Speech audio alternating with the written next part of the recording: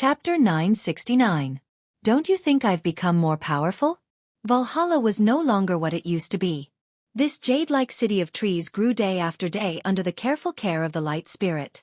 Its branches grew luxuriantly, and the silhouette of this giant tree could be seen in many places in Menta, Abes, and even the entire eastern region of Tonajal.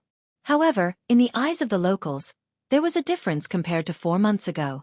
Ever since the mysterious wizards from above had entered the city, the changes on the giant tree had become more and more intense. Under the doubtful and even fearful gazes of the people, horizontal branches grew from the jade-like crown of the giant tree. These branches curled downwards and formed the shape of a door. The wizards in silver robes then covered the branches with dense runes. At night, the colorful light of these magical runes could be seen from a dozen miles away. Before the people could figure out what was going on, an even more shocking scene descended upon this land. Spaceships. The actual ships floating in the air were the floating ships that the locals had only heard of in legends. They were filled with people and resources, and they came from the north. At first there were only a few of them, and then there was a dense fleet. Some of these spaceships came and went, while others docked beside the giant tree. In just half a month, Valhalla had the beginnings of a spaceport. It was only now that everyone realized what the mysterious wizards were doing. The spaceport bridge formed by the trunks of Valhalla had a natural advantage compared to the spaceport towers built by the humans on the ground. It was more like a dock built by the Bugas on top of the floating city.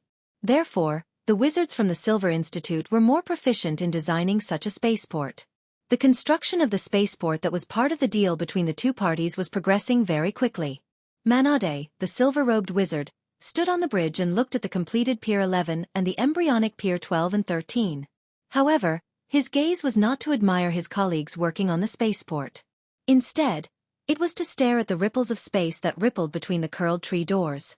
The anchor point's coordinates are south of Andrea's Sublime Sea. While he was still in a daze, a silver-robed adept had already reported a series of data accurately. Manade suddenly woke up from his stupor. His silver eyes flashed slightly, and he immediately turned around and ordered, "Go and invite Miss Amandina over." He hesitated for a moment. "And Senator Tonya." "Immediately." Then, he added another sentence. A gust of cold wind blew over the city wall from the sea, bringing with it the scent of rain. After the midsummer, the Sublime Sea still had a rainy season, and such a sea breeze usually indicated the arrival of a storm. The little prince sneezed in the cold wind, and Brando patted him on the shoulder. He knew that only a few people had expected this. He raised his head and looked at the nobles of Cruz present. Although the previous topic of the Twilight Dragon's revival sounded scary, it was still too far away for mortals. After a short period of panic and astonishment, the nobles of Cruz quickly calmed down. After all, even if the Twilight battle was really coming, it was useless to be in a state of panic all day long. Besides, compared to the fate of Wound in the future, the current predicament was more important. Living in a drunken stupor and enjoying life in a timely manner was the patent of the nobles. Brando even saw some nobles trying to compliment Lysimeka. "I'm sorry to hear about your unfortunate experience, beautiful lady, but after all, you finally escaped and came to the surface world. Isn't that at least something to be thankful for?" The one who spoke was an elegant middle-aged noble. He was complimenting a beautiful lady. It didn't matter if the lady had snake hair or vertical prismatic pupils.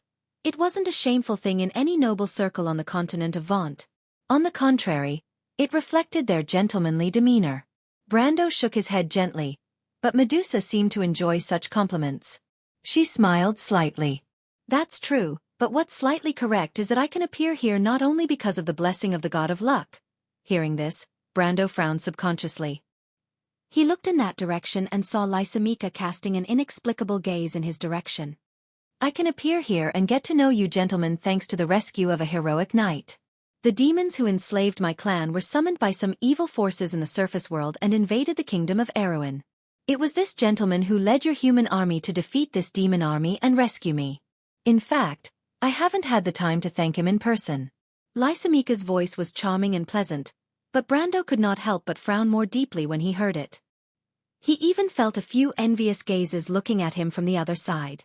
The battle in Ampere Seal had not happened long ago, but this battle involved the Holy Cathedral and the people of Erewhon, as well as several behemoths within the empire.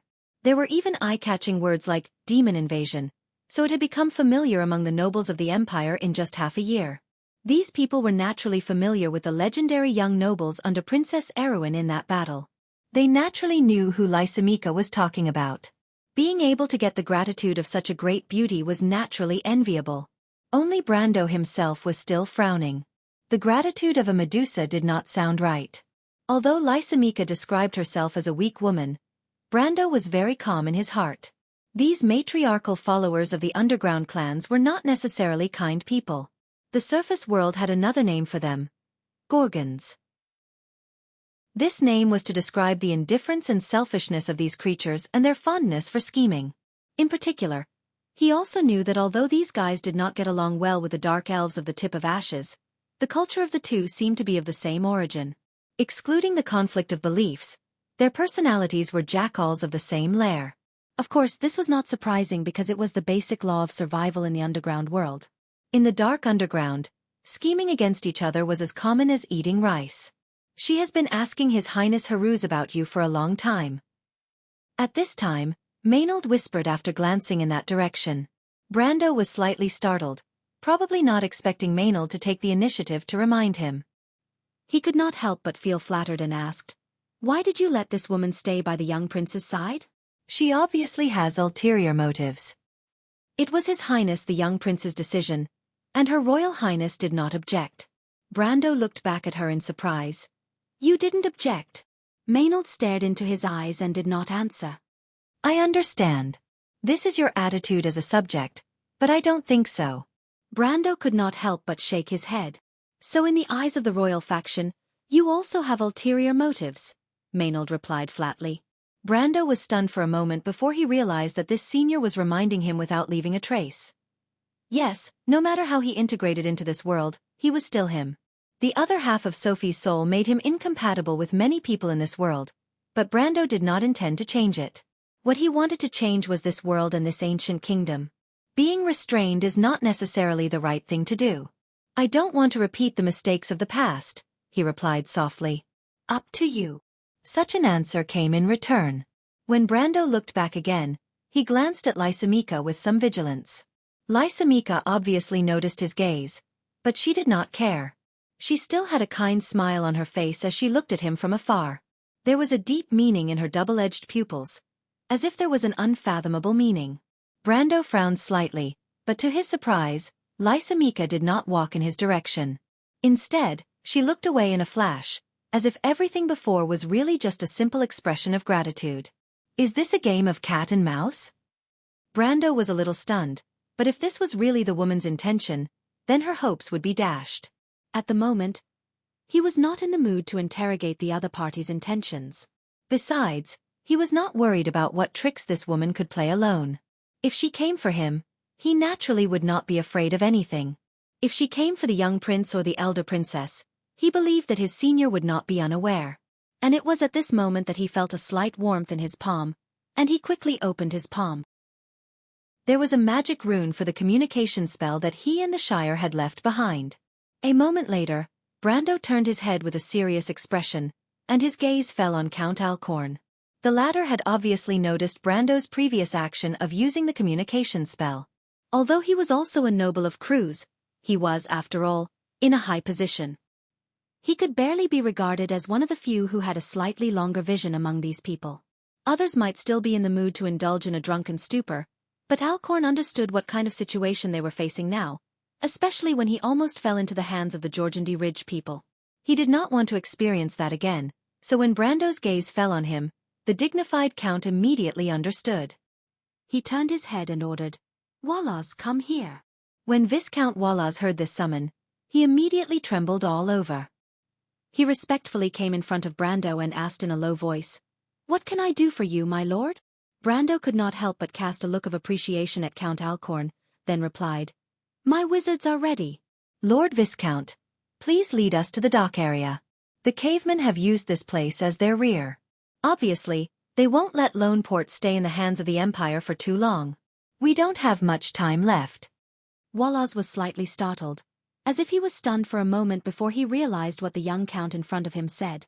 Although he had heard the same words before, he never dreamed that the young count was actually serious.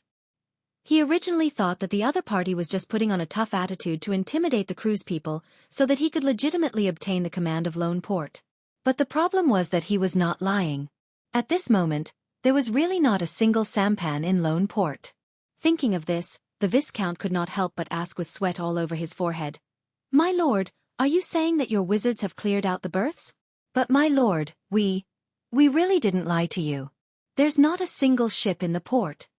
Perhaps because he wanted to express his meaning too much, Walla subconsciously raised his voice. The conversation between the two immediately attracted the attention of the other nobles on the city wall. Most of these nobles did not participate in the decision-making, and only a small number of them had experienced the previous negotiation with Wallace. Most of the others only knew that Brando had promised them that there were still ships in the port that could be used. Therefore, they still wishfully believed that there were still many ships docked in Lone Port, and what Brando wanted to do was to requisition these ships and then take all of them away. They did not know that almost all the ships in the entire port had sunk to the bottom of the bay at this moment. At this moment, when they heard Walla's words, these nobles could not help but show a look of astonishment and even disbelief. After a moment of silence, someone immediately scolded. "What nonsense are you talking about, Mr. Wallace? What do you mean there are no ships? If there are no ships, how are we going to leave this god-forsaken place?" The nobles were in a state of panic, and their doubts became louder and louder. Soon, there was a buzzing sound, but these nobles were still aware of who held their fates in their hands. Obviously, their previous life as captives had at least made them understand who was the boss here. Therefore, few of them dared to question Brando. But even so, Brando still frowned. He couldn't help but sweep a cold glance at everyone present and said angrily, "All of you shut up." There was an instant silence on the city wall. After a while, a noble asked hesitantly, "But, my lord—" "Shut up," Brendel interrupted them mercilessly. "I'm the one who's going to bring all of you out of this place, not the other way around. I'm not asking you to voice out your opinions, so all of you better be good and not make any noise." He stared back at the suspicious nobles with a sullen expression, then turned to look at Wallace. The latter obviously knew that he had messed up.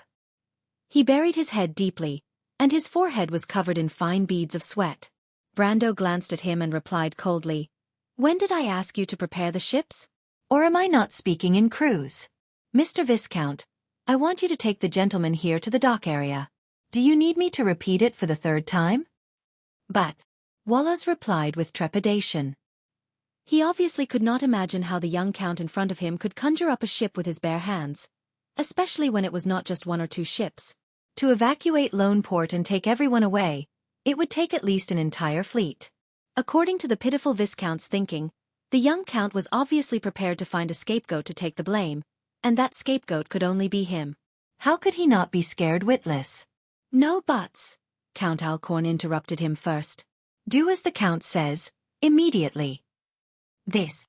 Wallace looked bitter, but since his lord had already spoken, he naturally had no room to refute.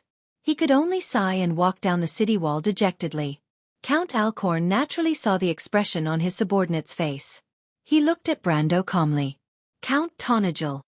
"Don't worry." Brando certainly understood what the person in charge of Lone Port wanted to say. "I won't joke with you at this time. You go to the dock area first, and I'll be there soon." Hearing Brando's answer, Alcorn did not say anything more. He nodded gently, then turned and left. The other nobles on the city wall obviously noticed the conversation between the two, but since the leader, Count Alcorn, had already expressed his stance, the rest naturally did not dare to object easily. Everyone left the city wall one by one, leaving only Maynard by Brando's side. "Did something happen?" The female knight stared at Brando and asked.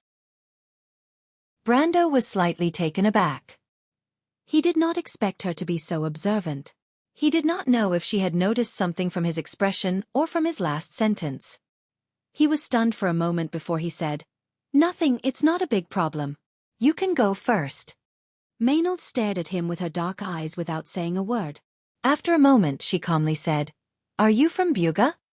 Brando's eyes widened in surprise. She could even guess it.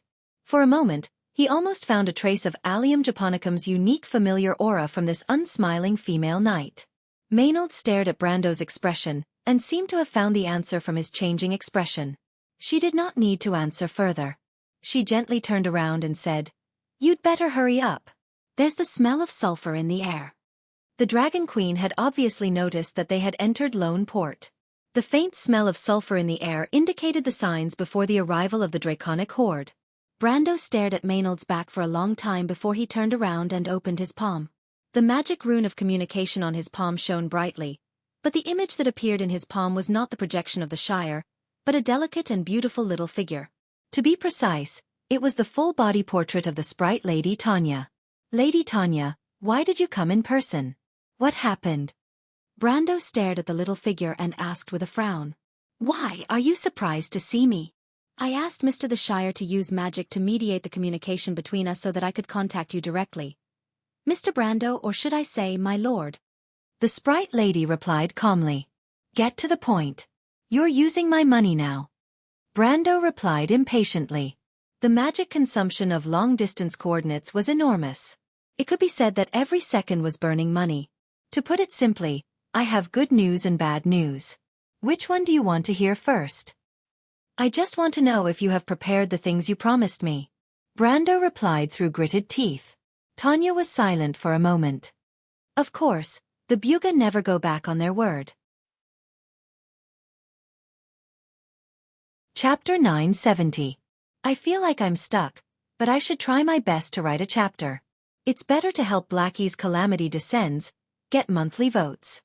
The shadow swept across the plains like a huge scythe sweeping across the meadow, causing waves of grass to fly. The troglodytes moving in the grass screamed and fled in all directions. A draconic beast was sweeping across the sky at a low altitude, followed by a second and a third, one after another. The huge wingspan covered the sky as the dragons moved across the sky. The strong wind lifted her long black hair, and the hair swept across her face. Modesty looked up at the scene with a little interest. From her vision, the vast horizon seemed to form a flat arc in the sky. At the farthest end of the arc, where her sight could not reach, the human city walls and the spires of the towers were shining. That was where the Lone Port was.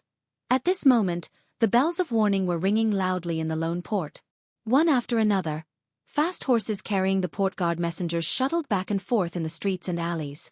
The storm-like sound of horse hooves fell on the stone slabs as if it fell on the panicked people. The harbor area was gloomy. A large number of harbor officials and the crew's nobles who had fled with Brando gathered here looked gloomily at the bay from time to time. It was as if even seeing a piece of wood floating on the sea would make them feel a little more at ease. Unfortunately, the water between the dozens of trestle piers that stretched straight into the bay was clean and empty. There wasn't even an extra wave. The troglodytes were gathering on the plains. The Griffin Knight who flew back from the plains also detected signs of the draconic beast's movements. Obviously, the Georgandy Ridge army behind them had discovered their tracks and was preparing to attack the city. Bad news came one after another, and there seemed to be no good news at all. At this moment, Rogers and the others who were mixed in the crowd did not look any better than the others. Although they had some confidence in the young Count from Aween, as time went by, it seemed to be more and more difficult to say how much confidence they had in the young Count. "The smell of sulfur in the air is getting stronger," Trevor sniffed and muttered with a frown. "The wind is blowing from the sea. We can smell the sulfur from here. I'm afraid the draconic beasts are very close. Maybe that lord will be here soon," Rogers comforted in a low voice. "Is it really soon?"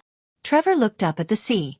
In the direction of the dock, there was not even a single guard, let alone a ship. It didn't look like a fleet would suddenly appear. "Trevor, that lord has no need to deceive us," Nasha replied weakly while lying on the stretcher. "Even if the draconic beasts really arrive, the city's defense can still hold on for a while. The Lone Port still has the Pegasus Knight." She seemed to want to give her companions some confidence, but she didn't look any better. After all, if the Pegasus Knight was really useful, the ships in the Lone Port wouldn't have been burned to the ground. Everyone knew that. In the end, she couldn't continue. She stopped and asked in a low voice, Tell me." Rogers and Trey Fry also turned their heads and looked at the black-haired young man. Although the youngest member of the four didn't speak much, every word he said was to the point and calm.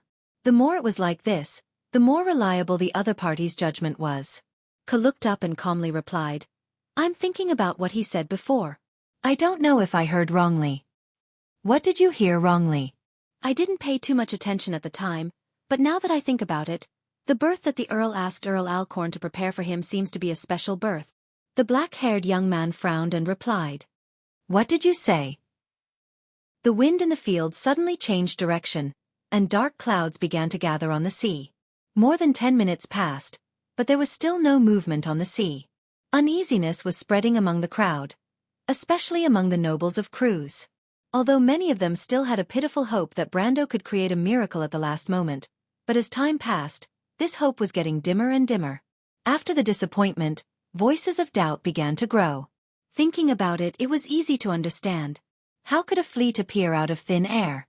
To think that they had believed it before. The faces of the nobles of Cruz were a little ugly. Some even suspected that Brando had secretly abandoned them and left. Fortunately, before this rumor spread, Enide and Princess Magadal brought Erewhon's envoy to refute the rumor and suppress the commotion. But then another rumor spread among the crowd. Although not everyone was present when Earl Alcorn and Wallace handed over, there were still some nobles who witnessed the situation at that time. When these nobles recovered from their uneasiness, some of them, like the black-haired young man, finally remembered that Brando asked Viscount Wallace to prepare a special berth in the port. Floating fleet? Everyone subconsciously looked up at the sky. White ivory towers were neatly arranged in the sky above the port area like the teeth of a comb. However, the airspace between the towers was still empty, except for some faintly glowing rings that were rotating. Could it be that the Earl can really create a floating fleet here? The nobles of Cruz couldn't help but have doubts in their hearts. Stop dreaming. Erewhon's people don't have a floating fleet. This time, it was the port officials of Lone Port who broke the crowd's fantasy. Most of these people were local nobles, and they were clearly different from the other nobles on the port. Previously, they were unwilling to give up the port, especially to a group of Erewhon's people. However, they were chased out of the port by the Erewhon's people with the authorization of Earl Alcorn, which greatly embarrassed them in front of everyone. Therefore, although they knew that the Erewhon's people were here to maintain the special berth in the port, they deliberately looked on coldly. In fact, from the bottom of their hearts, these people didn't believe that the Erewhon's people could create a floating fleet. Besides, they had never seen Brando's ability. As Cruz's people, they would never believe that a group of country bumpkins could be more powerful than them. This mentality was once shared by the fleeing nobles present, but after experiencing the battle in Blackstone Town that night, it was more or less reversed. You can't say that. As far as I know, the Erewhon's royal family still has a floating fleet. A voice in the crowd retorted, not giving the local nobles any face. In fact, the fleeing nobles weren't familiar with the local nobles. In terms of status, they were even more noble. After all, most of these port officials were just the vassals of Earl Alcorn. As for the other nobles present, there were still a few whose status was not inferior to Earl Alcorn's.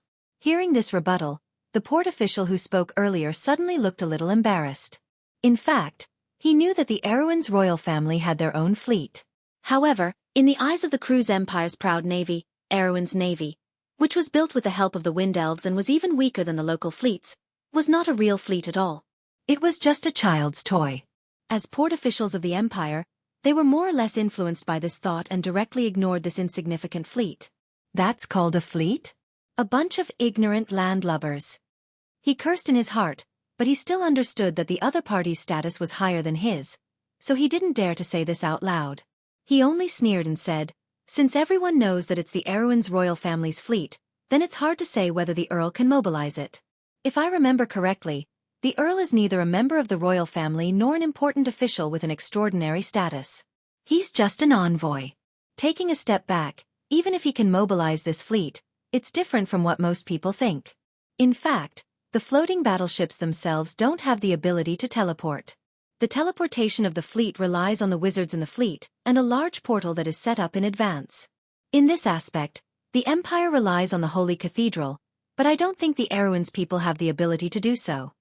Although the status of these local officials wasn't as high as most of the fleeing nobles present, they were still familiar with what they had heard and seen. Their understanding of port affairs and even maritime affairs far exceeded that of the others present. When this port official said this, the others present couldn't find a reason to refute him. Indeed, although the Erewhon's people had a fleet, it was the only fleet in that small kingdom. Ignoring whether Brando had the right to mobilize it at will, even if he did, the distance between Erewhon and Lone was far more than thousands of kilometers. Did the Erewhon's people have the ability to teleport a fleet to such a distant place? At least in the hearts of most people in Cruz, the Erewhon's people definitely didn't have the ability. Although they had to admit that the young Earl Erewhon in front of them was more outstanding than them, that was only an individual. It wasn't surprising that one or two geniuses could be born in a kingdom. Moreover, there was the example of sword sage Darius, so it wasn't something unacceptable for the nobles of the empire. But fleets were different. The comparison of the naval strength between the two countries showed the difference in comprehensive strength between the two countries. Obviously, it wasn't something that one or two geniuses could change.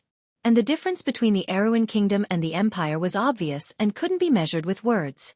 Even if the empire wanted to teleport a local fleet to a place as far away as Erewhon, it would need to set up a magic array in advance, or even activate the Door of Flame, which would consume a large amount of resources and energy. How could a mere envoy group bring these things ostentatiously through the city? Unless they were prepared to attack the empire's capital from the beginning? However, to the nobles present, it was obviously impossible. The harbor official couldn't help but feel a little smug when he saw the ugly expressions on the others' faces. Although he probably wouldn't be able to escape from this port if Brando couldn't conjure a fleet out of thin air, he was different from the others who were filled with anticipation. He never thought that the Erewhon's people had the ability to do so. He only thought that they were shameless liars. Now that he could viciously stomp on their feet to vent his anger, he was naturally very happy, so he continued, "I'm afraid that I'll have to disappoint everyone here. To teleport a fleet to any place without preparation, I'm afraid that even the Empire can't do it, let alone the Erewhon's people." After hearing what he said, the nobles present couldn't help but feel even more depressed. After all, no matter how much these Cruz's people thought that Brando was capable, they would never admit that Erewhon's people could do something that even the Empire couldn't. After all, this wasn't a competition between one or two people, but a competition between the strength of two countries. After all, no matter how confident they were in Erewhon, they wouldn't dare to say that Erewhon was stronger than the Cruz Empire, which would be a joke. The harbor official obviously thought so too. He obviously felt that his words were the final word, and no miracle would happen again. However, it was precisely under such circumstances that a calm voice came from the crowd. "You mean to say that it's actually possible, but the Empire can't do it?" Hearing this question, the harbor official couldn't help but feel his eyelids twitch. He immediately looked in that direction angrily, wanting to see who was so ignorant. What the Empire couldn't do, how could Erewhon's people do it? This was simply a fantasy. However, when he looked up, he first saw Kuei's knight uniform, and then his gaze landed on the simple badge on the black-haired young man's chest. Royal Knight. He almost thought that he had seen wrongly, and couldn't help but rub his eyes. Only then did his expression change when he realized that the person who asked him the question was a genuine royal knight. Although he was arrogant, he wasn't stupid. He knew that these royal knights who roamed around here were most likely internal knights. After his expression changed, he didn't dare to be rash and replied, "That's only a theoretical possibility. Unless there are countless wizards providing energy for this fleet to cast teleportation spells.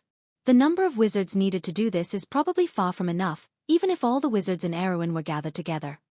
The meaning of his words was actually a death sentence for Brendel. Everyone's heart that had just been raised could not help but sink deeply at this moment. Everyone subconsciously raised their heads and looked at the gloomy and unchanging sky. There was still not the slightest movement between the towers. Whether the Count was a liar or a miracle, it seemed like it would be revealed in an instant. "Do you see that?" Wallace nodded as he stared at the horizon with a gloomy expression. Standing on the top of the airport tower, he could already see a group of dragons floating in the sky from the direction of the plains. "The Pegasus Knight Regiment is ready to take off, but I'm afraid it's useless. Unless the Griffin Knight Regiment of the Border Garrison Legion is here, I'm afraid they won't be able to buy much time," Wallace replied stiffly to Marjorie. Not long ago, Brando had sent this young officer to negotiate with him. After Wallace finished speaking, he couldn't help but look at the bridge again. As the person in charge of the port, he was different from the short-sighted officials below. After all, he could see what the wizards from Erewhon were doing. These wizards and apprentices were really maintaining the port and not pretending. For a moment, even he almost believed that the Count could conjure a fleet out of thin air. Otherwise, there was no way to explain why the Count was doing all this useless work.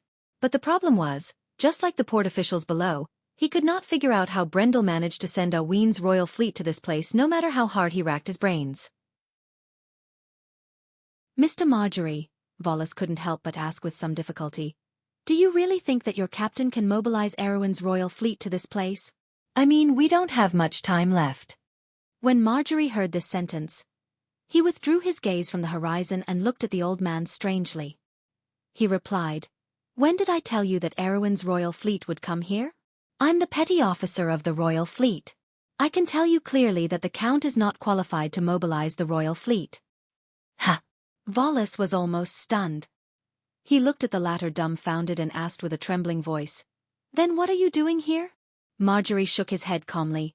I don't know, but the Count has his own ideas. As a soldier, I only need to obey orders. Vollus almost blacked out when he heard this. The only hope they had was that Brando could mobilize Erewhon's royal fleet here. Even so, in his opinion, it was already a miracle. But now, this young petty officer was telling him calmly that their Count might really conjure a fleet out of thin air for them. The problem was, with Martha above, was such a thing possible? Viscount Vollus felt that even if the sun rose from the west, such a thing might not happen. He looked at Marjorie, dumbfounded. After a moment of dizziness, he seemed to remember something.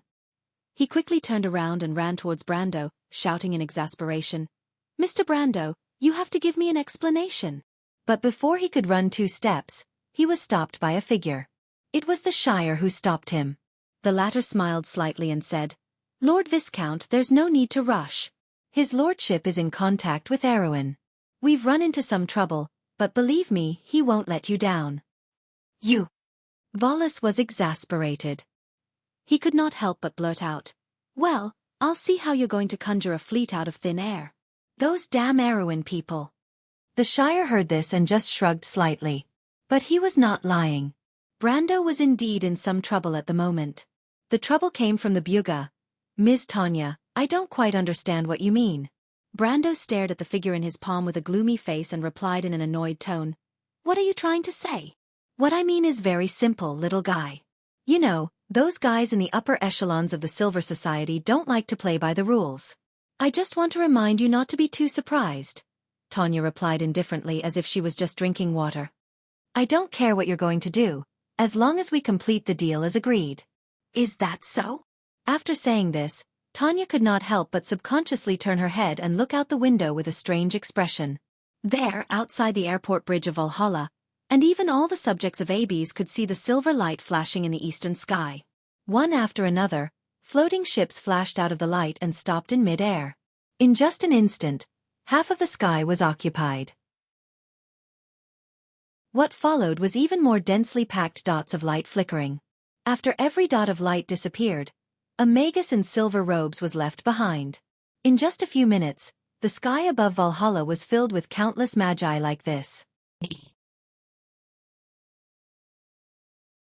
Chapter 971.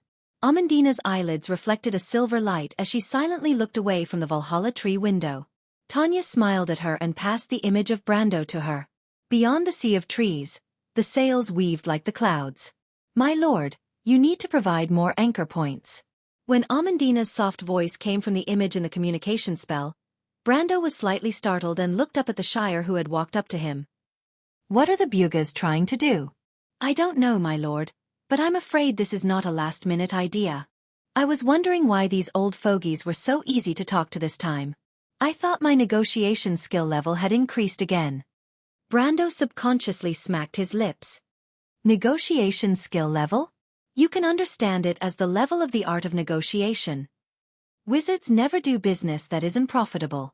This is a proverb that the bards of the Silver Bay coastal area keep saying. Besides, my lord, your negotiation skill. The Shire shrugged and smiled. Yes, it's all because of some people around me who call themselves wizards. They gave me the illusion that they have become stupid in this era.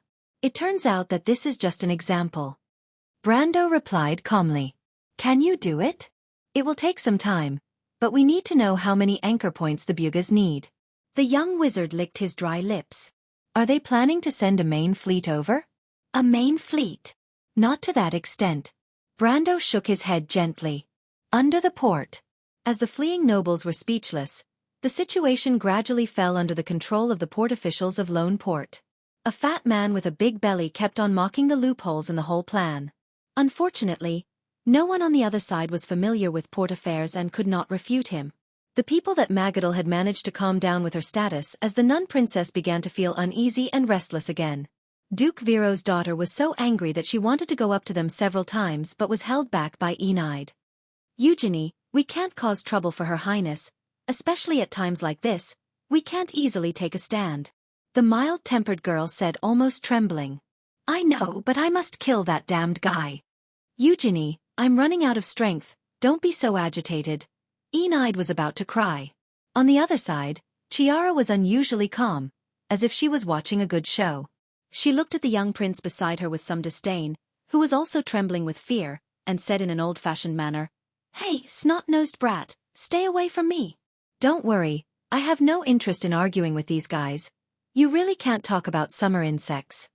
Sister Chiara, you, look at the sky. Haruz replied with a trembling voice. Look at the sky. Almost at the same time, there was a scream from the crowd. Everyone was slightly taken aback as they subconsciously looked up. In the sky, a magnificent scene was unfolding. Between the ivory-white towers that towered into the clouds, the area that was originally shimmering with a faint light had expanded by thousands of times. It was like a huge network that enveloped the entire sky above Lone Harbor. In the turbulent airspace, clusters of silver light flashed and disappeared, as though pairs of silver pupils were opening and closing their eyelids as they coldly stared at the insect-like crowd on the ground. What's that? All the crew's nobles were stunned by this spectacular scene. Although they did not understand what was in the sky, they vaguely guessed that all this might be related to the young earl from Erewhon. But the port officials were much more understanding. Their faces kept changing, showing a look of horror and incomprehension. It's the anchor points. Why are there so many of them? Finally, someone cried out. Are they crazy? The airport will collapse. These damn Erewhon country bumpkins, they don't know anything at all. This is nonsense. The fat man opened his mouth and then screamed hysterically. Hundreds of anchor points, this was like teleporting hundreds of battleships at the same time, but how could Erewhon have such a fleet? Obviously it was impossible, at least he would never believe it. In his opinion, there was only one possibility, and that was those damn Erewhon people did not know anything at all, making such a low-level mistake under the circumstances of operational error. What the hell is that damn Volas doing? The fat man only felt that his colleague did not fulfill any of his duties of surveillance at all. He shouted as he cursed. Quick, let's go up and stop them or the port will be finished. A group of port officials seemed to come to their senses and rushed to the airport as if they had just woken up from a dream. But just as they lifted their feet, a low buzzing sound reverberated over the entire port. Then, the ground began to tremble slightly, and a series of cracking sounds spread from the depths of the ground, like the sound of glass breaking. The sound came from afar and approached, growing louder and louder. Then, with a crisp cracking sound, a half-meter-wide crack on the ground appeared in front of everyone's eyes. This crack extended from under the airport and pierced into the depths of the dock area, as if tearing the entire Lone Port apart. Everyone was stunned. With the appearance of this crack, more and more tiny cracks began to appear on the ground. The ground of the entire port almost instantly shattered into countless pieces, sinking like waves amidst the roaring sound. Damn it, those damn Erewhon scammers, we are all finished. The fat man's face was pale as he shouted with regret. Look, this is the person you trusted. The fleeing nobles also panicked for a moment, and they all looked at Princess Magadal and her party in the middle of the crowd, and could not help but shout, Your Highness! Magadal gently bit her lips and frowned, but she did not panic. She stared at the sky, and with one hand holding Dilfrey, she said softly, Everyone, don't panic, look at the sky. The nobles were slightly startled, and then they looked up. In the sky, Lord Volas held onto the railing of the bridge with a pale face, and stared at the scene that was happening in front of him. Beside him, Earl Alcorn and Earl Jean did not look any better. The three of them were so focused that they did not notice the adjutant of the port who was sobbing and complaining about the evil of Brando and the county. Lord Volas, Lord Alcorn, those Erewhon scammers have cast too many anchor points. They must be crazy. The spatial magic circle of Lone Port cannot withstand such a huge shock. If this continues, the port will collapse. I can guarantee with my life that those damn Erewhon scammers do not have a fleet. They cannot summon so many ships. But the adjutant's words came to an abrupt end, because his mouth was wide open, and he had seen the most unbelievable scene in his life. In the sky not far from him, a small silver light spot grew bigger, like a rapidly expanding door of light, and when the silver light expanded to its limit, a long silver horn pierced out of it. As the person in charge of the port, he naturally recognized this thing. It was the mast, the bow mast of a ship. The mast was so long that he could estimate that behind the door of light was a huge ship, and it was at least a first-level battleship. No, even the flagship of the Empire, the Supreme Flame class, would not have such a long mast. This could only be a super battleship. But how did the Erewhon scammers have a super battleship? The white ivory tower vibrated slightly in the vibration of space, as if even the air around the tower was humming. The bow of the giant battleship slowly extended out from the light gate. First, it was the horizontal mast, then the silver goat horn sail that flashed with magic, and then the bow of the ship. When Wallaz, Count Alphonse, and Count Jean saw the bow of the ship, they could not help but be slightly stunned. The half-body of the snake-like banshee shining with silver light was so familiar, and the three of them could not help but open their mouths slightly. In the entire continent of Wonde, only one force would use such a bow. The holy statue of Mana. Mana was the goddess of Wonde's magic network in the ancient legends of the Society of Sages. She was the weaver of fate of the previous generation, and her wise eyes symbolized knowledge and insight in ancient times. Her abstract eye image even became the symbol of an organization tens of thousands of years later. The Bugas painted it on the spire of the silver tower, on the cover of the Book of Knowledge, on the silver sail above the clouds, and on all the places where the silver wizards set foot. This was the Eye of Insight, the symbol of the Silver Alliance. At the same time, these descendants of the Society of Sages also had the blood of the goddess of magic flowing in their veins. This was the battleship of the Bugas. The silver fleet appeared in the sky like an ocean. After the silver light flashed, the starry ships appeared in everyone's vision one by one. The first to complete the teleportation was the second-level frigate. Almost at the moment of their arrival, they formed a dense defensive formation to prevent attacks from any direction, so as to protect the main fleet that was teleporting even more slowly. 3 first-level battleships and a super battleship. Although Wallaz was the port official of the Empire, he had never seen such a luxurious lineup in his life. Even in the Cruise Empire, there was only one fleet that could rival such a fleet. And this fleet could not possibly stay in a backup port like Lone Port. "In the name of Martha," he said, almost moaning. "Is this the handiwork of the Bugas? My lord, guess what kind of price the Bugas have to pay to teleport such a fleet?" The Shire looked at such a scene with admiration. Since the age of the falling stars, the Silver People had not appeared on the earth for a long, long time, but this did not mean that they had declined or disappeared. On the contrary, these otherworldly forces were always observing the world, and at this moment, they were displayed in such a manner in front of everyone. At this moment, the Bugas had intervened in the Holy War. The Silver People had intervened in the War of Mortals. At this moment, there are at least tens of thousands of wizards at the other end of Valhalla, doing their best to open this portal across thousands of miles. Brando murmured. He said this with some mixed feelings, and he did not even know whether this was a blessing or a curse. For a moment, he recalled what Lady Tanya said to him alone not long ago. "This is the deal that the Silver Alliance made with you, just to get you to help us get the Azure Lance back. In the agreement, we promised to build a navy for you, and agreed to sell and rent warships to Erewhon. In the agreement, although we stipulated the minimum number of warships that must be sold and rented to you, there was no upper limit. So in a sense, we did not violate the agreement between the Silver People and the mortal world. Our agreement is outside of the war, and today is just a coincidence." Yes, it's just a coincidence. Brando understood that these old and cunning wizards had indeed taken advantage of a loophole. There was no relevant content in the agreement between the two sides, and he obviously could not set a hard upper limit for the rental and sale of warships. In fact, when the two sides signed the agreement, he could not wait for the other party to provide him with as much as possible. But he never dreamed that it would be to this extent. The Bugas said that this was a coincidence, but was it really a coincidence?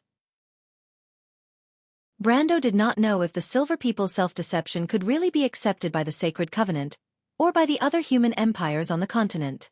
At least for himself, he would never be so naive to believe it. Guess, what is the real purpose of the Bugas? Thinking of this, he turned to ask Yuta and Marjorie, who were not far behind him. At this time, The bridge of the spaceport had already tilted under the huge spatial tremor, and there were even cracks in some places. The female mercenary leader had one hand on the cracked wall, and frowned as she replied, "Those cunning sorcerers seem to be determined to get the azure lance. They're using us as a cover." This answer was not out of Brando's expectations, but he shook his head. "I thought so too, but now I want to know what role the Bugas played in the secret between the Silver Queen, the Holy Cathedral of Fire, the dragons, and my grandfather." Brando said softly, "I should have guessed it a long time ago. These guys who claim to be the inspectors of the world, how could they not know when the dragons intervened in the internal succession of the Cruz Empire?" "My lord, you mean?" Yuta asked in surprise. Brando nodded and replied with certainty. "The Bugas already knew what the Silver Queen was up to, and now they can't help but make a move." The remaining three looked at each other in surprise and could not help but fall silent. But at this moment, Brando thought further. The Silver Folk and the Golden Folk obviously had some kind of tacit understanding in the Sacred Covenant. These powerful forces quietly disappeared from the mainland, and according to the history players were familiar with, this was the beginning of the Age of Mortals. But in fact, was this really the case? At least in his view, this did not conform to the law of historical development.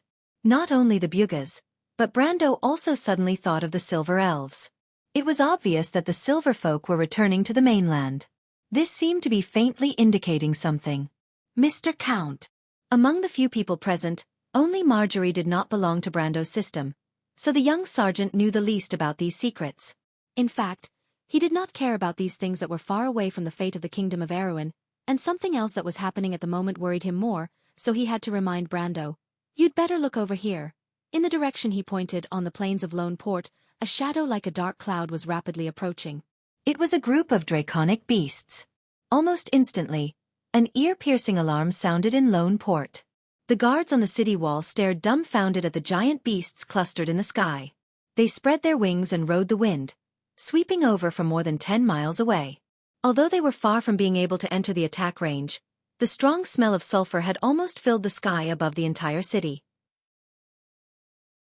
The army of Georgandy Ridge had finally arrived at Lone Port.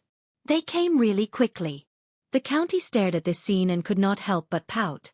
"The Dragon Queen probably thinks that we have some connection with the Earth Sage and is very afraid of us." Brando quietly looked at the dark clouds in the sky and replied faintly. The calmness of the master and servant made Volas, who was not far away, anxious. He could not help but shout, "My lord, Mr. the County, the fleet's teleportation has not been completed yet. We can't let them get close to the port. Those frigates alone can't stop these draconic beasts." At this time, the harbor officer finally no longer doubted Brando's strength, but he was more worried that the young count would fail because of his impulsiveness. After all, the survival of the entire port was now tied to the sudden appearance of this fleet. "Don't worry." Brando looked at the guy speechlessly and replied casually, "Don't worry." Volas opened his mouth wide. For a moment, he felt that he and the two damn Erewhon people in front of him were living in a different dimension. Brando could not be bothered to pay attention to him. He just looked back at the image of the communication spell in his hand. At this time, the image of the character that appeared on the communication spell changed from Amandina back to Tanya. The fairy first glanced at Brando, then replied faintly, "Mr. Brando, the Bugas will not intervene in the War of Mortals. From now on, the command of this fleet will be handed over to you. Don't let us down."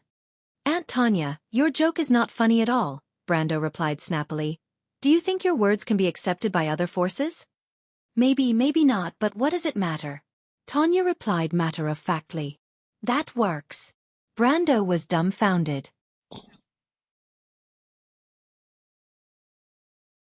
Chapter 972.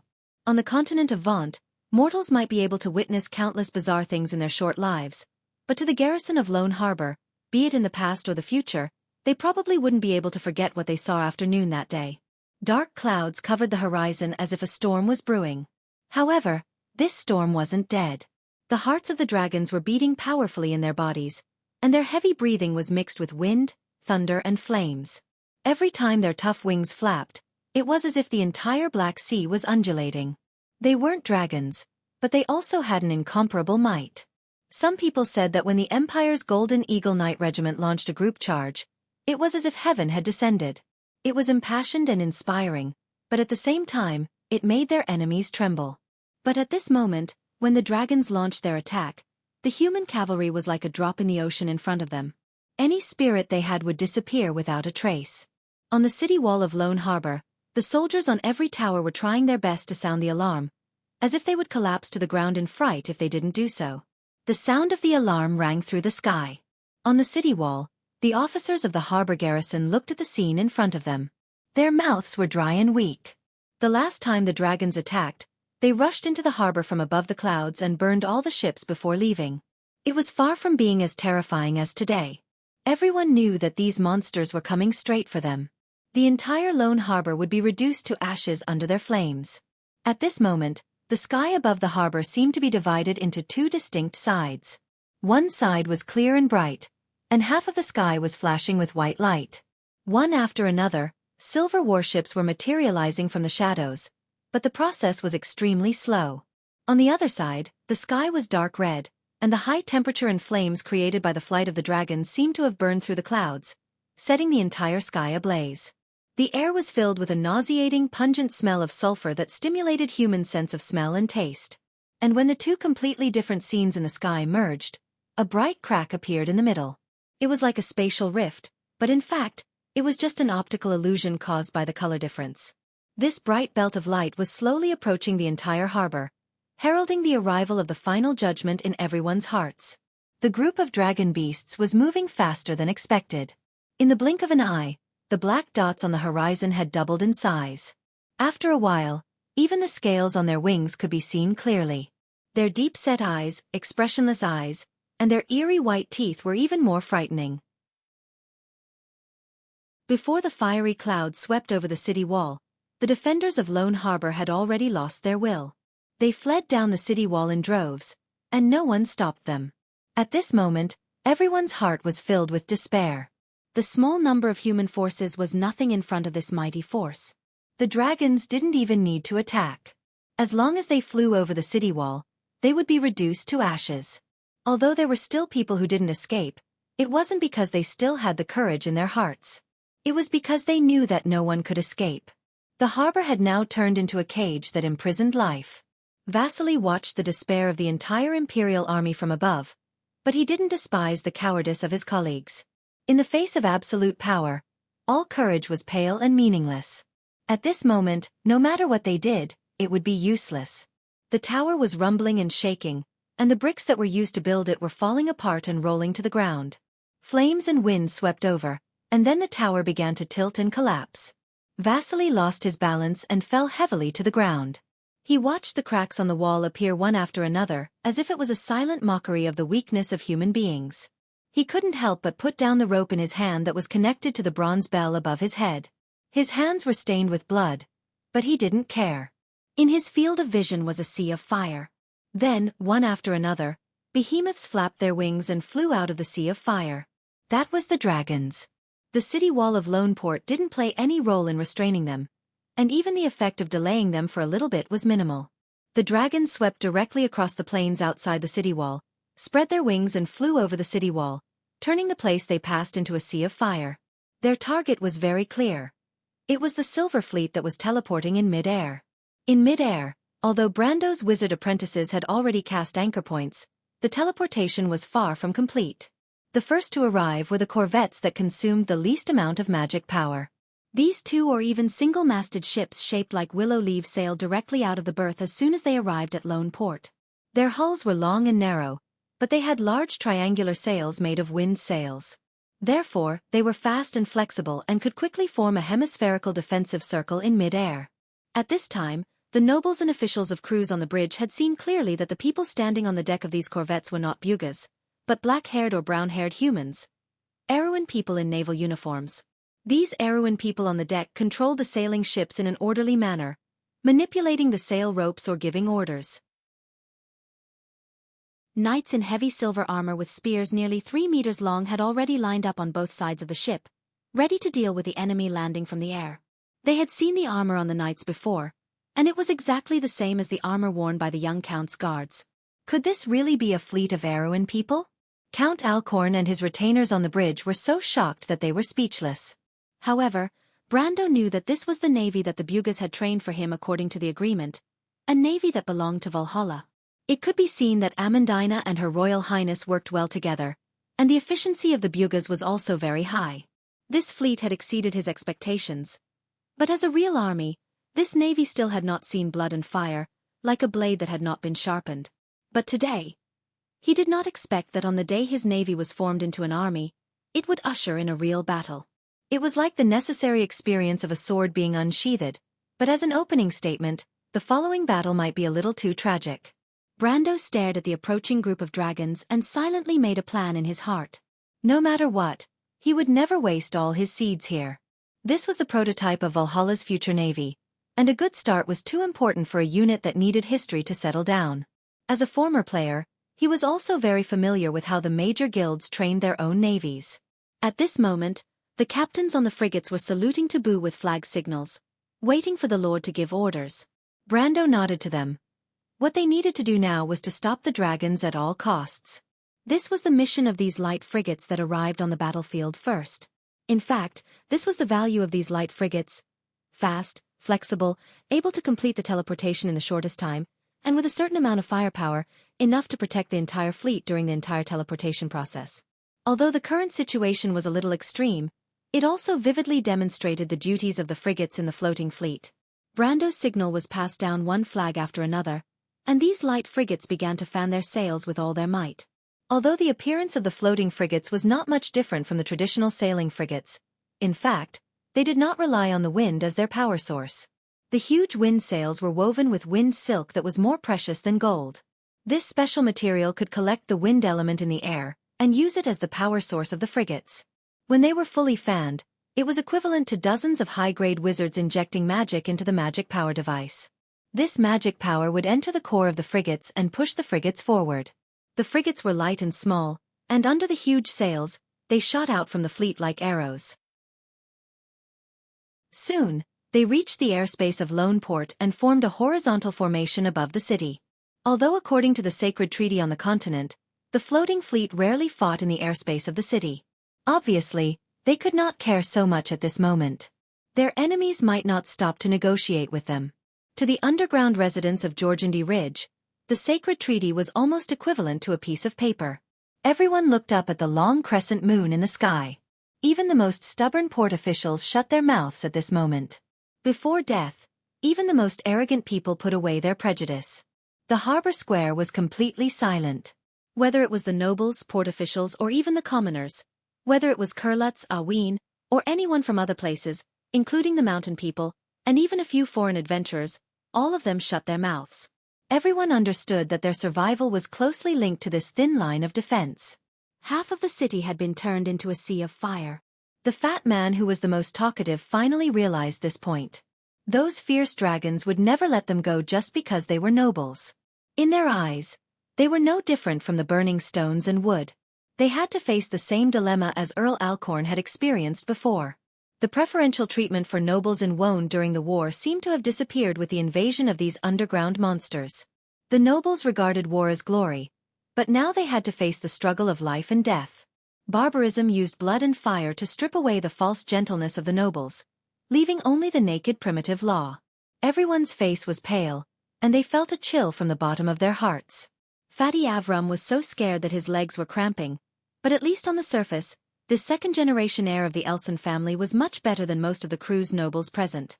The Cruz nobles used to have a sense of superiority towards the Erewhon nobles from the bottom of their hearts. This sense of superiority was based on the strength of the empire, and no one could refute it. It was frustrating. But now, they had no choice but to rely on the people of Aween to survive. This thought seemed to give Avram confidence. Even if he was scared half to death, there was still a strange feeling growing in his heart.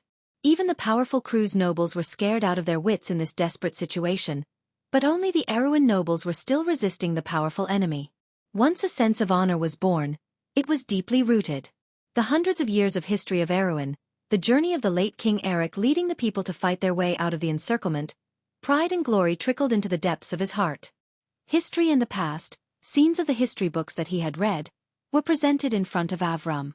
The shining flags were reflected in his vision like an ocean. Fatty opened his mouth and suddenly felt a suffocating pressure. In mid-air, the fierce battle had just begun. Countless complex and precise magic circles suddenly flashed on the side of the horizontal frigate. Fire arrows, ice arrows, sharp cyclones, and a magic storm formed out of thin air above the dragons. Countless spells crossed the distance of nearly 1,000 meters and hit the dragons like raindrops. Brando saw this scene and laughed in his heart. It was impossible for the Bugas to cultivate so many human sorcerers in such a short time. It seemed that this so-called Erewhon's fleet was just a facade. The sorcerers and gunners hiding in the cannons below the deck were mostly the real Bugas. Fortunately, Tanya and William still had some sense of shame. Most of the sorcerers placed in this fleet were apprentices from the academy. Otherwise, no matter how thick-skinned they would not be able to explain how the Erewhon's fleet suddenly had a fleet of official sorcerers. But at this time, Brando hoped that the Bugas would be more thick-skinned. At least then he would not have to go through so much trouble to win. The apprentice sorcerers almost had the power of an official sorcerer under the amplification of the magic circles on the floating warship. But still, it was difficult to penetrate the tough skin and scales of the dragons. Some of the dragons were injured, but only slowed down. After a round of magic attacks, not a single dragon fell from the sky. On the contrary, taking advantage of the humans' attack, these monsters once again closed the distance between them and the frigate fleet. Everyone in the port square had their hearts in their throats at this moment. In their eyes, the thin line of defense of the Erewhon's fleet, whether in terms of strength or visual effect, was really difficult to compete with the cloud-like dragons. Those were not a group of buzzing mosquitoes, but a genuine level 7 creature. Under everyone's gaze, the rolling dark clouds finally collided with the silver crescent moon. At this moment, a dazzling white light suddenly flashed on the side of the silver frigate fleet. This time, it was no longer the sorcerer apprentice weak magic, but the magic cannons. The captains of the frigate fleet held back until the last 1,000 feet before giving the order to fire. The cannons were opened one by one, and amethyst-shaped spikes pierced out from the crowd. The sorcerers began to inject magic, and in less than 3 to 4 breaths, the entire fleet side let out a deafening roar. That was the roar of the side firing at full power. Streaks of white light pillars pierced into the dragons like sharp blades. This time, these creatures from the underground of Georgandy Ridge were not so lucky. In an instant, their wings or bodies were pierced directly, and they fell from the sky with a sorrowful howl, sprinkling a filthy rain of blood. The strangulation in mid-air lasted for a full 10 breaths, and the continuous rain of light almost converged into a large net. In the captain's room, beside every Erewhon captain, there was a Buga man in a silver military uniform with a bushy beard squinting his eyes to observe the scene outside the window. The terrifying magic was as weak as a firework in the eyes of these people, and the dragons that were hit by the firework were similar to mosquitoes in their eyes. After watching for a while they said faintly, "It's still a little too early. In Buga, even if it's the weakest fleet, the commanders can still hold back until the last 500 feet before firing. For the firepower of a frigate, this is the most effective range of damage." Hearing this, the Erewhon captains could not help but blush. After training for nearly 4 months, they did not expect to make a fool of themselves in the first battle. But the Buga instructor then shook his head. But according to Buga tradition, you who have studied for 4 months are at most equivalent to the intermediate students of the Naval Academy. Based on the results of the students, this is considered a good answer. You have excellent talent, and I hope you can become the best navy in the mortal world. Hearing this, the faces of the captains finally looked better, and then there was some longing. The best navy in the mortal world has always belonged to the Empire, the Wind Elves, and the Fanzon. When did it become Erewhon's turn? But now, such an opportunity was in front of them, and it did not seem so far away. And all of this was created by the man who brought miracles to Erewhon, and in fact, even this fleet itself was a miracle. This was a fleet that belonged to the ancient kingdom, and on this fleet, there were not only young people from Tonajal, but Tonajal could not gather so many outstanding talents. In fact, a large part of them were gathered by Princess Griffine from all the provinces of the kingdom. Regardless of background, everyone had the same opportunity to stand here and witness or even personally participate in the birth of this fleet. For these young people, the miracle created by Brando's own hands, the ancient glory of the kingdom of Erewhon, had long been closely linked to them, and they breathed the same fate as them, sharing the same glory and glory. And at this moment, facing the surging tide of draconic beasts, what they felt was not fear, but the warlike genes that surged from the depths of their blood. They would fight side by side with the legendary Bugas, and no matter the final result, just today's war alone, they would be recorded in the annals of history together with Erwin. The Buga's instructor knocked on the glass of the porthole to call the hot-blooded young captains out of their fantasy. He was very familiar with this scene. The young students participating in the first battle was always hot-blooded, but they would soon integrate into the Buga's sense of discipline from their bones. What the fleet needed was precise operations, not a hot-blooded knight's charge. But it felt good to be young again. He stroked his beard and pointed to the advancing draconic beasts outside the porthole and said, "Don't be happy too early. This level of attack is nothing to a level 7 creature, and the bloody battle is still behind. As the captain of the frigate, you must hold this line of defense until the entire fleet arrives, and then launch a counterattack." The young captain nodded solemnly, but it was at this time that he was slightly startled. "What's wrong?" The Buga's instructor noticed his student's abnormality. "The Lord wants us to retreat." "Retreat?" Chapter 973. In the sky, the Silver Fleet and Modesti's dragon army were engaged in a fierce battle. Explosions and flames continued, licking the clouds, and roars shook the world. Forlorn below, this scene was no different from the end of the world. After hearing the Buga instructor's question, Zika paced back and forth on the deck of the captain's room twice. The fire penetrated the porthole and was reflected in the young captain's eyelids. He frowned slightly, hesitated for a moment, and finally gave the order, "Execute the order." The silver-robed wizard, Wulmi, stood by the side with his hands behind his back, carefully watching his Erwin student. The silver eyes under his thick eyebrows flashed slightly, and he said, "As far as I know, your lord has no experience in commanding a fleet in battle. In fact, he isn't even from the navy. You have a reason to refuse his orders. You know better than him how to use these behemoths in the sky to win. The textbooks tell you that a qualified commander wants to win glory for the Lord, not blindly obey orders. But your eyes tell me that you haven't lost your mind, and you're still young. You haven't reached the age of losing your drive. I'm very curious about your choice, because I want to see what he's capable of." Zika came to the porthole and looked at the flames of war in the sky through the crystal. A charming silver arc was slowly retreating, and a large gap appeared in the middle of the battlefield. These gaps could give the dragons fatal space to climb up, turning the battle into a rout. But the former's face was as calm as ever, without the slightest bit of worry. He was born in a local aristocratic force that had close ties with the royal family in Corvado, but he gave up the opportunity to enter the royal faction and the royal family's knight order under the control of the future Princess Royal. He voluntarily chose to join the White Lion Guards training program. This decision seemed inconceivable to others, but he was certain of it.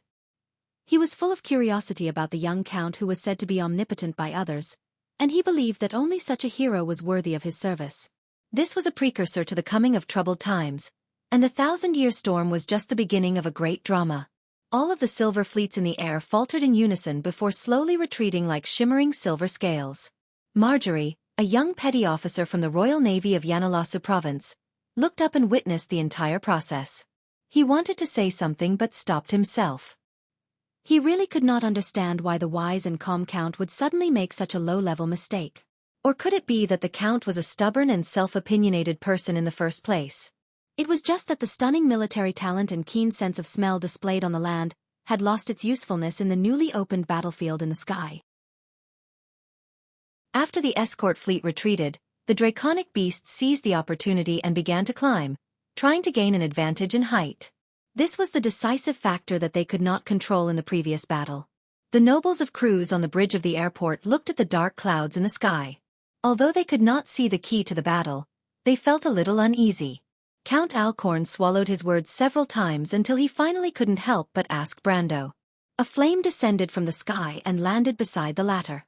Marjorie also shut his mouth at the same time. The flame separated from the middle, and a beautiful warhorse wrapped in pale flames walked out. The vigorous female knight on the horse took off her helmet, and her long hair fluttered like flowing fire.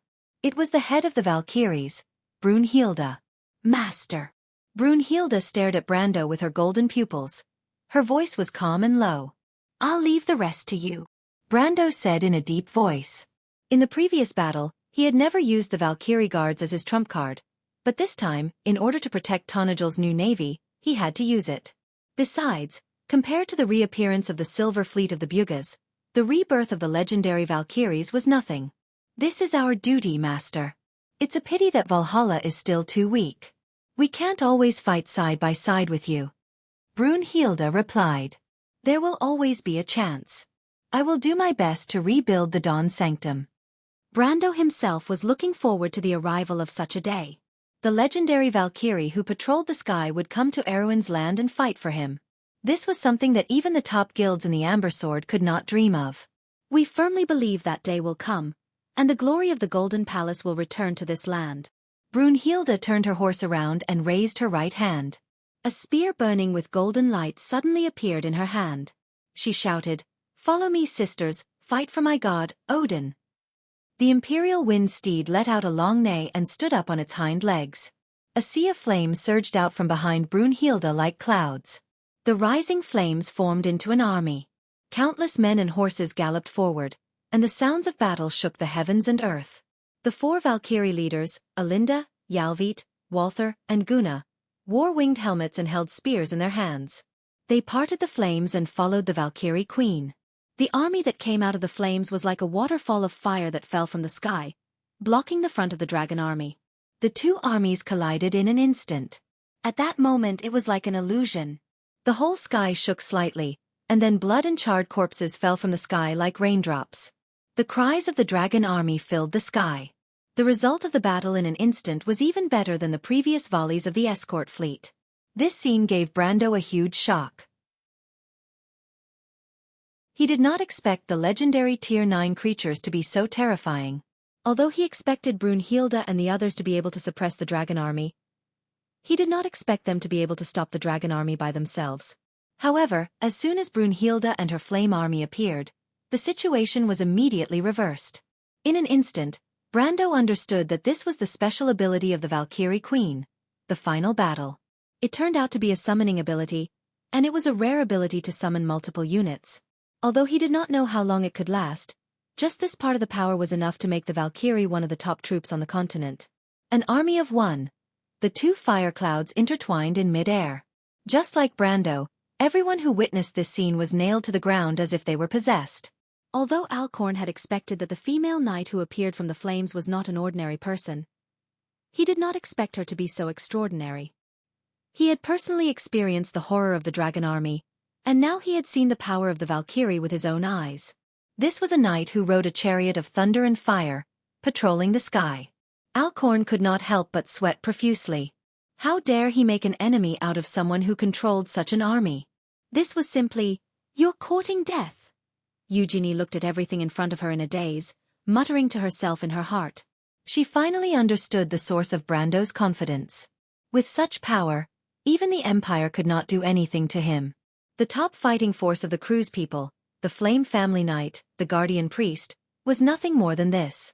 But why would such a person, who has the power that the entire kingdom can hardly resist, be willing to stay in a corner? Another thought came to the Duke's daughter's mind. She frowned, and some of the ideas that had been in her heart were now completely extinguished. Medusa Lysimeka's eyes were shining, and the excitement in her eyes could not be suppressed.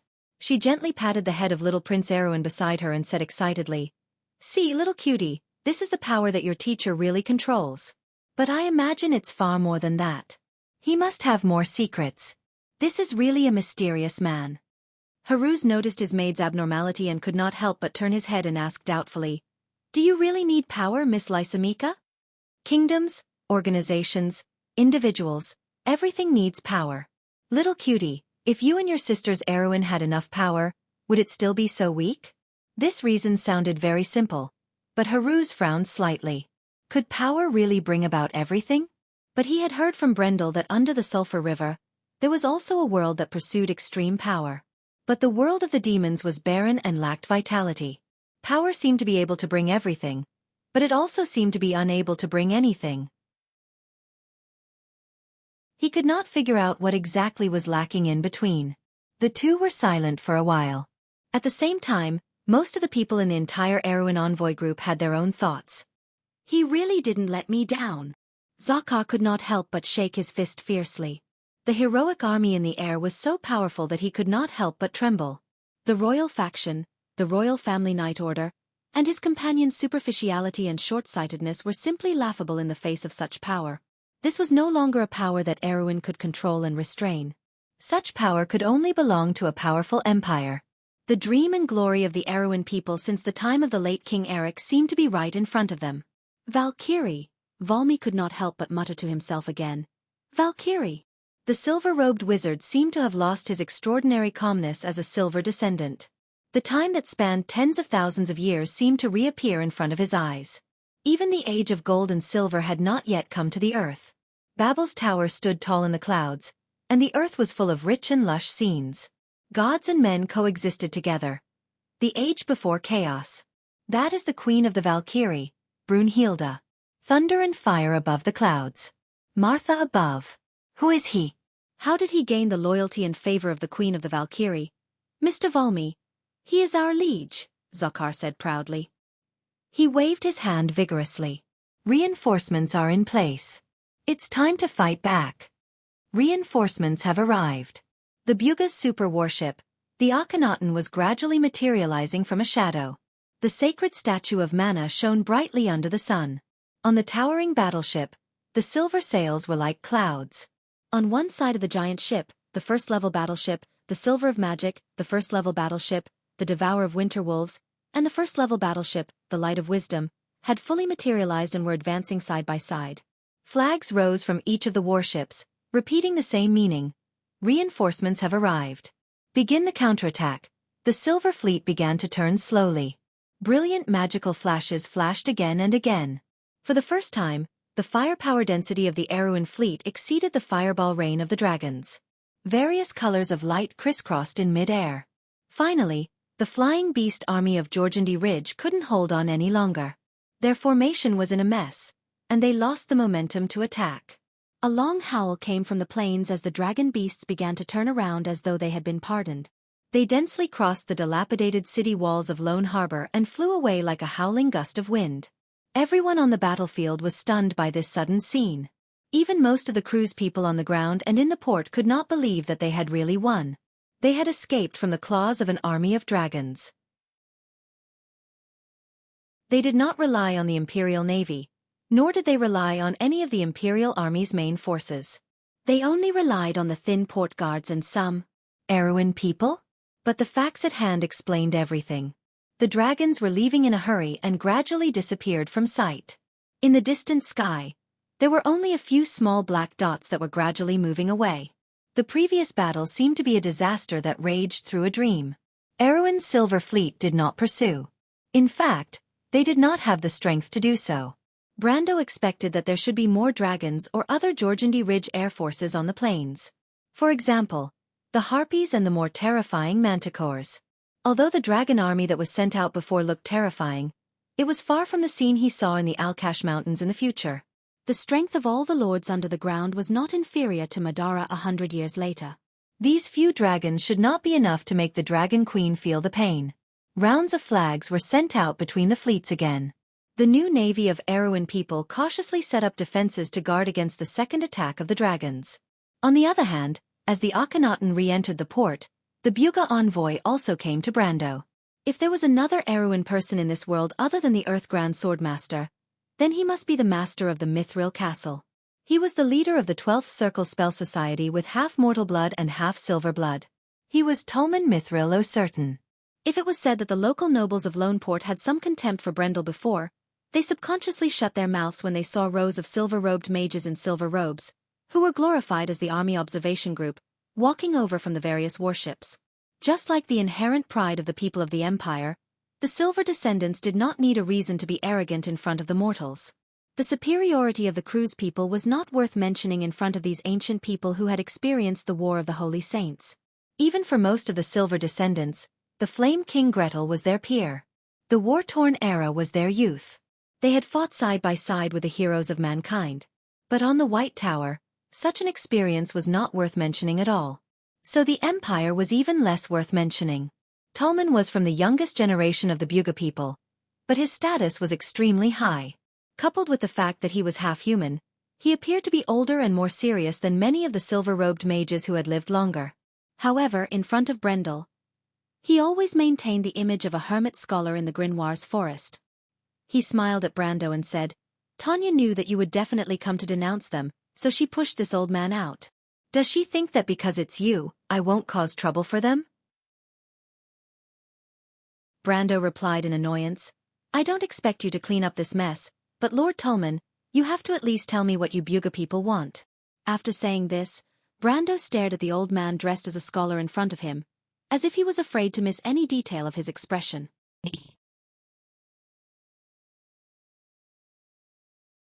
Chapter 974. The wind was tainted with the smell of smoke, and the flames seemed to still be lingering in the sky. The torn clouds were like burning cotton, scattered in the sky. Behind the clouds, there was a layer of ominous golden light that shot out in all directions. Tolman's silver hair shone in the sun. He smiled and said, They didn't want to hide it at first, but you know, this is a bad habit of wizards. They like to play word games, play tricks, and enjoy it. Because it shows that they are far smarter than mortals. Unfortunately, no one wants to be a fool, so I'm in a particularly bad mood now. Don't worry, you can go and find trouble with them. William and I will support you. To be honest, Brando had a much worse temper than you did back then. In this regard, you are far inferior to your grandfather, Brando. Brendel was not moved by his words. Lord Tolman, what role did the Bugas play in His Majesty and the Sword of the Dragon? And, what exactly are you planning to do? The light brown eyes reflected the silvery shadows of the sails. The floating fleet was like a fish in the air, shuttling back and forth in the airport. At least one thing that the port officials of the cruise people did not misjudge was that lone port could not withstand such a huge fleet. It was conceivable that the port would not be able to restore its former glory for a long time after the war. But this was a problem that only the locals needed to worry about. At least for now, even Earl Alcorn himself was not in the mood to think about it. Tolman was silent for a moment. You guessed right, he replied. It's a long story. The wizards did not play a glorious role back then, but it all started with the great battle in the Alkash Mountains. Tolman raised his hand and drew a silver rune, Jazit, which meant night in the rune. A transparent ripple shrouded the top of the two men's heads, isolating the sound around them. I won't repeat the process of that battle. I'm sure you've heard countless versions of it, but the story later was very different from the one circulating outside. The two sides of the battle found something in Alcala. It's related to the Dark Dragon. Tolman was not surprised that Brando would guess this. He nodded and said, In fact, what they found was the battlefield of the final battle. The battlefield of the final battle? Only the dragon and Cuval, the Silver Elves, participated in the final battle. So the battlefield was really in Alcala. Brando was finally a little moved. You know about the final battle? I know a little. The four sages defeated the Dark Dragon in the final battle. It is said that there are countless secrets sealed in that battlefield. Brendel was more familiar with the history of the War of the Planeswalkers. This history came from Elaine's mouth, and it was still vivid in his mind. There are no records of the final battle after the War of the Holy Saints. It was as if it had mysteriously disappeared. The only people who knew about it were the Silver Elves who retreated into the mountains, the dragons no longer appeared on the earth, and the wizards, the Bugas. He raised his head and looked at Tolman. The Silver Union monitors everything that happens on the ground. It's hard to believe that the mortals were able to get close to Alcra and find the final battlefield without the permission of a certain faction. Tolman looked at Brando with a complicated expression. The four sages defeated the Dark Dragon. There were countless secrets behind it. In order to keep these secrets, the only two people who participated in the battle, the Silver Elves and the dragons, had retreated from the world. How do you know these secrets, little one? Through some clues of legend and speculation, I have some experience that you can't imagine, just like when I reappeared as a Highland knight. Brando replied half-truthfully. I know more than the Bugas think. I can see that. Tolman sighed. His wise eyes swept across Brando's face. Darius' grandson looked very similar to him when he was young. This made Tolman feel as if he saw that person appear in front of him again. Unfortunately, the life of a mortal was too short. He seemed to recall the past when he was young in Erewhon. Now it seems that William's evaluation of you is the most pertinent. Others still see you in the shadow of Darius, but you have already walked out of it. I'm not the only one who has walked out of it, Brando thought. It was more like a coincidence. When Sophie's extraordinary soul appeared with the mentality of the whole world, the fusion of their souls was like an opportunity for them to help each other out of the shadow of the past. After the dream under the golden tree, he was no longer the young man who could only hesitate in front of the sword of the past. William admires you. He and I don't agree with the council's plan, but we are happy to see it happen. The old man thinks that you can do more. On this point, I'm not as confident as he is. But I have to admit, until today when I meet you again, I have to say that I've probably made a rare mistake and made a bet that I would lose. Since you don't agree, why are you happy to see it happen? Because William believes that you have abilities that surpass others. You have experiences that are different from others. You can do things that others can't. There are some things, these things are things that he and His Excellency the late Emperor could not accomplish, but William believes that you might be able to do it. What do I do to deserve it? Brando was slightly stunned, and then his heart skipped a beat. There seemed to be a hidden meaning in this evaluation. What did different experiences from others mean? Did it mean that the other party had seen something? It sounded a little unbelievable, but for William Pist, who stood at the peak of power and one of the few who could use magic to see the future, it did not seem to be absolutely impossible.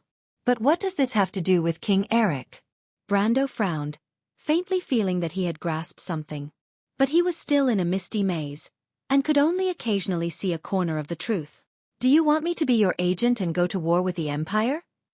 He suddenly remembered what the Wind Elves had done in the past. At that time, the Delilah dynasty of the Elves had made such a promise to King Eric. The Bugas had sent a fleet with great fanfare. Did they want to repeat the story of the previous dynasty? You're thinking too much, little one. Am I not? You can rest assured. Going to war with the Empire will do us no good, nor is it necessary. There must be a reason for doing so. I've already mentioned the reason earlier. So, it's still related to the Great Battle of Alcala? Tallman nodded slowly. Yes, our topic is a little off topic. That great battle is the main topic. Brando glanced around. Tallman's enchantment spell still separated the inside and outside world, completely isolating sound. He suddenly felt a little funny for being so paranoid. How could the spell of the master of the Mithril fortress fail in advance? He had a faint feeling that the following conversation might not be so simple. You haven't answered my question, Lord Tallman. About that question, I can only say that you're half right. Half. Because no one has ever deliberately done anything to cover up the battlefield of the final battle. The space in the Alcala area is not stable. That place disappeared without a trace after the final battle. It fell into the void, or was swallowed by the sea of magic. The entire space was swallowed by the noisy energy.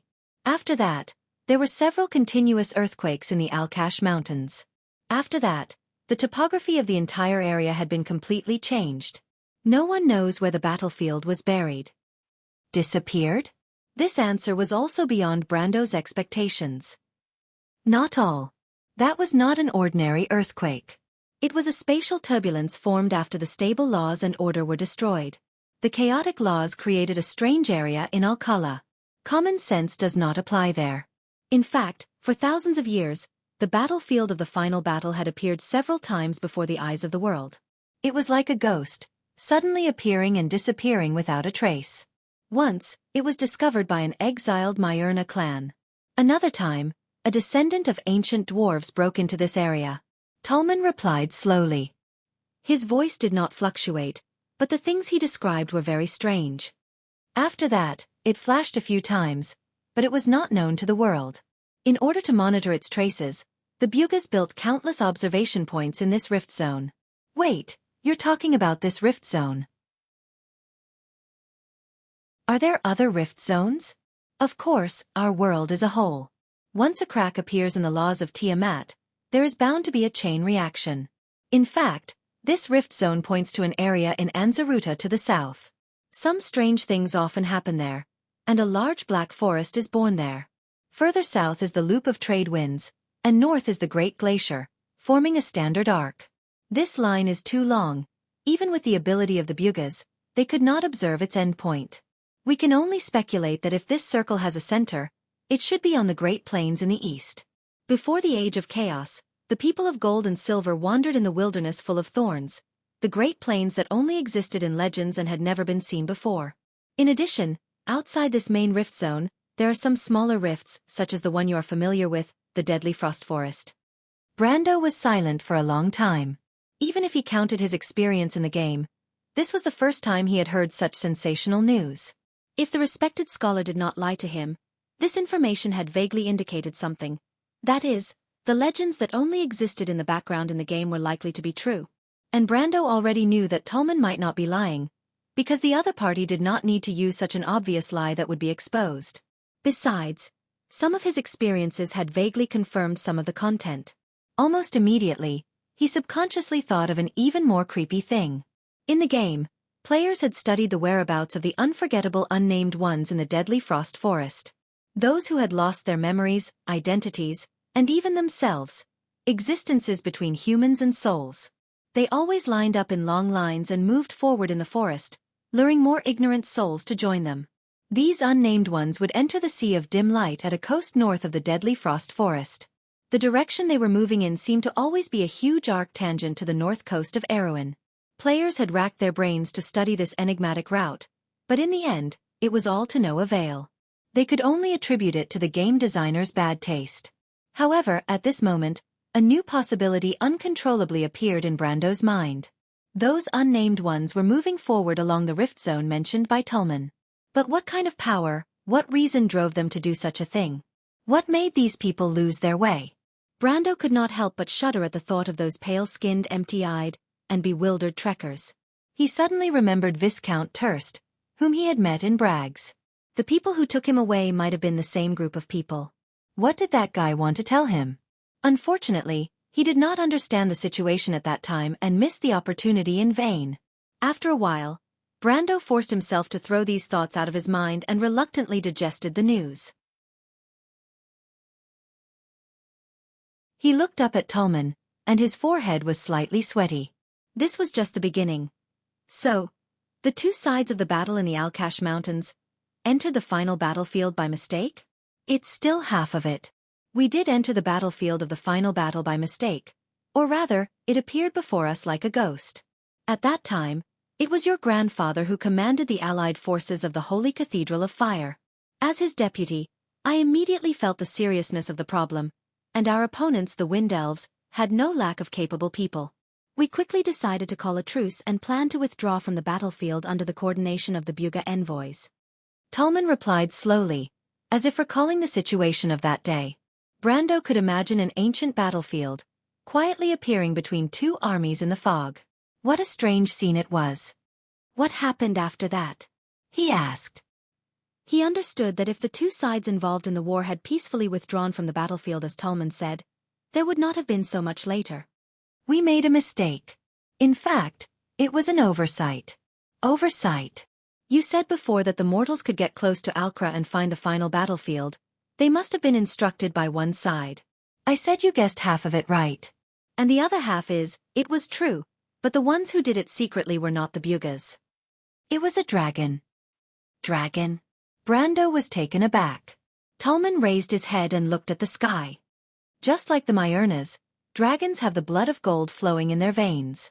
In the War of the Holy Saints, not all dragons stood on the side of the four sages. You should know this, right? Brando knew this.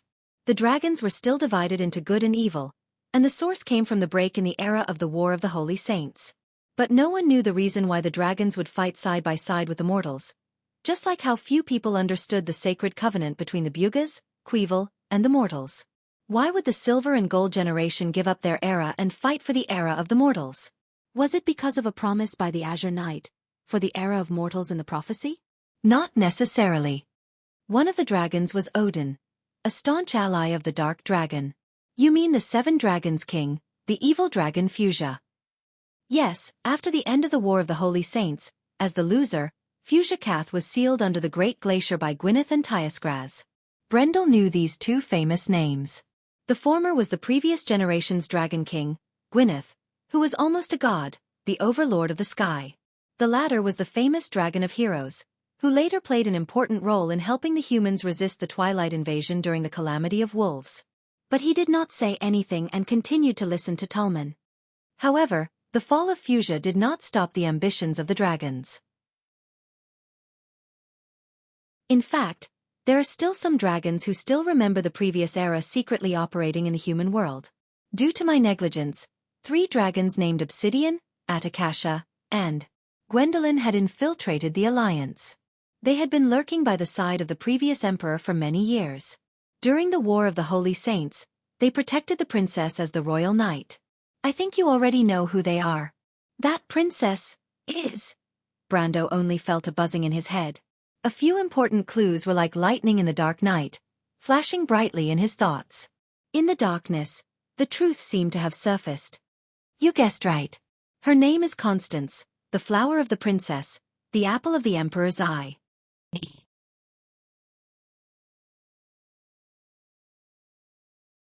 Chapter 975. Grand Emperor Grantocrates had been a playboy all his life, leaving behind countless descendants. Among these princes and princesses, only Queen Ophelia's sons and daughters had the right to inherit the throne. Among them, the Silver Queen was the 3rd daughter of the queen, and was deeply loved by His Majesty and the queen. Under the rule of the Holy Cathedral of Fire in the south of Wonde, there were countless princesses in dozens of small and large countries.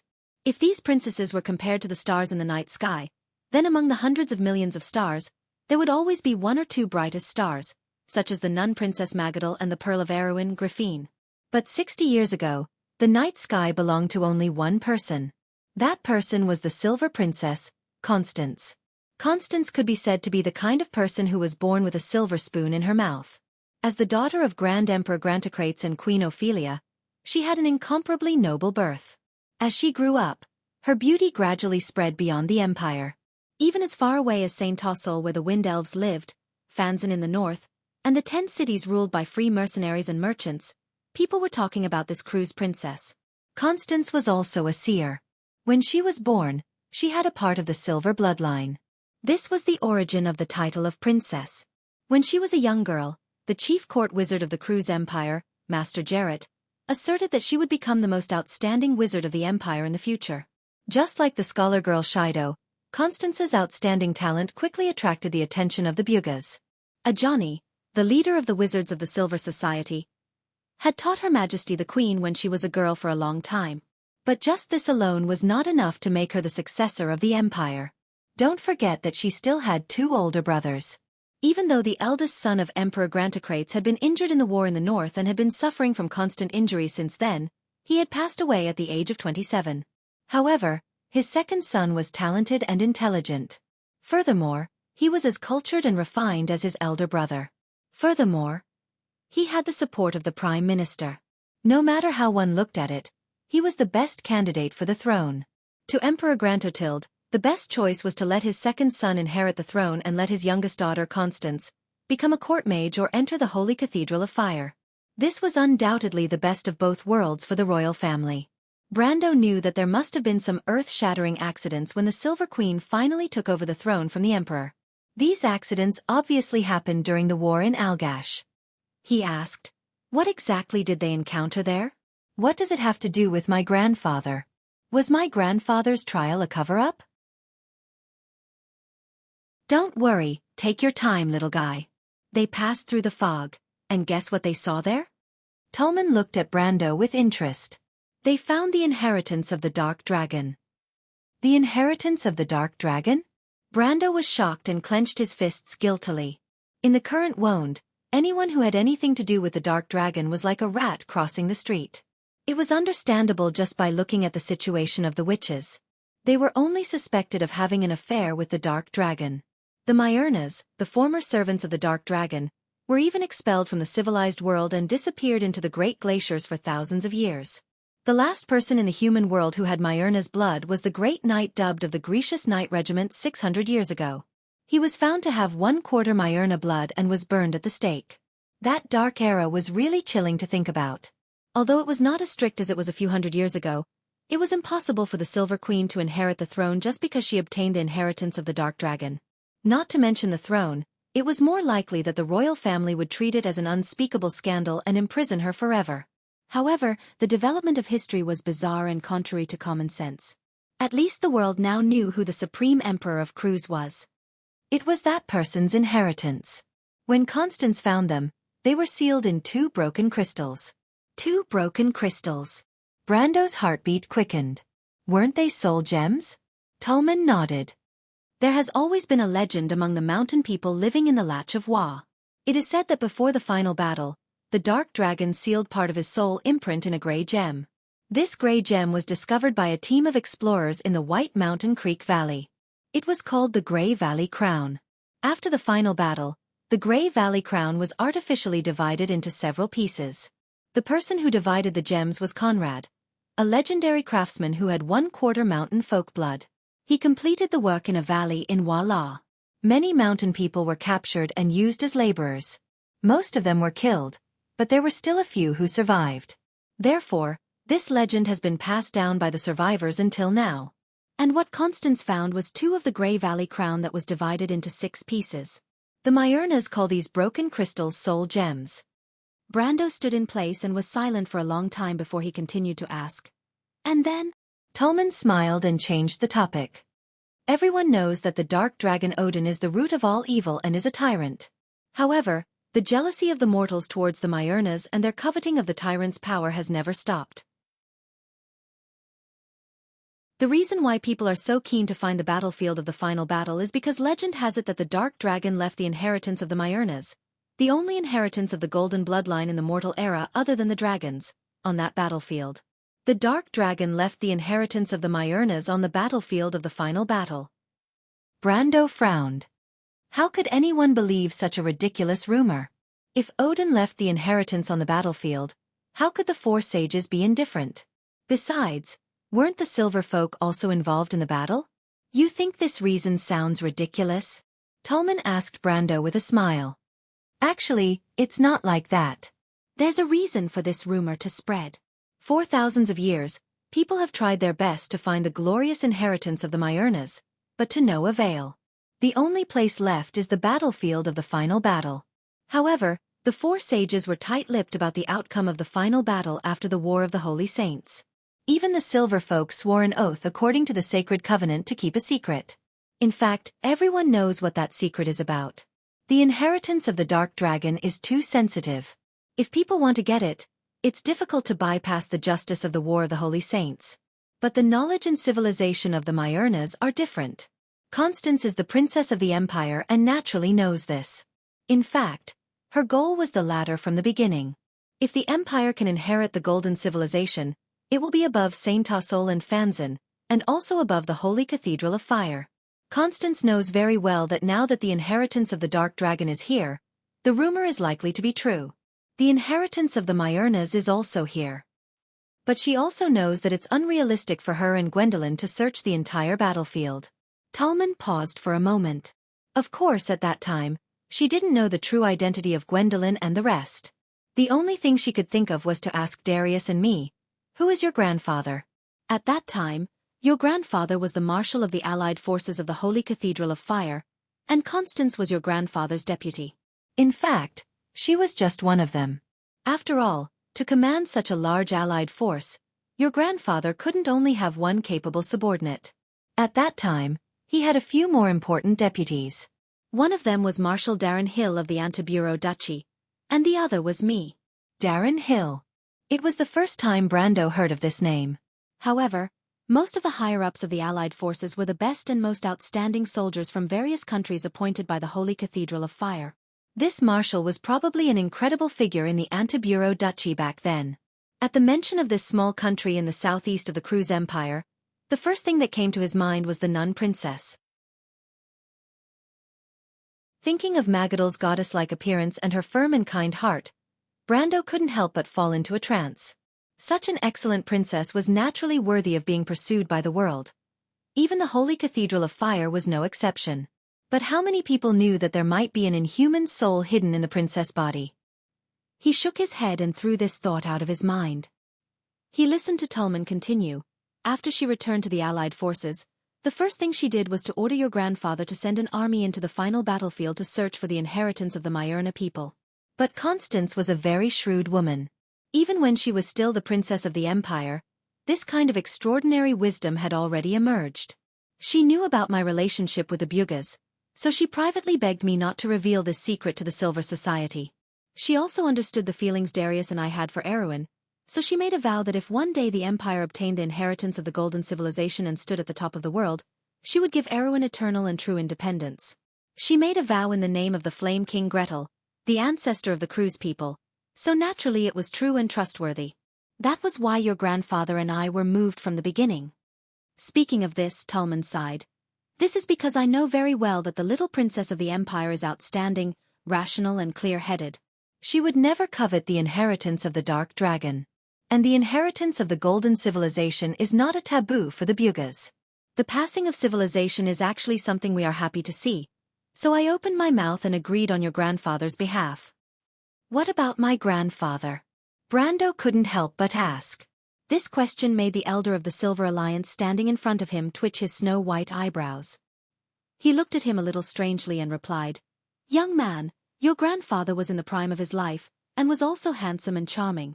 His prestige in the Holy Cathedral of Fire was gradually rising. Grand Emperor Grantocrates even had the intention to let him join the Empire and offered him the position of Marshal. But that old man rejected him with a stubbornness and pride unique to the Erewhon people." Although he said this, the old man's wrinkled face couldn't help but flash a trace of excitement and admiration. This was his old friend, and also the backbone of the Erewhon people. However, the pride was quickly replaced by loneliness. He shook his head and said, "Since ancient times, young girls have always admired heroes and knight. And a woman as outstanding as Princess Constance would naturally have her eyes on the top of her head. In the entire Holy Cathedral of Fire, the only person who could make her look up to was probably your grandfather." Brando almost spat out a mouthful of water. He was so shocked that he couldn't help but blurt out, "You mean my grandfather and Her Majesty the Queen, she?" His words were stuck behind the word, she. No matter how rich his imagination was, he couldn't believe that his grandfather almost became the man of the Silver Queen. And that woman was now the ruler of such a vast area, from the Hazel Highlands in the west, to the four-leaf grass in the east, to the mountains of Aman in the south, and to the Sea of Iranta in the north. She was the supreme person of the empire, the emperor of the Cruise people.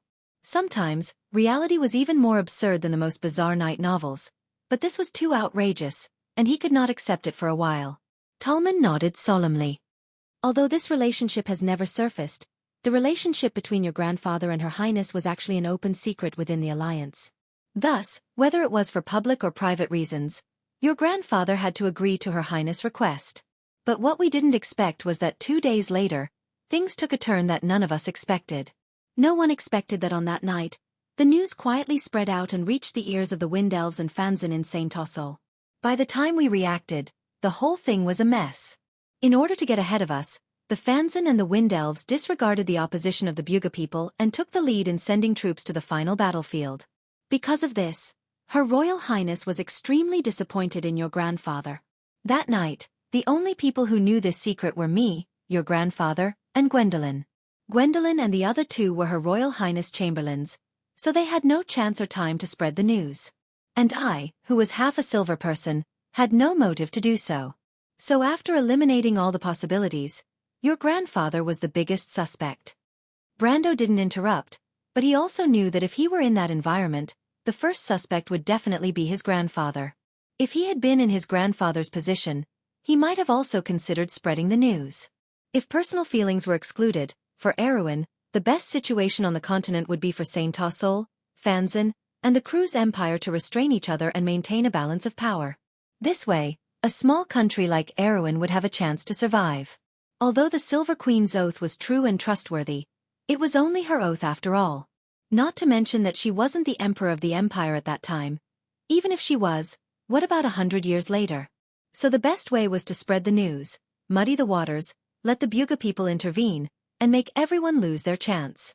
Thinking of this, he couldn't help but ask, could it really be my grandfather? Of course not. Tolman shook his head decisively. Who is your grandfather? Why would he be two-faced in front of his woman? He is an indomitable hero. Even if there was a legitimate reason, he wouldn't use these schemes.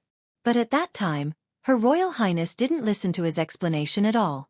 She directly exercised the power of the Empire's princess to supervise the coalition forces, deprived your grandfather of his command, put him under house arrest, and then led the army into the final battlefield.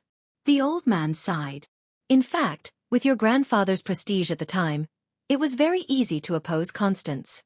Although she nominally had the hidden identity of an army supervisor, the coalition forces weren't just Cruz's people. What's more, to deprive the marshal of the coalition forces' military power based on suspicion alone, this was unreasonable.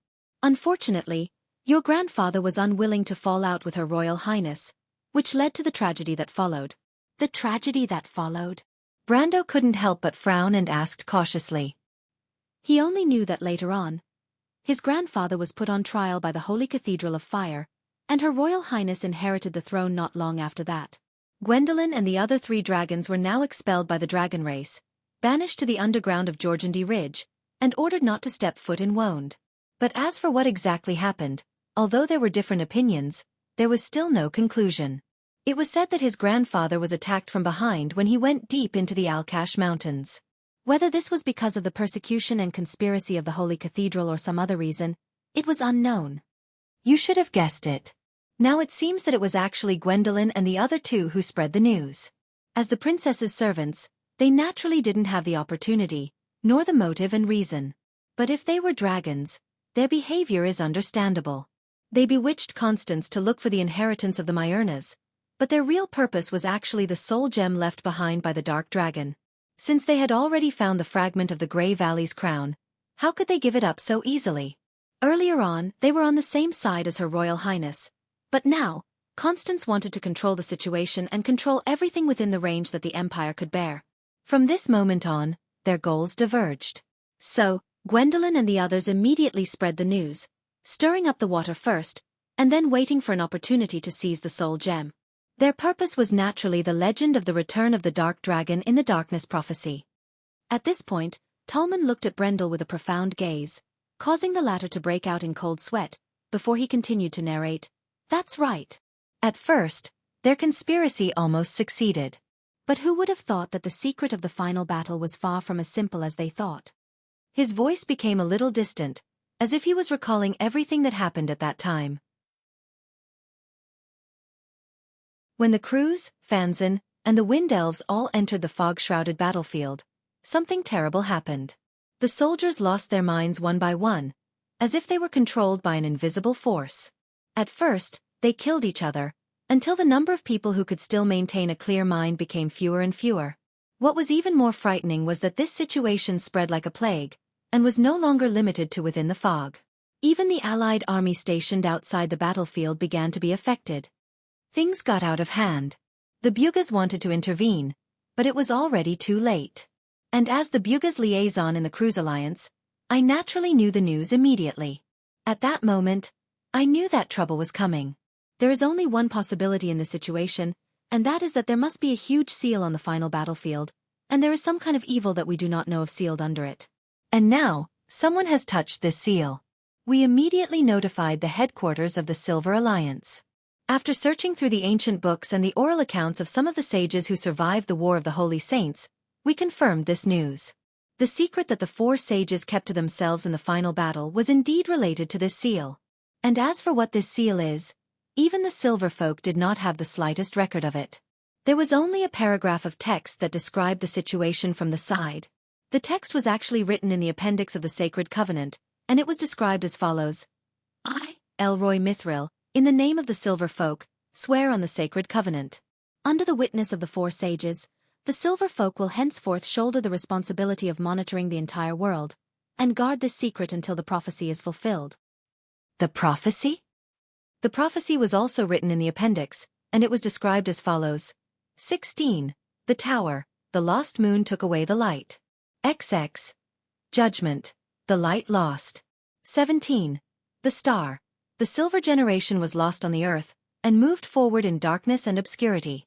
8. Strength, the chance encounter between the Emperor and the Fool. 9. The Hermit, the rusty clockwork was being reset. XXI. The World, the sword that changed fate. With half the blood of the Silver Folk flowing in his body, Tolman's memory was amazingly good, and he described the entire prophecy word for word. Brando could not help but feel a chill down his spine when he heard the entire prophecy. because he suddenly realized that he had seen this prophecy before. When he first crossed over to this world, in those consecutive dreams, he had seen the first paragraph of this prophecy more than once. What exactly is this language describing? He could not help but blurt out. But Tallman shook his head.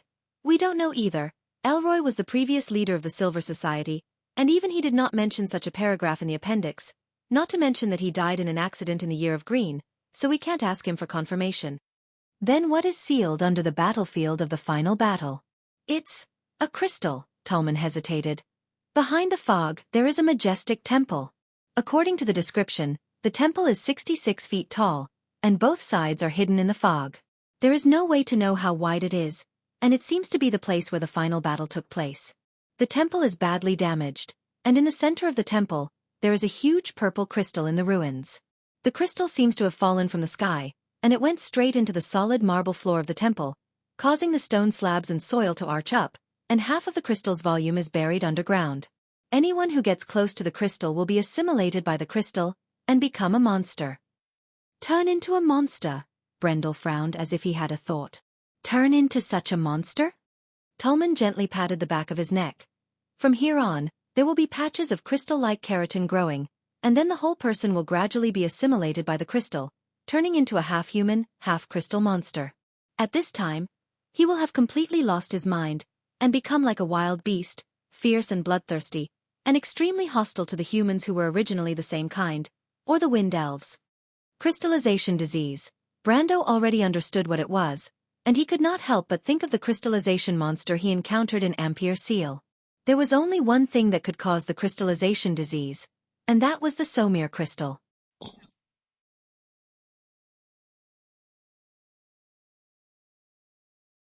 Chapter 976. The Somir crystal was also known as the Somir or in the game. When it was first discovered, it was thought to be a crystal or that was rich in magic. Later on, people gradually discovered another characteristic of this crystal: the ability to crystallize. The Somir crystal had the ability to crystallize any living organism that came close to it. However, the crystallized organism did not lose its life. Instead, it was transformed into a kind of life form made up of crystals, a semi-crystallized organism. As this ability was not only effective on animals, it also had the same effect on plants. Therefore, large areas of crystal forests were often found around the Somir crystal. In fact, it was one of the reasons why crystal forests were formed. However, the assimilation effect of the Somir crystal on living organisms was a slow and gradual process. It usually took a few years or even longer to complete the process. According to Tallman's description, the soldiers of the three empires were affected by the crystallization disease after only 2 or 3 days of entering the final battlefield. Although this crystal sounded very similar to the Somir crystal that Brando had heard of before, the effect was obviously much stronger. Perhaps it was a variant of a stronger magic power, or perhaps it was something else entirely. But no matter which it was, the crystallization process should be an irreversible process. That was why he had such a headache when he faced Elaine's crystallization disease. In fact, in the game's records, there were only a few cases of crystallization disease being cured. Most of them were thanks to the miraculous abilities like the Fountain of Life or the Miracle Spell. On the battlefield of the final battle, it was obviously impossible for so many miracles to exist at the same time. There were countless soldiers on the battlefield, and in addition to the basic soldiers, there were also a large number of nobles. There was no lack of upper-class nobles among them. If these people died on the battlefield, it would be a big matter for any country at that time. Judging from Tallman's tone, when the crystallization disease spread, it was obvious that most of the people were affected. Speaking of which, it was necessary to mention the attitude of the nobles in Wone during that time. Before the Second Holy War, the nobles generally regarded participating in the war as a kind of glory. It was not because they still had the heroic spirit of their ancestors who had cut through the thorns in the wilderness. On the contrary, in the heart of the civilization, after the first generation of pioneering knight gradually faded from the view of the world, the descendants were increasingly addicted to playing and having fun. They had long lost the demeanor of their ancestors. During the War of the Holy Saints, the human nobles could easily die for a word or a promise. But today, after 1,000 years, this kind of behavior was regarded as something that only fools would do. The nobles were not afraid of war because it was not a matter of life and death for them. This was especially so for the Empire of Cruz. There were very few records of upper-class nobles dying in the war. Unless they were too unlucky to be shot by stray arrows, or died of diseases because they could not acclimatize to the climate. Even if they were captured, they would still be treated with dignity. For their enemies, hostages meant a large sum of ransom. To this day, most of the nobles still reminisced about that era. They thought that the war of that era was a classic and romantic war that combined the spirit of the knight and the virtues of kindness. Of course, this privilege was only for the nobles. For the soldiers from the lower class, the original intention of war had never changed. It was still mixed with the cold metal and the smell of death. From this, it could be seen that if hundreds or thousands of nobles died in a war, it would be a nightmare for any country of that era. Even the royal family could be torn apart by the angry family members of the deceased. One had to know what kind of power was behind the deceased. For example, Brando remembered very clearly that on the side of the Holy Cathedral of Fire, there were 3 dukes in the Cruz Empire who participated in the war. There were also a bunch of lords under them, big and small. Behind each of them was a tangled and complicated network of relationships. It was not an exaggeration to say that it included the bloodlines of the nobles in the entire empire. If these people died on the battlefield, it was very likely that an empire's princess would be implicated. The situation on the side of Saint Tassol and Fanzan was similar. If such a thing happened, it would be impossible to cover it up no matter which side it was. There was no way to cover it up at all. Thinking of this, Brando's thoughts suddenly flashed. He realized who his grandfather's scapegoat was, but this thought only flashed through his mind. He immediately shook his head. His grandfather could not bear this scapegoat at all, even if he was the commander of the allied forces of the Holy Cathedral of Fire. Moreover, he also knew that although many nobles died in the Battle of Algash, it was not to the extent that it was unacceptable. At least the princess, the 3 dukes, and a few important people returned to the country intact. Could it be that the crystallization disease knew how to differentiate between high and low, and that nobles were immune to it? This kind of nonsense was obviously not worth mentioning. There was only one possibility, and that was that someone turned the tide and saved the allied forces of the 3 empires at the last moment. This would also explain why the 3 holy cathedrals stopped fighting after that, and the Second Holy War came to an end. Regarding that person, Brando already had a strong premonition in his heart. More than once, the tall figure of that person appeared in his mind. Under the blood-red setting sun of Brags, the stag forest seemed to be dyed with a layer of soft bronze color, the flowing golden river soaked the shallows, the silent old man stood quietly, thoughtfully watching his grandson practice swordsmanship. Now that Brando thought about it, his grandfather's broad shoulders and tightly pursed lips had always been guarding some unknown secret. The whispers behind that secret lingered around the old man's life, and with the arrival of the final moment, it turned into dust and was buried in the grave. And at this moment, it was finally time for this secret to be revealed. Facing Hao Ren's questioning gaze, Tolman did not keep Hao Ren in suspense and told him everything that happened at that time.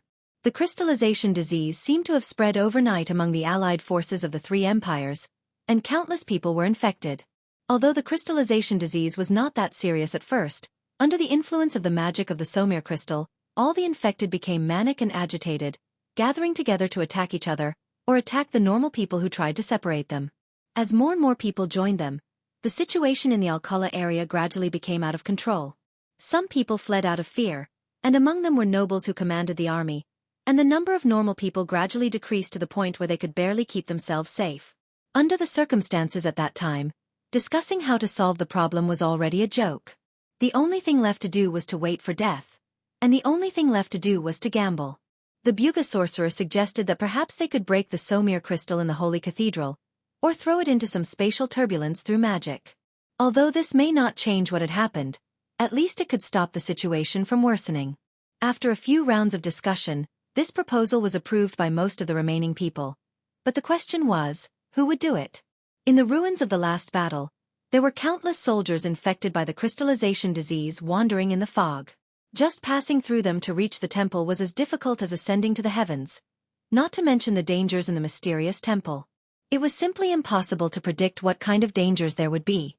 It could be said that carrying out this mission was suicide, and not everyone was willing to do it because to complete this impossible mission, it was obviously not enough to rely on the strength of a few people. What they needed was an army, and an army needed a commander. Ironically, in order to compete for the so-called inheritance of the Mayurnas, no one in the three empires was willing to be left behind. As soon as the news spread, most of the nobles, including the commanders of the imperial coalition forces, entered the fog immediately, for fear of being left behind.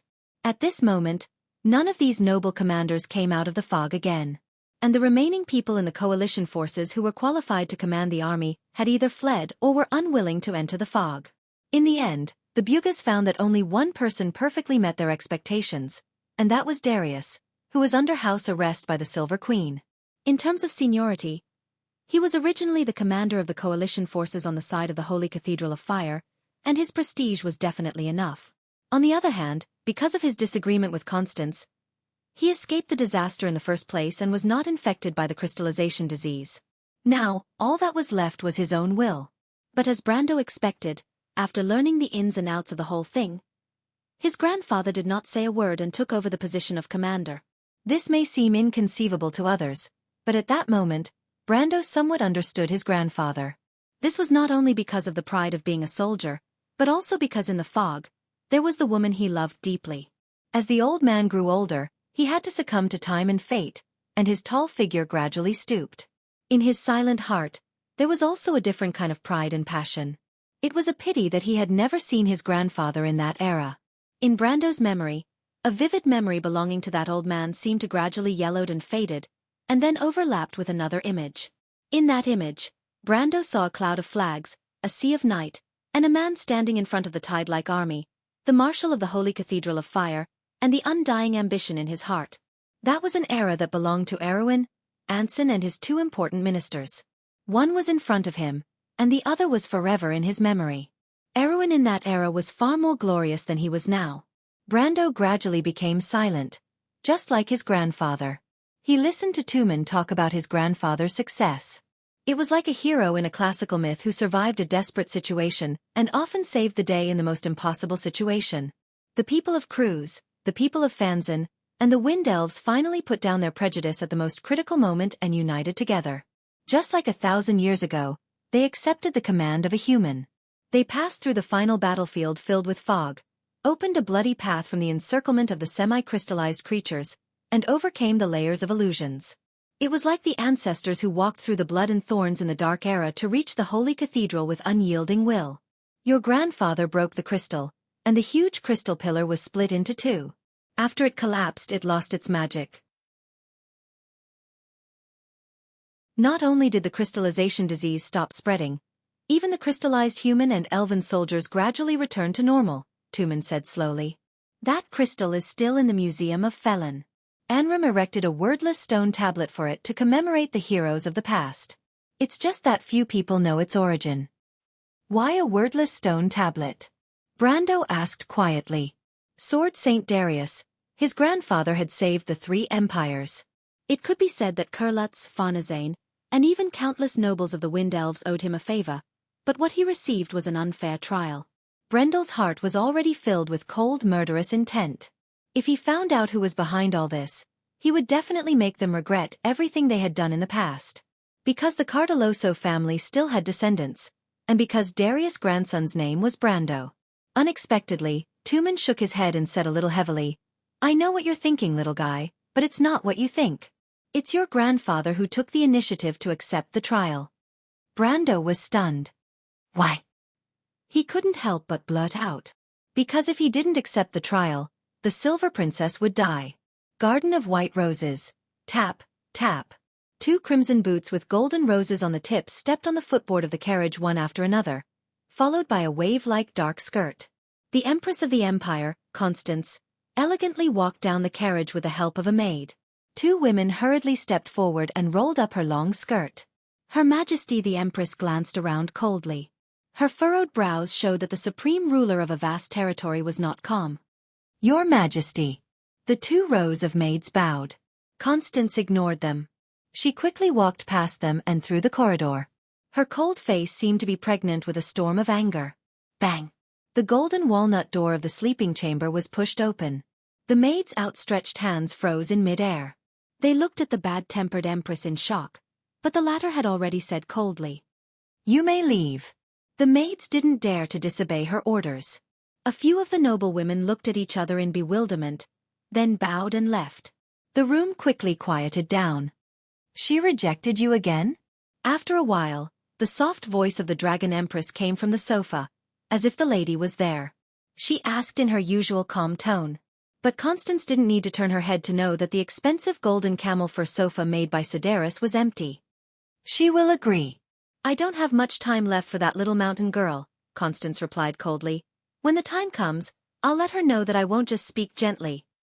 That's for sure. The wrath of a king will cause blood to flow. So, you're going to use your sword on the mountain people? No, it's the opposite. The Silver Queen sneered. I'm going to marry her to that self-righteous guy, that mountain people's prince.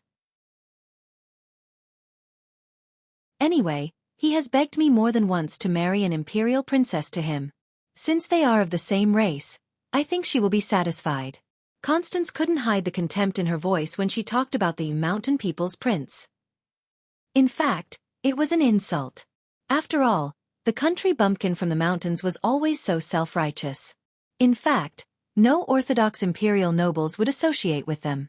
The funny thing was that he took this identity seriously, so the title of mountain people came into being.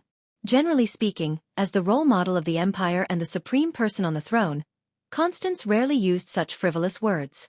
But now, she was obviously in an extreme rage. The Dragon Queen looked at her strangely from the void. She's that little guy's woman. He's that person's grandson, isn't he? You really don't care about him at all. He's that woman's grandson. Constance corrected her coldly. So, this is the jealousy between human women? The Dragon Queen's voice became a little curious. To this question, the Silver Queen had never answered. She stood silently on the spot, her eyes calm, resting on the black sandalwood desk. What are you thinking, Your Majesty? I'm thinking if I wasn't so naive back then, maybe I would be different now, Gwendolyn. But you once had the chance to choose, Your Majesty. Constance's voice hesitated, because I don't want to lie to myself. The fleet was about to set sail. Brando slowly stepped onto the deck and looked back. On the bridge, the silver folk were entering the portal in a single file. Tallman was walking at the back. As if he felt something, he turned around and raised his head slightly. Under the shadow of the silver silk hood with silver patterns, two silver-gray eyes shone brightly. Between his thin lips, there was a faint mysterious smile. He took a deep breath, and could not help but gently press his hand on the side of the ship that was engraved with the relief of Leviathan. About the conversation before, it was as if in an instant, it reappeared before his eyes. I don't understand. Brando stared at the old man in front of him. His cold eyes seemed to see through him completely. It's very simple. As I said before, on the battlefield of the final battle, in the temple, that strange crystal was sealed at the beginning. But the person who sealed it was not the four sages, but the darkness dragon Odin. The first one to touch that seal was Her Majesty the Queen, whom you know well. When the seal was opened, the mystery was also revealed. The secret of the final battle of the War of the Holy Saints was displayed in front of everyone. Because I was with your grandfather at that time, I don't know what they saw, but I only know one thing. That is, the answer to this mystery is related to the agreement between the four sages and the darkness dragon Odin. So from this, it can be inferred that a legend about a rumor for 1,000 years may be true. The old man's voice was a little hoarse. You know, the order of the mortal world and the legitimacy of the four empires are based on the righteousness of the battle of the holy saints. But in fact, there has been a saying in the past 1,000 years that the actions of the four sages in the battle of the holy saints may not be so sacred and righteous. That is to say, in this story, the darkness dragon is a tyrant, but the four sages are just usurpers. Tallman looked up and narrowed his eyes at Brando. Do you know what this means? Brando did not answer. He had actually heard of such a legend, but it was spread in the Amber Sword. There were countless legends of all kinds, and there was such a saying that for every bard, there would be an additional version of the story, so no one would delve into it. But he also understood what it meant if this was true. In the history of the replacement of human dynasties, fights for the throne and conspiracies to usurp the throne were not uncommon. But the sacred war of the Holy Saints was based on the covenant between the Silver Folk and the races of the continent. The cornerstone of the covenant was to end the dark reign of the Myrnas and fulfill the prophecy, the so-called era of mortals. This covenant was described as a sacred covenant in the Pale poem, also known as the sacred oath. Since it was sacred, it must first be based on justice. And this was also the basis of the legitimacy of the era of mortals. If all this was just a lie, then not only would the status of the four sages be questioned, but more importantly, it would violently impact the current world order, and the legitimacy of the four holy shrines would be gone. Once the prophecy came true, then the world would inevitably be plunged into endless disputes and wars, because no one could interpret morality and justice. Then the only stage left would be for the ambitious. Brendel shuddered at the thought.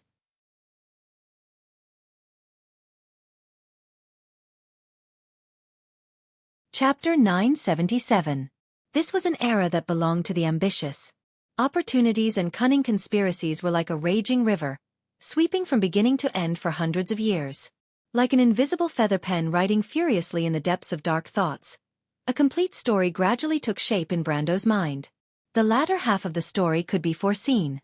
In the center of the fog-shrouded ruins of the final battle, in the dark and silent temple, it did not matter what Her Majesty the Silver Queen saw, what happened, whether it was true or false, right or wrong, it did not matter now. Its ending was already predetermined.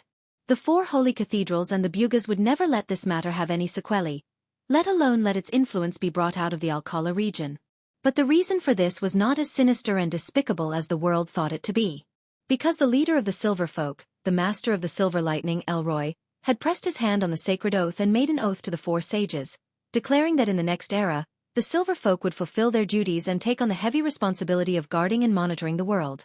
This promise, in the eyes of the people of this era, may seem inconceivable, even too childish. It was just a promise. What could it mean? The people of this era, from the nobles to the common people, believed in downright egoism. There was only naked interest between countries. Between kingdoms, between groups, it had long been a common occurrence.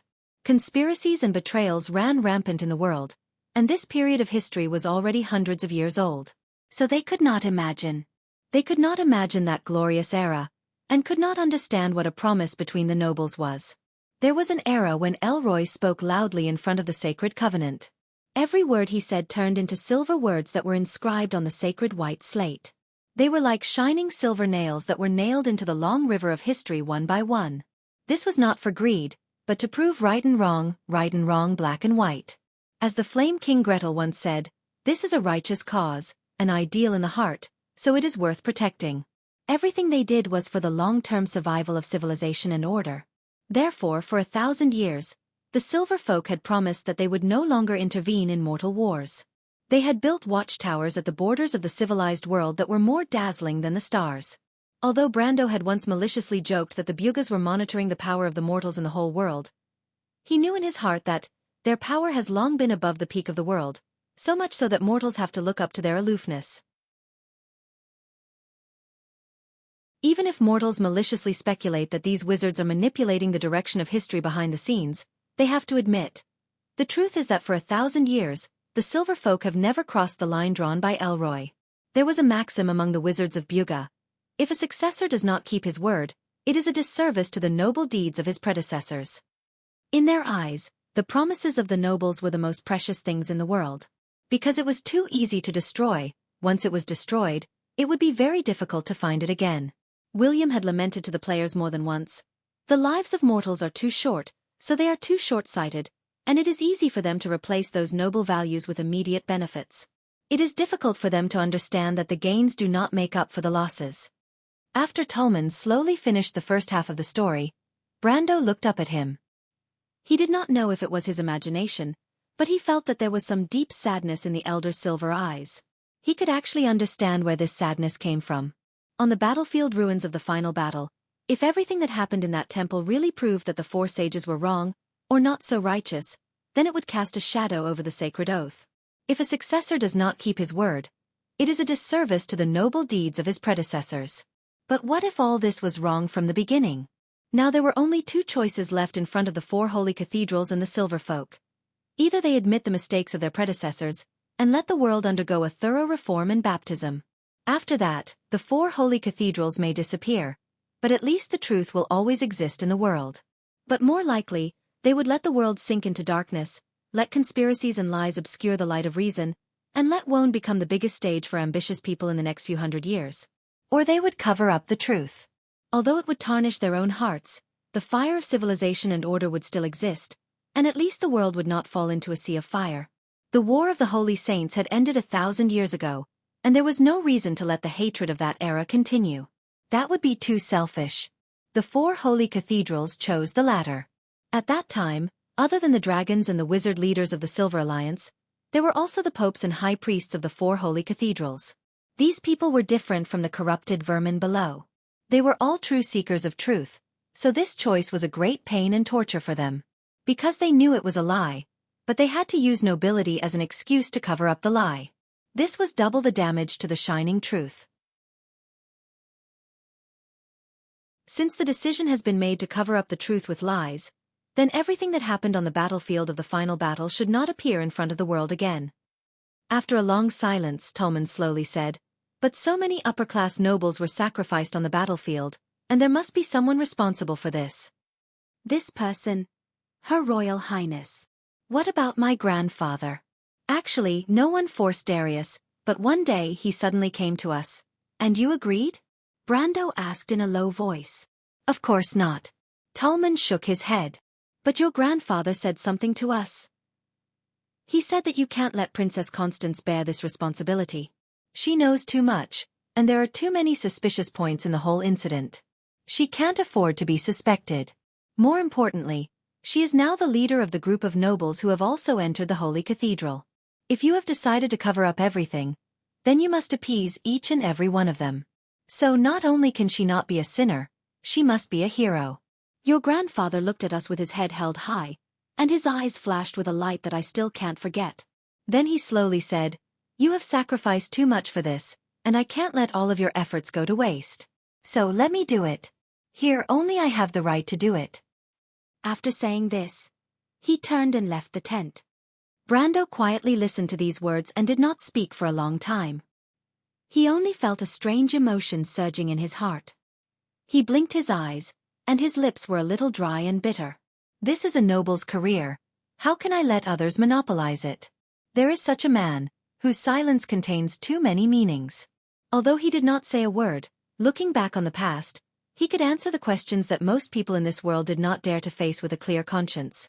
He did not let down his own beliefs, and also did not let down his beloved woman. That required not only courage, but also extraordinary wisdom. This man is his grandfather. This is a life without regrets. One can't help but yearn for it. Next up is the trial? Brando asked bitterly. He originally thought that his achievements had surpassed the figure in his memory by a lot, but now it seemed that it was just a child's play. This thought made him feel ashamed. Next up is the trial. Tolman replied in a deep voice. That trial. Those who truly understood the truth knew that it was just a child's play. There weren't many who dared to face that lie, so there were only a few who were present. Most of the others were missing their seats. So most people think that it is a secret trial, but the truth is not like that. This is the last dignity left for your grandfather. But as a good friend of your grandfather, I was present at that time.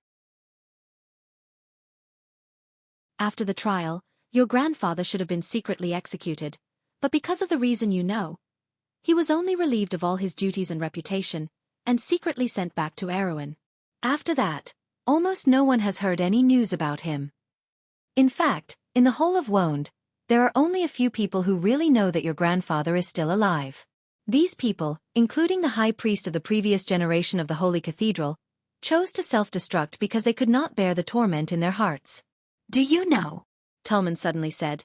At the end of the trial, the supreme being of the Holy Cathedral of Fire, the teacher of the current Holy See of the Holy Cathedral of Fire, turned around and whispered something to me. Today, how can we still pursue the truth and right? This sentence set off stormy waves in Brando's heart. At that moment, he suddenly understood why the whole continent fell into complete darkness 60 years after the War of the Holy Saints. Even the Third Holy War was called the most chaotic and the darkest war of the mortals. In the following hundreds of years, it was an era of intrigue.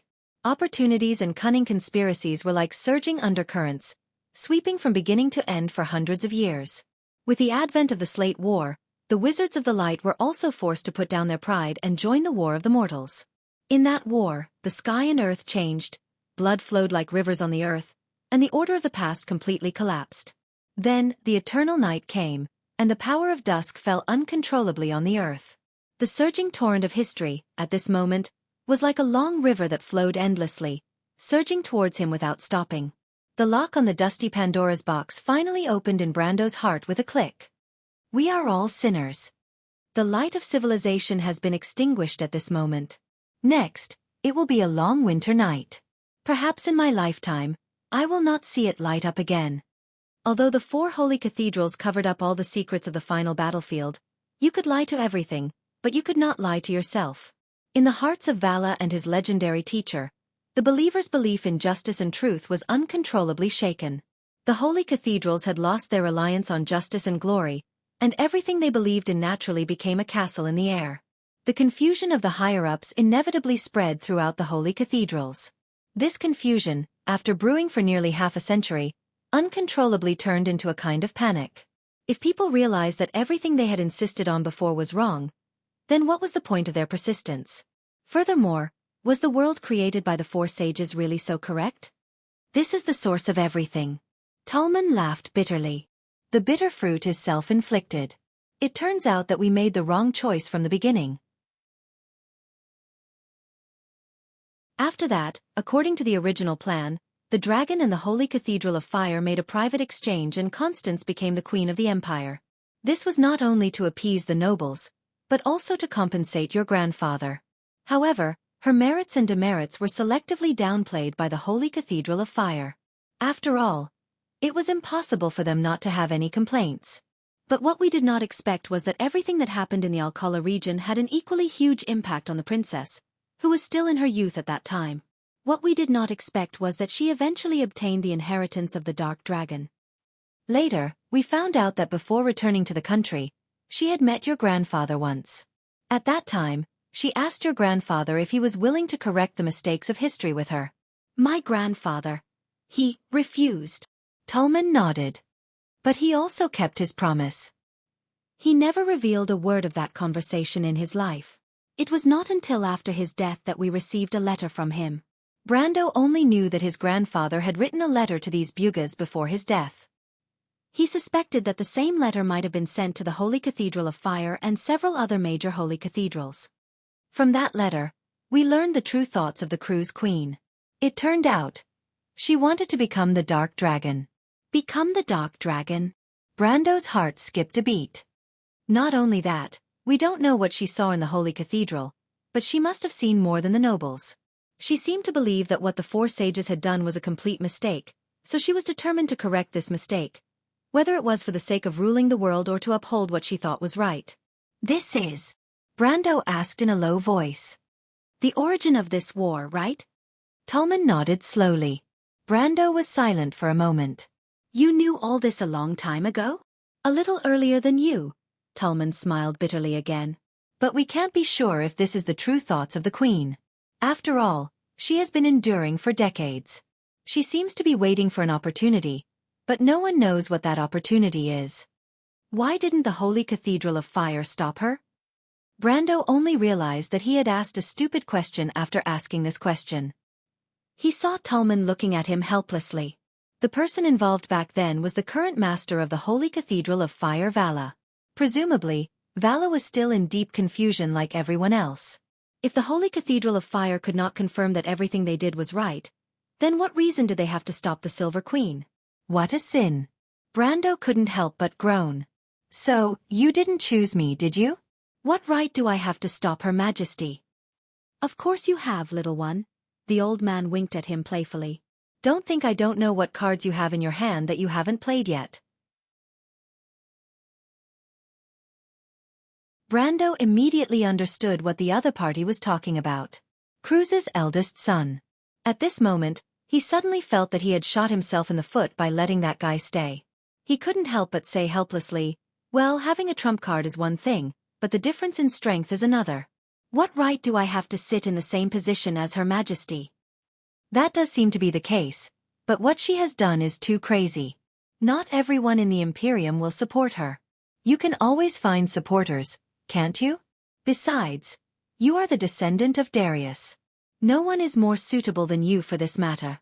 Perhaps this is the will of the heavens, little one. And then, you Bugas will stay out of it. Brando replied with some annoyance. It's good to be clean and honest, but if you still care about your own feathers at this time, you are fishing for praise. Not to mention, you are the ones who caused this trouble. Hearing this, the old man's face darkened. He slowly shook his head.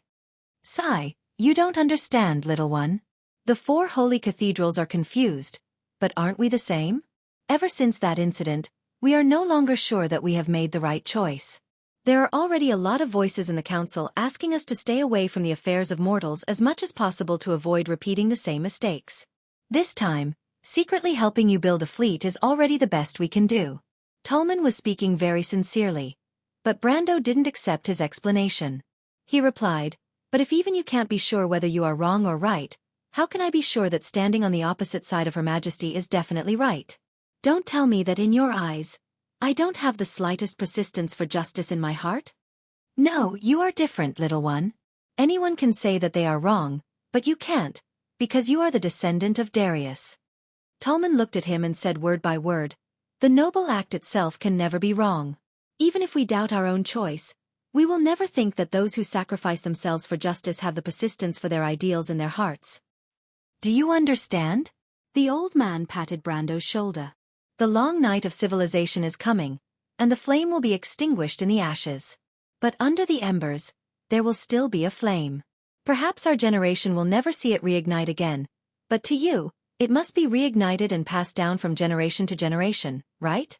And this is the mission of the pioneers you are pursuing. After hearing this, Brando couldn't help but fall into silence. He looked to the west, and the red sun was slowly sinking below the mountains as if it was announcing the arrival of the cold night. However, in the dark night, who would hold up a torch that sparkled like stars?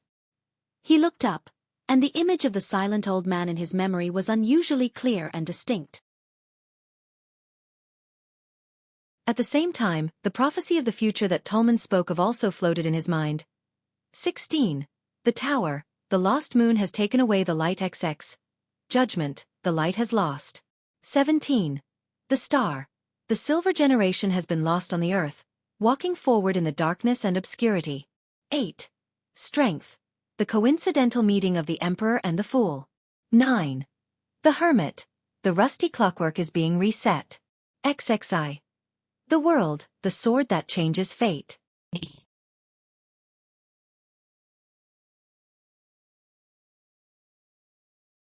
Chapter 978. The stars were like dust. The silver-robed mages disappeared behind the door of light one by one. Tolman looked at Brando, who had his hands on the side of the ship, leaning forward to stare at him. He smiled slightly, then turned and stepped into the door of light. He was the last Buga to leave. The circular door of light on the bridge turned half a circle clockwise behind him, then quickly shrank into a spot of light, slowly falling to the ground like a piece of dust. Under the night sky, after the fierce battle during the day, Lone Port looked devastated. There was no one in the silent city at this time. Lone Port was not big to begin with. Except for the nobles who were reluctant to part with their properties, most of the civilians had already left or fled in the early stages of the war. The remaining refugees had been arranged on the ships by the Erewhon envoys by Brando. The nobles of Cruz were quite dissatisfied with the civilians occupying their limited survival resources and space. They had been arguing for a long time, but Brando could not be bothered with these people. This was a fleet that belonged to Valhalla and also belonged to him. He did not need to care. The silver fleet floated above the dock like a school of fish. Frigates of various sizes surrounded a few larger capital ships. In the middle of the fleet was the flagship Akhenaten. Under the clear starlight, the sailors tightened the ropes under the chief mate's command, and the silver sails were bulging. Brando listened to the command, and his heart was calm. He saw that on the deck, Sergeant Marjorie from Yanalasu was commanding the sailors to roll the wooden buckets filled with fresh water and food off the deck. The lads who were going out to sea for the first time were not skilled, but they were diligent. Not only was the gangplank on the side of the ship not retracted, but an extra one was added. A certain lady, who had always considered herself as the commercial ambassador of Erewhon, stood on the edge of the gangplank. She wore a thick fur coat, a mink shawl, and a cute round hat. She seemed to be unable to withstand the biting cold wind at high altitude. She kept rubbing her hands, and her exposed face was red from the cold. But even so, she still earnestly exhorted the sailors beside her. "You guys are so clumsy, it's really worrying. Be careful later. That's an elegant lady of noble birth. Don't scare her." "No problem, Roman lady." "That's right. Young mistress, you should go to the bottom of the cabin first. If anything happens to you in the cold, Sir Monarch will get angry again." Unfortunately, the sailors were very familiar with this young lady's temperament and were not afraid at all. Instead, they laughed and replied, Don't talk nonsense. Your lord has a good temper. He won't get angry," Roman hurriedly retorted. Although she said so, she still looked at Brando with a guilty conscience. Seeing that the latter was absent-minded, she could not help but breathe a sigh of relief. She patted her chest and couldn't help but fly into a rage out of humiliation. "If you keep talking nonsense, I'll arrange for you to wash the deck." Only then did the sailors shut up, laughing and laughing. Brando waited until the young lady turned her head before he withdrew his gaze. He could not help but shake his head and laugh, but in his heart, he had a faint understanding. The Bugas and the 4 holy cathedrals had realized their mistake. Because it was impossible to achieve the goal of justice through deceit. If there was a deviation in the direction from the beginning, the goal achieved could only bear bitter fruit. But was Her Majesty the Queen, who stood on the opposite side of the 4 holy cathedrals, right? Brando thought that might not be the case. Because the Bugas, the Dragon Clan, and the 4 holy cathedrals were at least right about one thing. Madness can only lead to the destruction of order. It can't bring new life from the ruins. No one has the right to decide the fate of others, and no one has the right to drag the world into the flames of war. Blood can't bring about revolution, only endless hatred. Maybe I don't know how to stand on the side of justice. But at least I know what are beautiful and precious things in this world. I also know how to use the sword of a knight. Brando muttered to himself. So the Queen is indeed drifting away on the path of bigotry. A black carriage appeared on the bridge like a ghost. It quietly drove to the Akhenaten and then stopped beside the gangplank. Although the sailors were laughing and joking, they perked up at this moment because the carriage was escorted by 3 Valkyries. These female knights, who rode flaming warhorses, held spears, and wore armor, had already shown amazing strength in the battle in the afternoon. And there was someone in the envoy group who needed their protection? Everyone was startled. Not only these sailors, but the nobles who saw this scene on the warships near and far were also subconsciously puzzled. Most of them immediately turned their eyes to the flagship. The mysterious count had already boarded the ship, so who could be in the carriage? Could it be that the Princess of Erewhon had come in person? Even the people in the envoy group looked at each other. Eugenie couldn't help but nudge Marjorie with her elbow. "Have you seen Princess Magadal?" she asked. The young officer shook his head. "She's on the ship with Judy." "What about the eldest daughter of the Yenbao family?" "Miss Dilfery? I just saw her." "Who could it be? Is it really the princess?" Duke Viro's daughter frowned and said rudely as she bit the tip of her nail. She was the kind of woman who had a particularly strong desire for control. Every time something unexpected happened, she would feel very uneasy. "You're thinking too much, Miss Eugenie." Marjorie was very calm. He looked at the former and said indifferently. The carriage stopped at the side of the gangplank, then the door opened, and Yuta jumped out. The people who saw this scene were slightly stunned at first, but then they recognized that this was the female adjutant of Count Erewhon. Unexpectedly, there was someone who needed her to personally look after. Everyone couldn't help but be curious. They stared fixedly at the carriage, as if it had come out after a long time. Finally, a person slowly walked down from the carriage. But it was a man. Ah! Eugenie saw the man. She was so scared that she almost screamed. On the other ships, the group of crew's nobles also looked like ducks that had been grabbed by the throat. They looked at the man as if he was the devil. Some of the weaker ones took a few steps back, and some of the unlucky ones stepped on the ropes and fell on their butts. Even so, they still hadn't woken up. Their faces were as white as a sheet of paper, completely drained of blood. Count Alcorn was frowning and took out his pocket watch from his clothes to look at the time under the moonlight, but at this moment, as if he was possessed, he stood there motionlessly. He didn't even notice that the pocket watch in his hand fell to the deck with a bang, and the glass cover broke into pieces. What's wrong? Marjorie seemed to have realized that the atmosphere around him was a little different. He asked the Duke's daughter next to him. It's him. Oni's teeth were chattering. Even though she was trying her best to suppress her shameful emotions, she could not stop herself from gurgling. It's that person.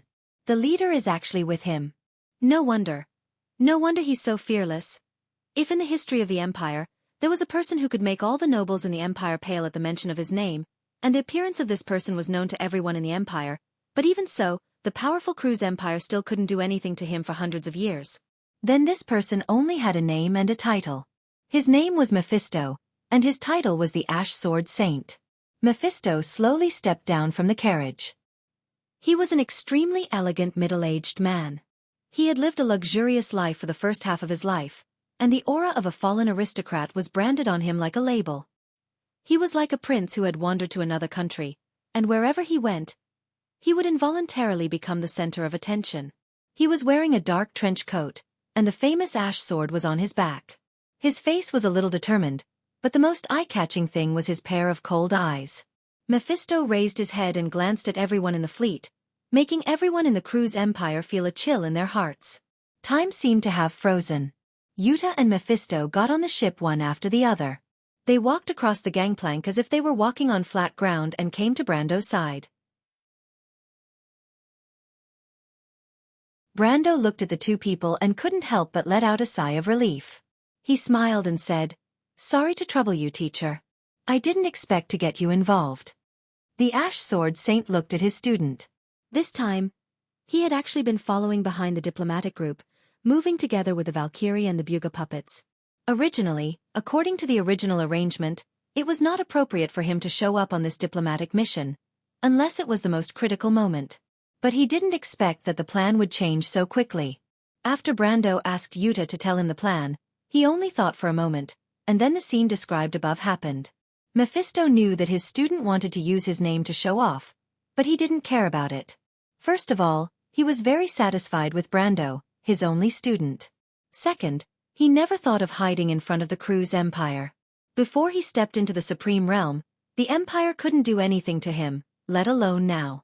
So he just responded faintly, "Just do it. You are my student. I will naturally stand behind you." Brando was slightly startled and couldn't help but feel a little touched. He looked at the weather-beaten middle-aged man, who was also his cheap teacher. In his mind, although the relationship between the two of them was teacher and student, it was inevitable that there would be the color of a transaction. After all, from the beginning, this relationship was maintained by equivalent exchange. He didn't expect that after going through so much, the other party seemed to really treat him as a student. He nodded slightly and replied in a deep voice, "I understand, teacher." Mephisto still had a serious look on his face. He just nodded and said, "I'll go down first." Seeing these hypocritical Cruz people is really unpleasant. Brando couldn't help but smile bitterly. Now the world thought that he, the Count of Valhalla, was bold enough to slap the face of the Cruz Empire. But he didn't expect that Mephisto, the old enemy of the Empire, was even more arrogant. Even he didn't dare to slap the face of the Cruz people for no reason. One must know that Count Alcorn was not far away now. Although Mephisto was talking to him alone, his voice was not low at all. He must have deliberately said it for the other party to hear. But this was nothing.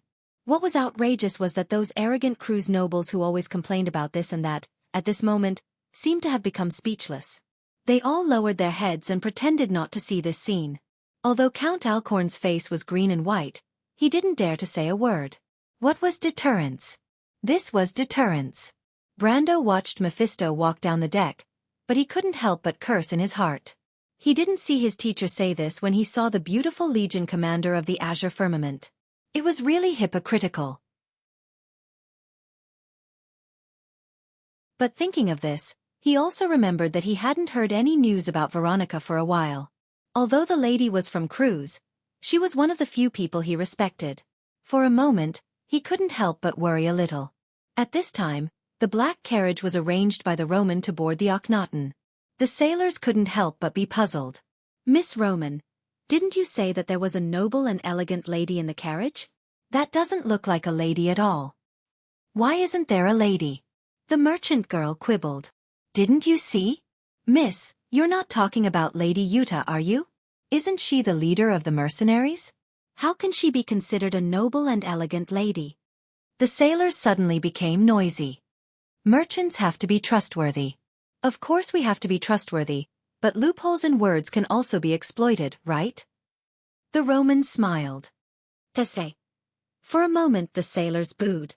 But the merchant girl didn't care at all. She asked the sailors to put away the gangplank, then went to Brando's side and proudly made an okay gesture. Brando was unmoved. He pinched the tip of her little nose, then said to Yuta, who was beside him, "Is everything loaded on the ship?" Yuta nodded. "The puppets and gargoyles have been loaded.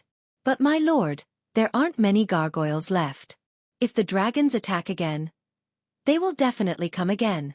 The one behind us should be Modesty. I know her character very well." Brando glanced at the great plains under the night sky. The scattered stardust dotted the dark curtain, but the most dazzling of all was the constellation of Dragon King Bahamut in the eastern sky. Just beside this majestic star chart was a patch of darkness. It was said that before the War of the Holy Saints, this constellation belonged to the Dark Dragon. It had already fallen for thousands of years. The Roman raised her eyebrows and raised her head, trying to escape from Brando's evil clutches. But she was just a pitiful little witch. How could she be a match for a warrior like Brando? Not long after, she looked at this hateful guy with tears in her eyes. "Brando, if you don't let go, I'll bite you." As if to make this threat more convincing, the merchant girl showed her white and sharp canine teeth. Brendel smiled and let go of his hand. The latter hurriedly took a step back, rubbing his red nose and staring warily at Brendel. "Can they catch up with us?" Yuta looked at the young couple with interest and asked. "Yes, the dragons are much faster than the oldest frigates. Plus, we're carrying the refugees." Brando replied. "Then if we set sail now, won't they catch up with us at sea?" Yuta frowned. "It doesn't matter." Brando thought that Modesty might join the battle herself after learning that the Bugas had intervened. But he still replied calmly, "They can't stop us. Yuta, go and inform the Shire and Marjorie to come to the drafting room. Oh yes, and the fat man."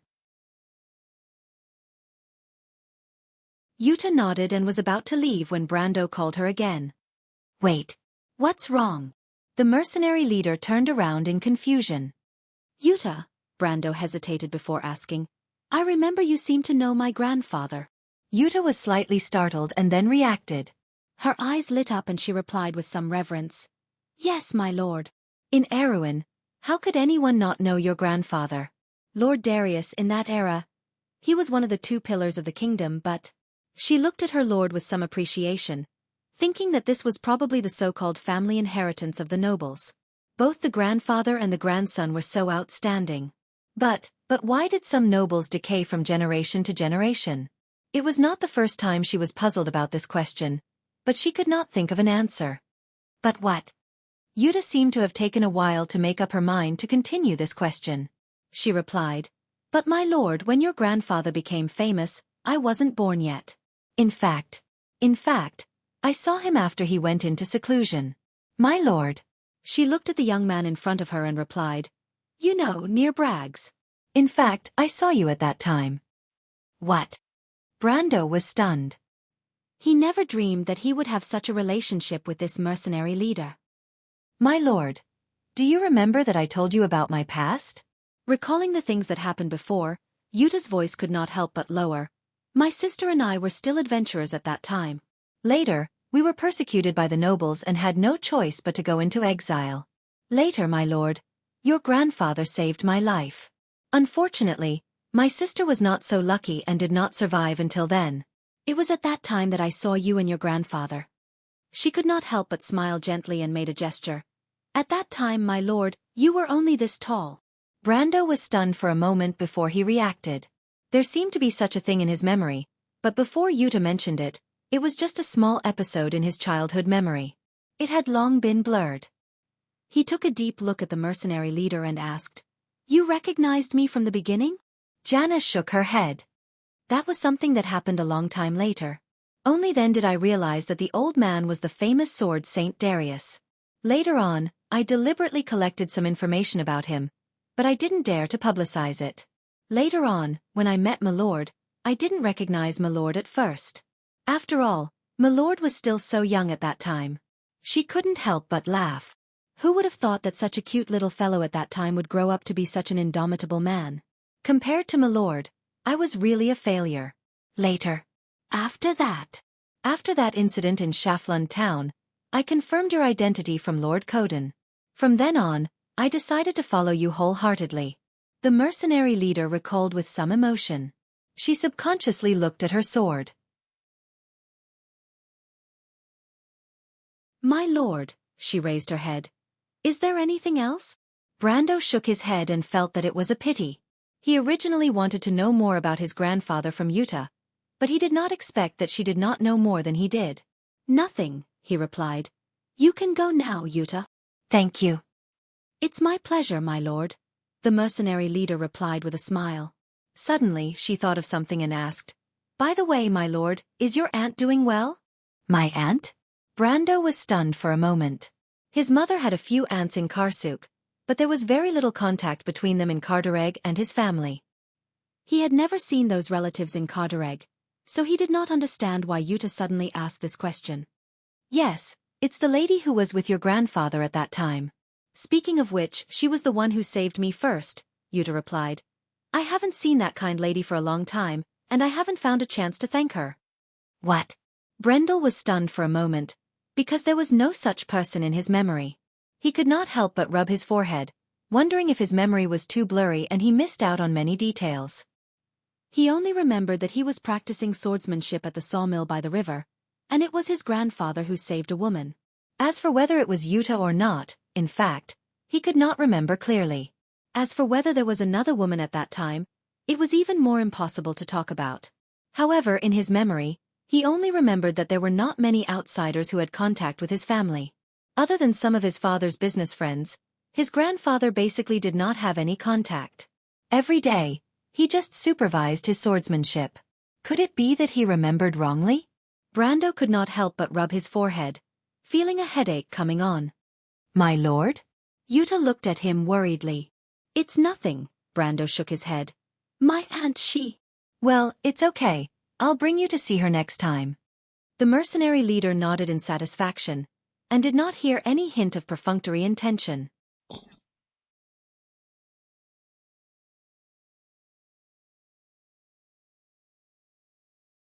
Chapter 979. There were no lights on the entire fleet. It was like a school of black fish floating in the night sky. The moonlight occasionally passed through the clouds, sprinkling the clear light on the undulating sea, and also reflected the shadow of the fleet on the waves. The silver sails were sometimes bright and sometimes dark, like a sparkling silver light. The entire fleet rumbled in the air, but the more it was so, the more silent the night seemed to be. The entire vast sky of the sublime inland sea seemed to be shrouded in this strange atmosphere. The atmosphere in the drafting room was also a little quiet. Several large maps of the entire empire and the surrounding areas of the sublime inland sea were spread out on the table. A black sheathed dagger was pressed against the corner of one side, and a sextant or something similar was placed on the other side. There were a few chairs placed around the table. Marjorie, the Shire, Avrum, Count Alcorn, and another representative elected by the nobles sat around the table. Brando sat at the head of the table. Behind him stood the female mercenary commander Yuta with a sword and Hippamera with a scepter. The ladies did not want to squeeze with these men, so they stood a little further away and watched the men discuss from afar. In fact, except for Chiara and Eugenie, the other ladies were not interested in this boring meeting. Enide accompanied the little princess of House Cipher, and Judy was used to following Eugenie. After all, the little girl was not even 11 years old, and she was still afraid of being alone. In the middle of the crowd stood a young man. He was wearing a captain's uniform, a blue-gray coat, a badge with golden tassels hanging from the shoulder, a ribbon, light gray breeches, black boots, and a pair of white gloves. He gestured on the map and said, My lord, our first task now is to determine the route. Such a large fleet can't always drift at sea, and supplies are a big problem. Therefore, we have to find a suitable target port. This place must meet the following conditions. First, it must be able to accommodate our fleet. Second, it must be able to provide us with sufficient supplies for a long time. Third, and most importantly, The port must have an attitude towards us. This is also the guarantee of the first two conditions. To be able to accommodate a fleet like ours, it must be at least a Grade 1 port. There aren't many such ports around the sublime inland sea. Avram replied, panting. The cabin was so hot and stuffy that the heir to the Duke's throne was covered in sweat. His silk robe was also soaked in sweat. His maid kept fanning him, but to no avail. His sweat was flowing like a waterfall. He wiped his forehead with a handkerchief and continued, only Cloak Bay, Metz and other commercial areas have such ports. I thought for a while, and the closest ones to us should be Emma, Golden Harbor, and Fatten. He was not as bossy and domineering as the other nobles. On the contrary, he was a little timid. Perhaps it was because he had too much contact with the family business that he had picked up the cautious habits of a merchant. After wiping the sweat off his forehead, he frowned and said worriedly, Captain, an anchorage with a Grade 1 port is most likely able to support a fleet like ours for a long time. But the problem is that the people of Cruz may not be at ease with a fleet like ours entering their port. My lord, you originally. Brando of course knew what this cautious guy was going to say. Originally, they thought that Brando only had a few ships in his hands. With the Avram family's connections in the empire, as long as they asked their business partners to take care of it, they would be able to easily settle the problem of docking and replenishing at the port. But to let the people of Cruz turn a blind eye and let such a large fleet enter the port, or even just pass through the waters near the port, was not a small matter. His original connections might not be of use. This was also the trouble that the Bugas gave him. Brando would never have thought that such a large fleet would arrive at the empire. But of course, he would not let Avram finish his sentence. He interrupted him with a look and said, I know, you don't have to worry. You just need to inform your friends in advance and let them rest assured, lest the people of Cruz think that we are their enemies. Is that so? Avram muttered in his heart. Was it really that simple? Such a large fleet that did not belong to them suddenly appeared in the Empire's territory. The people of Cruz who were in charge would not even be able to sleep well. It was a little too much to say that they could rest assured. It was just that these days, Brando had already established an unquestionable authority in the diplomatic group, so these doubts could only rot in his stomach. He would never speak out rashly. Brando's eyes swept across the yellowed maps, his eyes moving along the rugged coastline of the sublime inland sea as if he was thinking. After a long while, he made a decision. Let's go to Fathom. For a moment, the room was so quiet that even a pin drop could be heard. Everyone followed the young count's gaze to find their final destination. The two nobles of Cruz were obviously more familiar with their homeland. Fathom was located in the province of Emmeline, located at the estuary of the Marigold River. The province of Emmeline was east of the short Main Mountains, which happened to be the westernmost point of the Metz region. It was the northern gateway of the Evergreen Corridor. This was the heartland of the Northwest Territory of the Empire, and Fathom Port was the center of this region. It was also one of the largest ports in western Metz. Count Alcon glanced at the map, frowned and said, Isn't this place too close? Brando glanced at him and understood what he meant. Was Fathom Port too close to the Evergreen Corridor? He was afraid that the army of Jorgendy Ridge would come all the way north after breaking through Fort Azaf. After experiencing a life of panic and desperation, he finally had a chance to catch his breath. He did not want such an experience to happen again. He shook his head gently. In fact, the reason why they chose Fathom Port was not a spur-of-the-moment decision. Tumen had chosen this port for them a long time ago. Although the Bugas did not say why, Brando believed that the other party must have some information, but for some reason, he could not say it so directly. He could even boldly guess that the Silver Folk might have used their monitoring stations on the ground. Therefore, at such a sensitive time, Tumen could only choose such a subtle way to remind him. This short meeting at the moment, to put it bluntly, was just a cover for the eyes and ears of the nobles of Cruz. Brando replied, Earl Alcon, the White Legion is still in the Evergreen Corridor. The army of Jorgendy Ridge won't be able to break through this line of defense so easily. Taking a step back, if the White Legion can't stop them, then there's no safe place in the entire Metz area. You can't expect us to go directly to the heart of the Empire, right? Earl Alcon frowned. He could hear the meaning behind the young Earl's words. Besides, he also understood what it meant for such a large fleet to go directly to the heart of the Empire. At that time, No matter whether they had good or bad intentions, they would only be greeted by a frontal attack from the crew's royal fleet and the Pegasus Knight regiment that guarded the imperial capital. "Then," said another noble of Cruz who was present. He was the representative of the other nobles outside of Lone Port. He was a nice gentleman with a kind face, but now he looked more nervous than Earl Alcon. "Why don't we go to Cloak Bay?" The real reason for not going to Cloak Bay was naturally that Tolman had warned him in advance. Most of the nobles who knew about the final battle were now rooted in this area.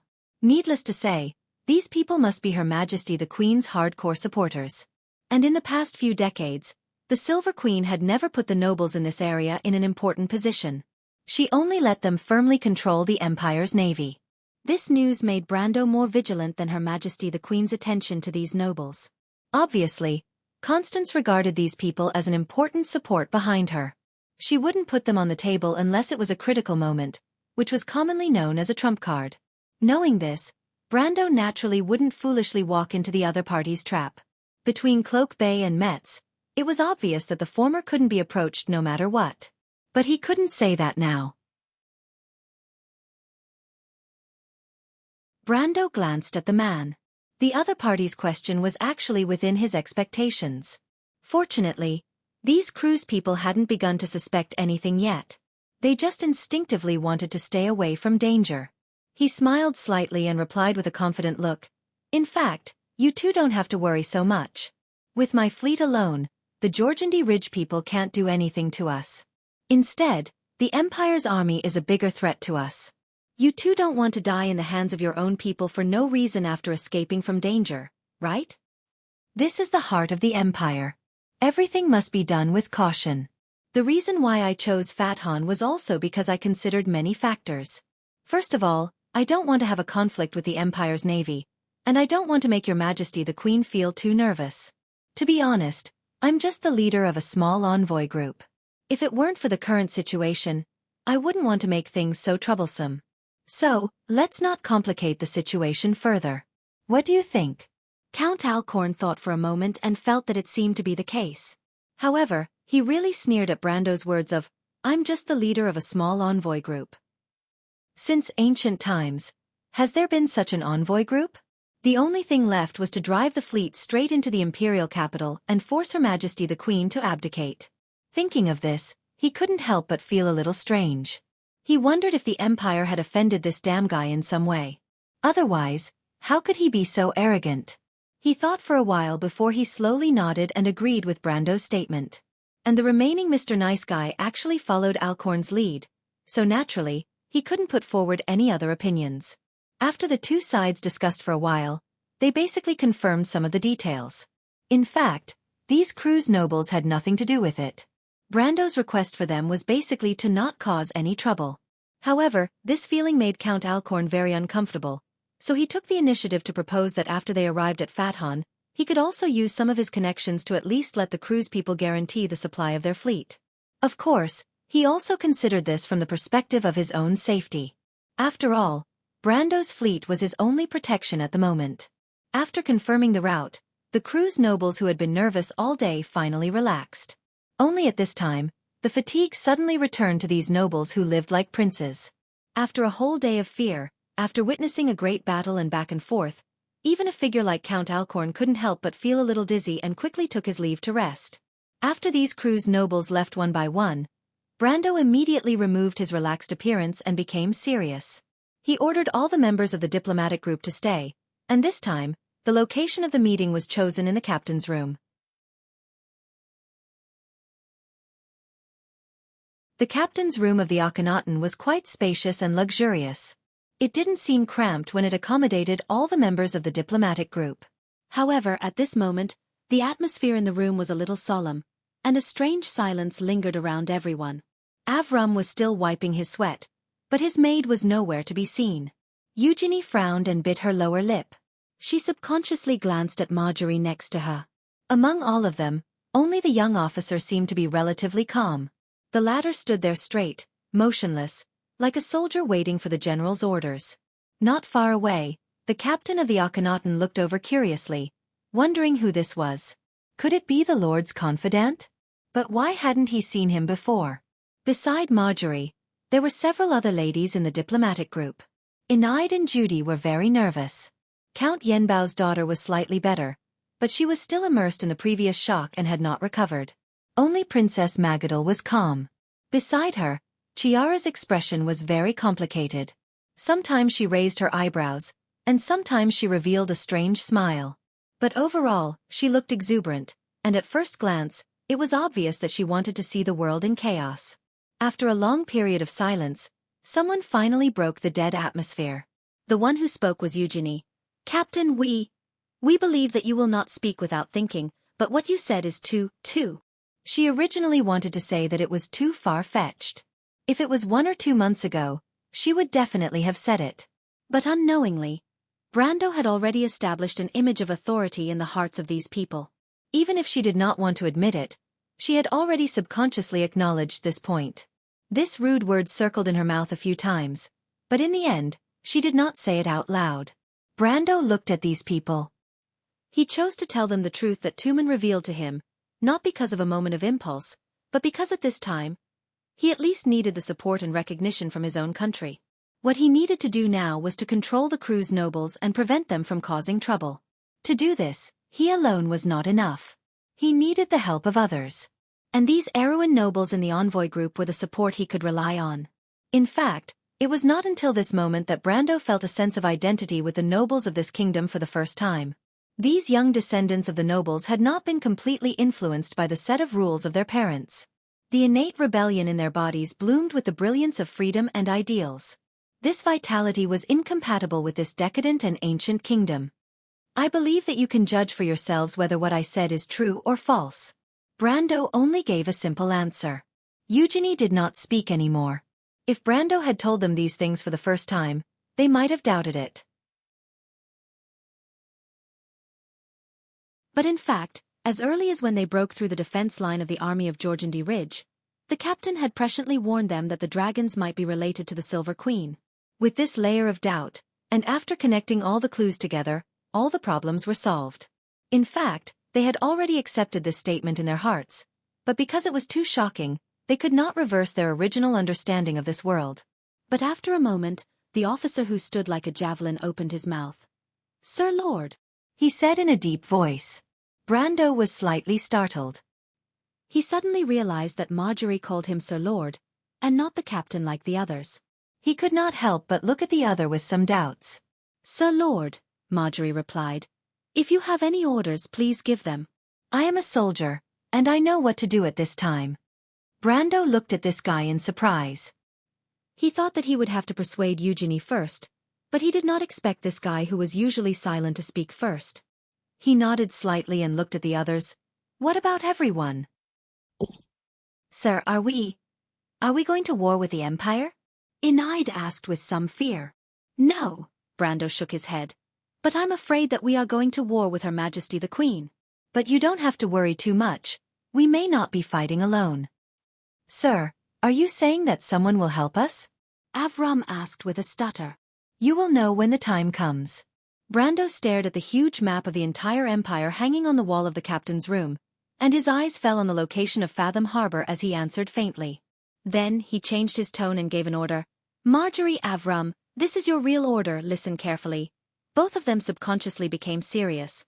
"When the fleet arrives at Fathom Harbor, your mission is to immediately take over the harbor." Brando emphasized the word, take over. Whether by peaceful means or by force. He raised his head, and his eyes were so bright that it was as if there were a ball of fire. "Do you understand?" The two young men were stunned at the same time.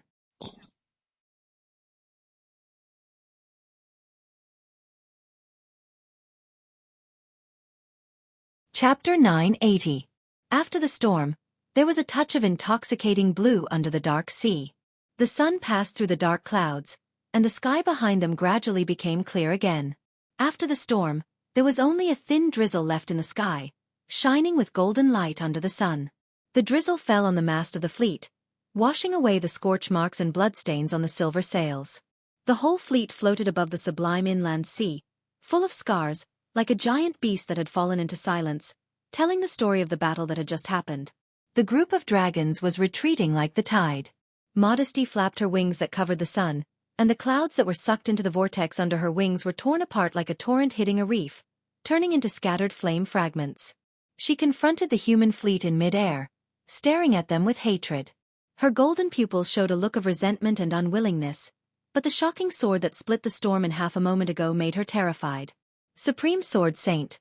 There was actually a Supreme Sword Saint in this small human fleet. That black-clothed human man's cold eyes made her unable to summon up any will to resist. Damn it, if only that arrogant guy Obsidian was here, he would definitely teach them a lesson. The female black dragon gritted her teeth, but she had to admit defeat.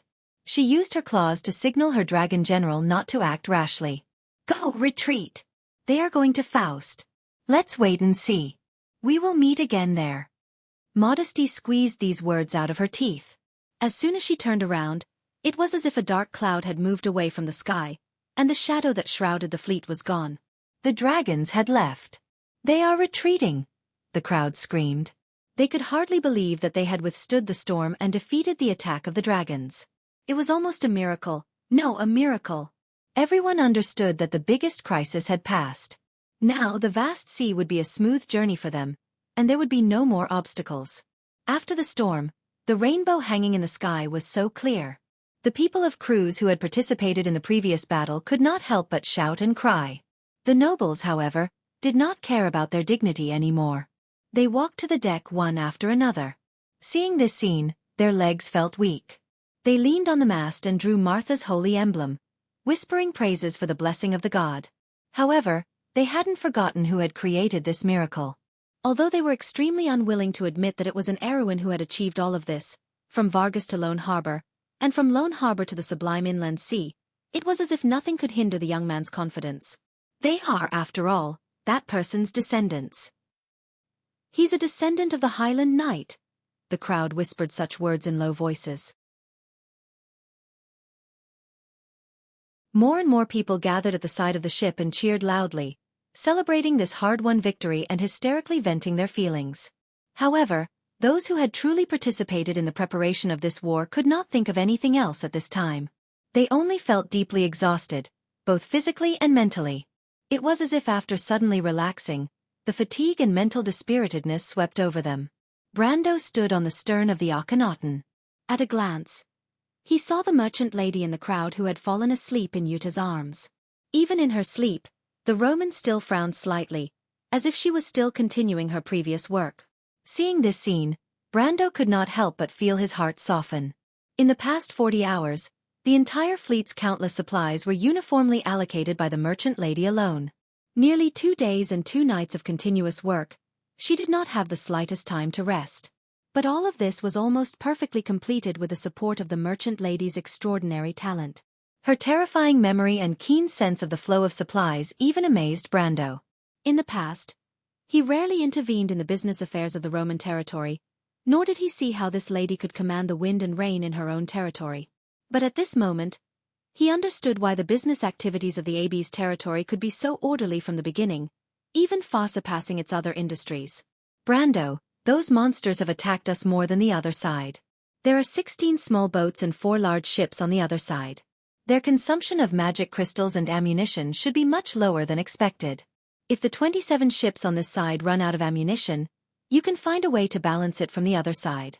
Also, the little Roman carefully reminded him with a pair of dark circles under her eyes, the ship that was hit was the Deer and 3 other ships. 2 of them fell into the sea. The ships that fell into the sea should be carrying food and drinking water, which is 1/3 of our supplies. I've already placed the remaining transport ships in the middle of the fleet. Brando, you have to be careful and protect them. After saying those words, she yawned, tilted her head and fell into a deep sleep in his arms.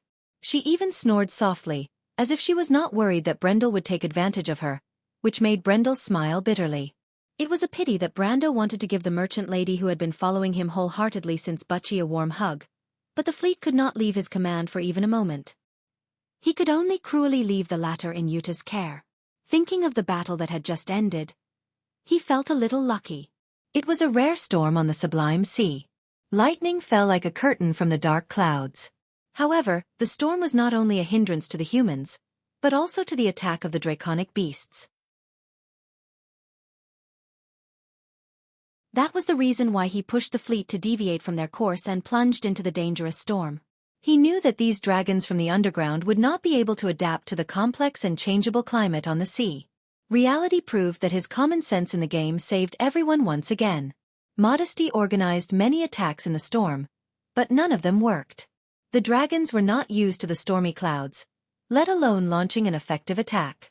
Instead, some of them fell into the sea due to the loss of altitude. On the other hand, although the human fleet was slow, the sailors who were used to standing with the wind and waves could always effectively prevent the fleet from getting lost. Although Modesty was angry about this, it was useless. Although the dragons were powerful, they were not omnipotent. The most threatening attack was on the eve of the storm, but unfortunately, it did not deviate from Brando's prediction. He knew the character of the black dragon well, so he had already arranged a strategy to meet the attack. Moreover, this time, even God was on the side of the humans. The storm lasted for 2 days and 2 nights, and the dragons were already exhausted. When they were forced by Modesty to launch their final attack, the sword of the Ash Sword Saint dispelled all of her delusions. Although the humans had the upper hand, but for the past 2 days, everyone recalled that it was a tragic battle. The fleet lost more than 10% of the warships, and the casualties were uncountable. Many people died in battle, but more losses came from the storm itself. It was a nightmare, but fortunately, it was finally over. The sailors and officers, after shouting and cheering with all their might, one by one, fell down on the deck, snoring. At this time, there was no chief officer to urge them to stand up and continue fighting. Soon, there was only one voice on the deck. "How lucky, my lord." The Shire was a mess. His beautiful Magus robe was wrinkled and stuck to his body because it was soaked in water. He walked up to the poop, wiping the beads of water on his forehead with his hand, and complained to Brando. "We encountered a storm on the shining sea before. The storm on the open sea was much worse than here. Your grandfather vomited a lot at that time." Brando stared at the guy who ruined his grandfather's image. The Shire felt a little guilty under the stare. He spread out his hands and said, "Well, I admit that I vomited a little, but I'm a wizard. You know, our willpower is always stronger than the average person. Your face is so pale that it's not very convincing." "That's because I'm too sleepy, my lord. How come I didn't know that heroic spirits need to sleep?" "I think that lady has a different opinion," the Shire smiled. Brando knew that this guy was talking about Saint Tassol, the Wind Empress. He secretly cursed him for being cunning. He didn't dare to expose that elf's shortcomings. Tap. Brando heard the sound of footsteps behind him. He turned around and saw a pair of black high-heeled shoes. The rose inlaid on the tip of the shoes was as eye-catching as blood. It was as dazzling as snow. On the ankle was an ebony skirt. She had a slender waist, layers of lace corsets, and thin shoulder straps that tightly wrapped around her snow-white shoulders. She had a slender neck, a sharp chin, long hair that was dyed black, red eyes that were as bright as agate, slender eyebrows that were raised high, and a forehead that was as smooth as jade. "Why did you come out?" Brando frowned and asked unhappily. This was troublesome. It wasn't easy for him to get her on the ship without anyone noticing. He didn't want her to be exposed in public. If the successor of the Dark Dragon was a rat on the street, then if this lady's identity was exposed, he would immediately become the public enemy of the civilization. "It's too stuffy in the carriage." Dark Ko Hua wrinkled her nose and made a sound that was almost undetectable. Brando glanced at the Shire, and the latter nodded knowingly. He placed his hand on his chest and bowed to Ko Hua. "I'll go arrange rooms for Miss Eugenie and the others. There are too many people on the deck." Dark Ko Hua's eyes were filled with disdain. She was about to express her disdain for such hypocrisy when she heard Brando sternly say to her, "Come with me." The second deck of the Akenton's stern was surrounded by a hollow corridor. After the storm, a lot of rain had poured in, and the corridor was still wet. Brando silently led Dark Ko Hua through the corridor. Halfway through, he stopped and turned to look at her. "You're looking for trouble. You're obviously young, but you're as cautious as an old man." Dark Ko Hua pursed her lips. "I smelled the scent of those disgusting reptiles. I just wanted to see if you needed help. Those people outside don't recognize me at all. What are you afraid of? Don't underestimate humans. Don't forget who defeated you. Besides, I have a dragon on my ship. Do you think she won't recognize you?" Brando replied in annoyance. No wonder it's so smelly here. But even dragons are divided into several generations. Little reptiles born after the age of chaos might not be able to recognize me. The girl snorted. Besides, do you think I want to see a despicable person like you? If it wasn't for someone telling me to come out, I wouldn't be bothered to wander around this stinking place. Someone told you to come out. Brando had expected this girl to be insincere. Although she said there was no need to worry, she was usually more cautious than anyone else. She wouldn't easily appear in front of anyone. This woman seemed arrogant on the surface, but she was a person who cherished her life and craved power. Unless she had no other choice, she wouldn't easily expose herself to danger. I was the one who told her to come out. A gentle voice suddenly sounded in their minds. Brando was slightly startled. He immediately recognized the voice. The Wind Empress? He didn't expect that the Elf Queen, who hadn't appeared for a long time, would choose to appear at this time. He couldn't help but feel excited.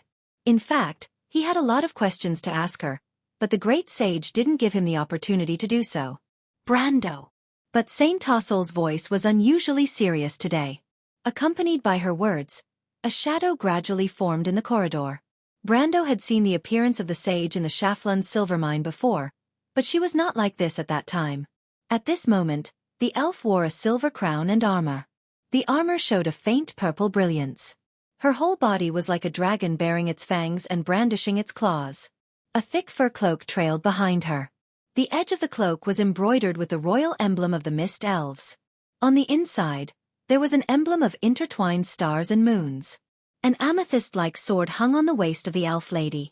On the hilt of the sword was the legendary treasure of the Mist Elves, the starry diamond. When Brando saw Saint Tossel like this, he couldn't help but be stunned. But he immediately reacted. This was the legendary armor of the Wind Empress in the War of the Holy Saints. It was also the symbol of the elven royal family, Stardust's lament. Legend said that this armor had long disappeared in the long river of history with the Mist Elves. But when it reappeared one day on the body of the Queen of the Elves, it didn't lose any of its former glory. The Wind Empress. You are. Brando didn't understand why the Wind Empress appeared in such a splendid attire. Was she trying to intimidate the she-wolf? It seemed that the Saint Tossel he knew was not such a superficial person. Ha! Doc Ko Hua looked at the Wind Empress and let out a surprised sigh. It really is the legacy of those guys in the Tower of Babel. I didn't expect to see it in this era. What do you mean? Brando interrupted her. Brando, the Wind Empress took the initiative to continue the conversation. Do you remember what I said to you last time? Last time? That time when you accepted Odin's inheritance. You said. Brando suddenly remembered the conversation at that time. At that time you said that what you did and what Odin did, after thousands of years, may not be clearly defined by right or wrong. It's nothing more than different methods that lead to different endings. As if a bolt of lightning flashed through his mind, he immediately reacted. It turns out that the dark dragon chose the wrong path, and you... We may not be right, Saint Tossel interrupted Brando. In fact, after the last battle, we have already expected today's result. But why? Brando looked at the Wind Empress in confusion. Is what Master Tullman said true? This has to do with a legend, Brando. The Elf Empress looked at Ko Hua silently and replied faintly. That was the time when the Night of Azure had not yet pierced through the sky and caused the meteors to fall to the ground, thus beginning the era of mortals. It was the time before the chaos. In that era described in countless hymns, the gods walked on the earth, and the earth was full of the gods' people, the silver race. The warriors of the gods, the golden race. And before them, there were even more glorious gods and servants. Under the glory of the gods, the earth was full of gold and jade, and the sweet water flowed in the rivers. The gods guided their people to cultivate and reproduce on this fertile land. The fire of civilization was prosperous and strong, and the silver race built countless miracles on the earth. The towers pierced the clouds, the cities floated above the clouds, the temples were piled up with jade, and the holy music in the temples was heard all year round. But in fact, the war history in the Pale poem told a completely different story. It was an era of war, bloodshed, and heroic sacrifice. In that era, the gods and their servants also faced a terrible enemy, the Twilight Dragon. Countless battles, countless reconstructions on the ruins, and civilization collapsed several times. And in the last era, the Twilight Dragon even captured the most powerful fortress of the Silver Race, Babel's Tower. The darkness of civilization. This was the terrible disaster recorded in the Pale Poem of the Cruise People, recorded on the War Slate, and recorded in the Dark Prophecy. Countless civilizations were destroyed, and the legacy of the past was scattered on the earth. After countless years, the once noble Silver Race had to trudge on the earth, cut through the thorns, and find everything that was lost. Until a hero appeared in this world. The Knight of Azure. The legend that changed everything. After the Azure Spear pierced the sky and caused the Twilight Dragon to fall into a deep sleep, the Myrnas appeared on the earth. A prophet led them across the Great Plains and built the first civilized empire after the gods left woned in the wilderness of today's four-leaf clover. This was the Myrnas Empire, and this was the beginning of the era of mortals. And that prophet, he had no name, but the legend about him was passed down from generation to generation. Because since then, every generation of Myrnas had a prophet, and they had a common name, the Dark Dragon.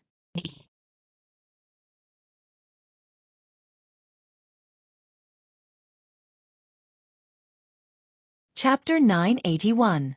When the Dark Dragon passed down to Odin's generation, the civilization and rule of the Myrnas had reached its peak. However, under the prosperity, there was a disharmony. At that time, the main characters of the land were not the Black Iron folk who now ruled Woned. They were just barbarians in the mountains, and the main members of the Black Iron folk, humans and mountain dwarves, were the vassals of the Myrnas. The Myrnas were very indifferent to the Black Iron folk, especially when the Dark Dragon reached Odin's generation. The empire was tyrannical and harsh to its vassals. Odin once conquered the humans on the Great Plains, built a fortress on the glacier, and migrated the dwarves to the Cloud Mountains. These two migrations alone caused the dwarves and humans to lose nearly half of their population. If the Myrnas were like this to their vassals, it was needless to say to the other Black Iron folk. It was usually a bloody suppression. They did not care about other races besides the Black Iron folk. At that time, the Silver Elves and the Mist Elves had their own kingdoms. Although most of them were isolated from the world, they still could not avoid dealing with the outside world. However, the Myrnas were high and mighty and ignored these silver folk.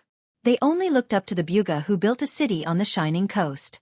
These wizards were said to be the guardians of the Tower of Babel, the descendants of the scholars of Aegido. As for the dragons, they were in the midst of the famous chaos of Aegido.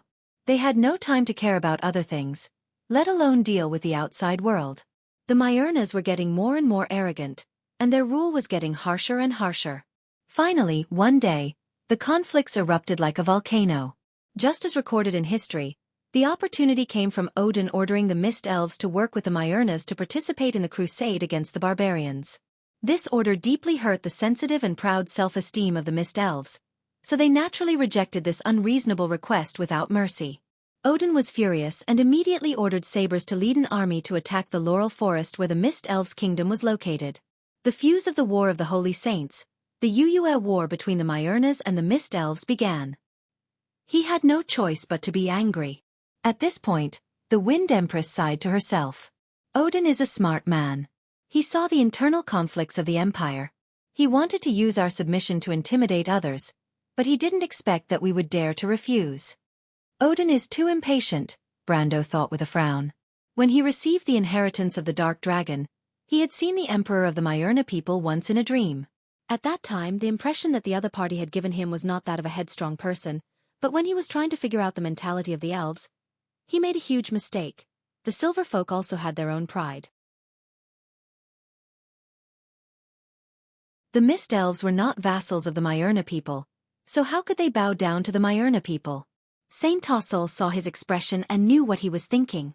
She shook her head and said, "The will of the Dark Dragon isn't that easy to reject. You can't imagine how powerful the Myrna people were in that era.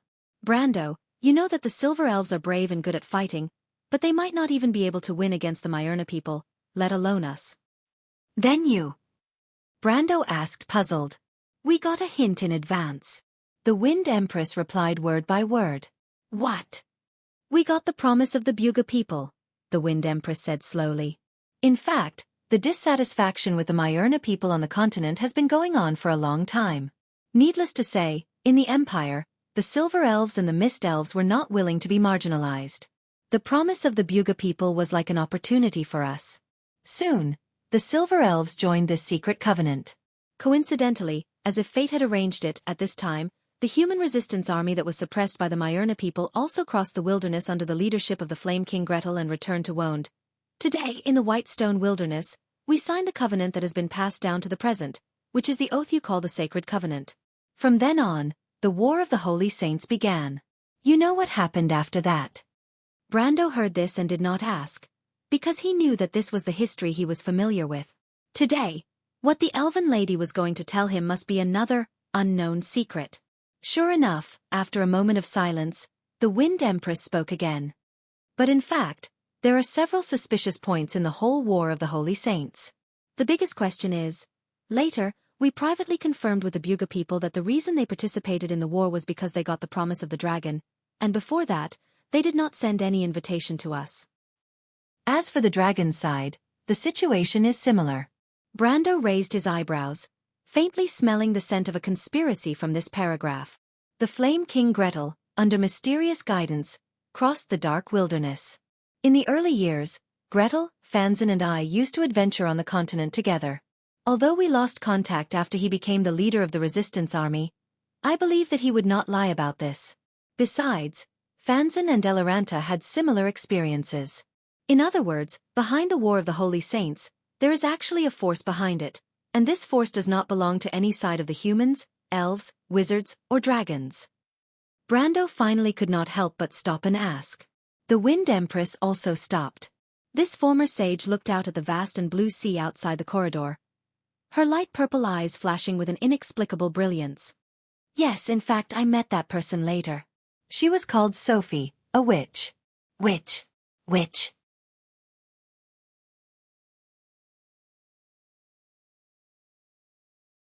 Although before this, Brando's mind had all kinds of answers, but he never thought of this special group of witches. They were the loyal followers of the Dark Dragon, and even today, even in open opposition to the world of order, they did not give up their beliefs. Needless to say, the Queen of Witches was the former mistress of the Myrna Empire. How could such a group betray the Myrna people? The Wind Empress nodded. This group of witches is from the Pharaoh. They and the witches of the 13th moon are the two most unique groups of witches in the witch world. Sophie is not her name. Every generation of their orthodox descendants is called Sophie, just like the Dark Dragon. After the War of the Holy Saints ended, she personally found me and told me all this. Why? Brando asked, very puzzled. Because of the Black Prophecy. Black Prophecy. The Wind Empress skipped this question and asked, Brando, do you think someone as smart as Odin would fall into the trap of his own people?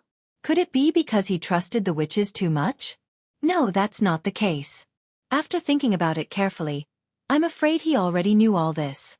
When we rebelled, even if the humans, dwarves, elves and bugas, as well as a few other races such as the gnomes and halflings joined together, I'm afraid we weren't sure if we could really defeat the Empire. The strength of the Myrna people is unimaginable to people now. This was the second time she said this, but in the eyes of Saint Tossol, it seemed to be a matter of course, because the Myrna Empire ruled by the Dark Dragon was so frightening. But they were defeated after all. Brando comforted. No. The Wind Empress shook her head decisively. It's not as simple as you think, Brando. From the beginning to the end, only Sabers and Tumen's legions participated in suppressing our rebellion. Sabers belongs to the Dark Dragon's forbidden army, and Tumen's is just some militia. The Myrna people have 7 legions, and these 7 legions have never appeared in the entire War of the Holy Saints. What? This time, Brando was really surprised. It could be explained that the 7 legions of the Myrna people did not appear in the early stages of the War of the Holy Saints because they did not attract attention. But after the decisive battle between the 4 sages and sabers, anyone with a discerning eye could see that the Myrna Empire had reached its end at that time, and even the Dark Dragon Odin himself had to participate in the battle. Under such circumstances, the possibility of the Myrna people still hiding their strength was too small, unless the so-called 7 legions of the Myrna people were just a complete scam. But, is that possible? The Wind Empress continued. In fact, until we attacked the Alkash region, we had always thought that the Dark Dragon had arranged a trap to make us believe that we had won. The only doubt was that most people more or less felt that our strength was not enough to make Odin go to war. It wasn't until Odin personally participated in the final battle and was defeated that we dared to believe that all of this was true. In fact, until the final battle, Odin had not used his strongest strength. She paused for a moment. You are also a planeswalker, Brando. Do you know what kind of power a planeswalker possesses? That is extraordinary power, the power of a world. This power has its own system in the world of planeswalkers, and it is on a completely different level from the power that we possess, whether it is magic or physical strength. Unless we can use the power of the entire world to fight against the power of the planeswalkers, it is impossible for us to win. To put it simply, a planeswalker is actually a god. He is like a god who came here from a distant world. He controls all the rules of that world, and the creatures and forces of the entire world obey his orders unconditionally. If we want to fight against him, we have to become the god of our world first. But as everyone knows, the god of our world has long been away from the disputes of the mortal world. So, in theory, it is impossible for us to win against Odin. But planeswalkers also need to plunder resources. He can't squander his power without limit. Odin just changed his method of plundering power from this world to support the power of his world. As long as you find a way to defeat him from this source, it's not like there's no hope of victory. In fact, isn't that what you're doing, Lady Wind Empress? You are the same as us in that era, thinking of the problem too simply. But the problem is, the Dark Dragon is not alone. He can seize power from us, and he can also seize power from others. As a dignified emperor of an empire, with so many people supporting him, would he really fight against us alone? Saint Tossol seemed to have been prepared for this question, and calmly retorted. Brando was stunned. He remembered that this was not what the Wind Empress had said last time. Moreover, history did not describe it this way. But he did come to challenge you alone. Is it because he is too confident? Odin is no longer a young boy. He is the supreme of a huge empire. He would not do something reckless for this false reputation. Actually, Fanzin and I saw some clues in the battle. Later, before Odin died, he asked us to keep a secret for him, which confirmed my guess. He asked you for sages to keep a secret for him. What kind of secret is that? Brando only realized that it was inappropriate when he asked this question, and hurriedly tried to remedy it. Sorry, if it is not convenient, then forget it. He suddenly thought that since the Wind Empress had said this, the four sages must have agreed to Odin's request at that time. Some of the things that Tumen had said to him before also proved this point. In that case, he could not let the Wind Empress be a person who went back on her words. Besides, heroes like the four sages were unlikely to go back on their words. But unexpectedly, the Wind Empress shook her head indifferently and said, Actually, it's nothing. I came out today to tell you the truth. I've thought about it. Since you are the person chosen by Odin, there are some things that you should know. Brando shut his mouth, but frowned faintly. He suddenly heard a sense of farewell from the tone of the elf empress. He faintly felt that the sage who had accompanied him for so long and taken care of him like an elder was about to choose to leave. Saint Tossol pondered for a moment before slowly replying, The secret that he asked us to keep is very simple. It is to let the result of the War of the Holy Saints become an established fact. In fact, he had already expected all of this. He told us some things. The Twilight Dragon has never really died. The first generation of the Dark Dragon, Azure Knight, only seriously injured it and made it return to the Sea of Chaos. However, the hour hand of the Judgment Day has never slowed down. There is such a legend in the Dark Prophecy. It says that a hero will be born from the mortals, holding the key of fate and opening another door for the future of this world. That is the rebirth of order on the ashes after the dusk of all things and gods. After the disaster of Babel Fortress, civilization was once lost on the earth. Many people, including our generation, thought that the hero among the mortals was Azure Knight, because he was the one who made the stars fall to the earth and started the era of mortals. However, fate played a cruel joke on us.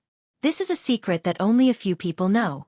Since the establishment of the Myrna Empire, they have been engaged in a fierce war with the Twilight Army outside the elemental frontier. Therefore, Wond had a short respite. The Elf Queen smiled slightly, but her smile was a little tired. We thought that what we did was right. The War of the Holy Saints was just a war against oppression. However, from the beginning we guessed the beginning correctly but not the end. Unfortunately, it was our own people who gave the dark dragon a fatal blow. At the last moment of the dynasty's collapse, Odin ordered the 7 legions to be permanently stationed outside the elemental frontier. He also joined forces with several other planeswalkers to seal Wone's passage to the Sea of Chaos.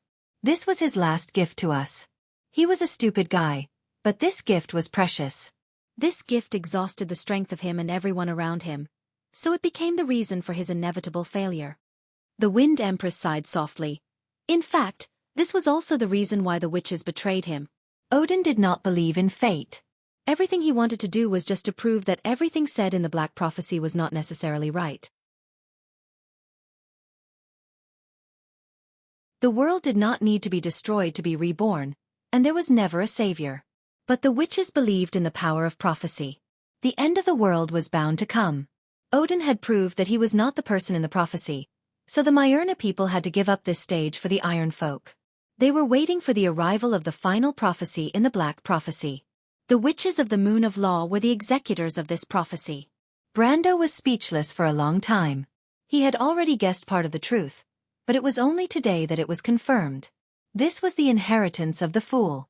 It was the arrogant struggle of a man who overestimated himself. Although it was ridiculous, it was worth remembering forever. Because people would never bow down to fate. Now that the truth was out, he couldn't help but rub his chest. In a sense, he was also the one who had overestimated his capabilities.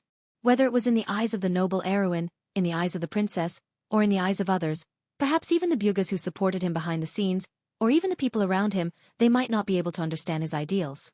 He knew that many people stood by him only because they believed that he could change something. They might not agree with his true thoughts deep in his heart. What did he want the world to be like? Brando did not answer, but his eyes had already crossed the sublime inland sea. He knew that there, beyond the borders of civilization, there were countless undeveloped lands. Civilization did not have to be trapped in one place, and the power of the twilight was not invincible. These thoughts were somewhat out of tune with this world that was deeply mired in chaos, perhaps even too distant. Just like how the Kurlutz people would never work together with the Farnesan people, the Wind Elves would never be able to integrate themselves into the human world without reservation, not to mention the undead and countless troubles and conflicts. But would he become a fool like Odin? Brando felt that he could not answer this question for a while. Maybe not, just like how he did not agree with all of Odin's ideas. Maybe the problem is not here. He said slowly.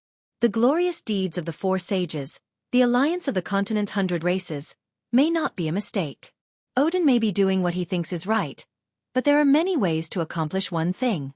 He believes that fate can be changed, but he sees himself as the savior. Brando looked at the magnificent scenery under the fleet. The thick clouds scattered like cotton wool blown away by the wind, revealing the golden sea surface. But there were more things in his mind. The diligent Blackie has published a new book again. Let me recommend it to everyone. I feel that it has improved a lot compared to the last book. Title: Ling Tianji, Book Number 3296695. Introduction. With a thought, 10,000 laws follow. With a thought, the moon is bright and the wind is clear. The 9 states is vast. Hundreds of millions of miles. The Emperor of Great Zhou appoints the world to the people. The Taoist court is above the 9 heavens, educating the 9 states. Outside the 9 states, the demon kingdom of the northern wilderness is eyeing covetously. The southern barbarian shaman sect is ambitious. The Saha Buddhist land in the west preaches to the 9 states and is in the ascendant. A young scholar who has read all kinds of classics since childhood transmigrates to this world. He fights the barbarian shaman and fights the demons. He discusses the Tao with the Bodhisattva and smiles with the Taoist lord. He builds the heavenly court, establishes the netherworld, opens the 6 paths of reincarnation, and becomes the celestial emperor.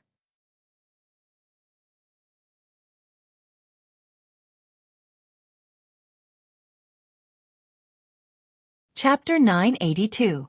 The two stood in the corridor and did not speak for a long time. Brando suddenly spoke. Lady Wind Empress, I have one last question.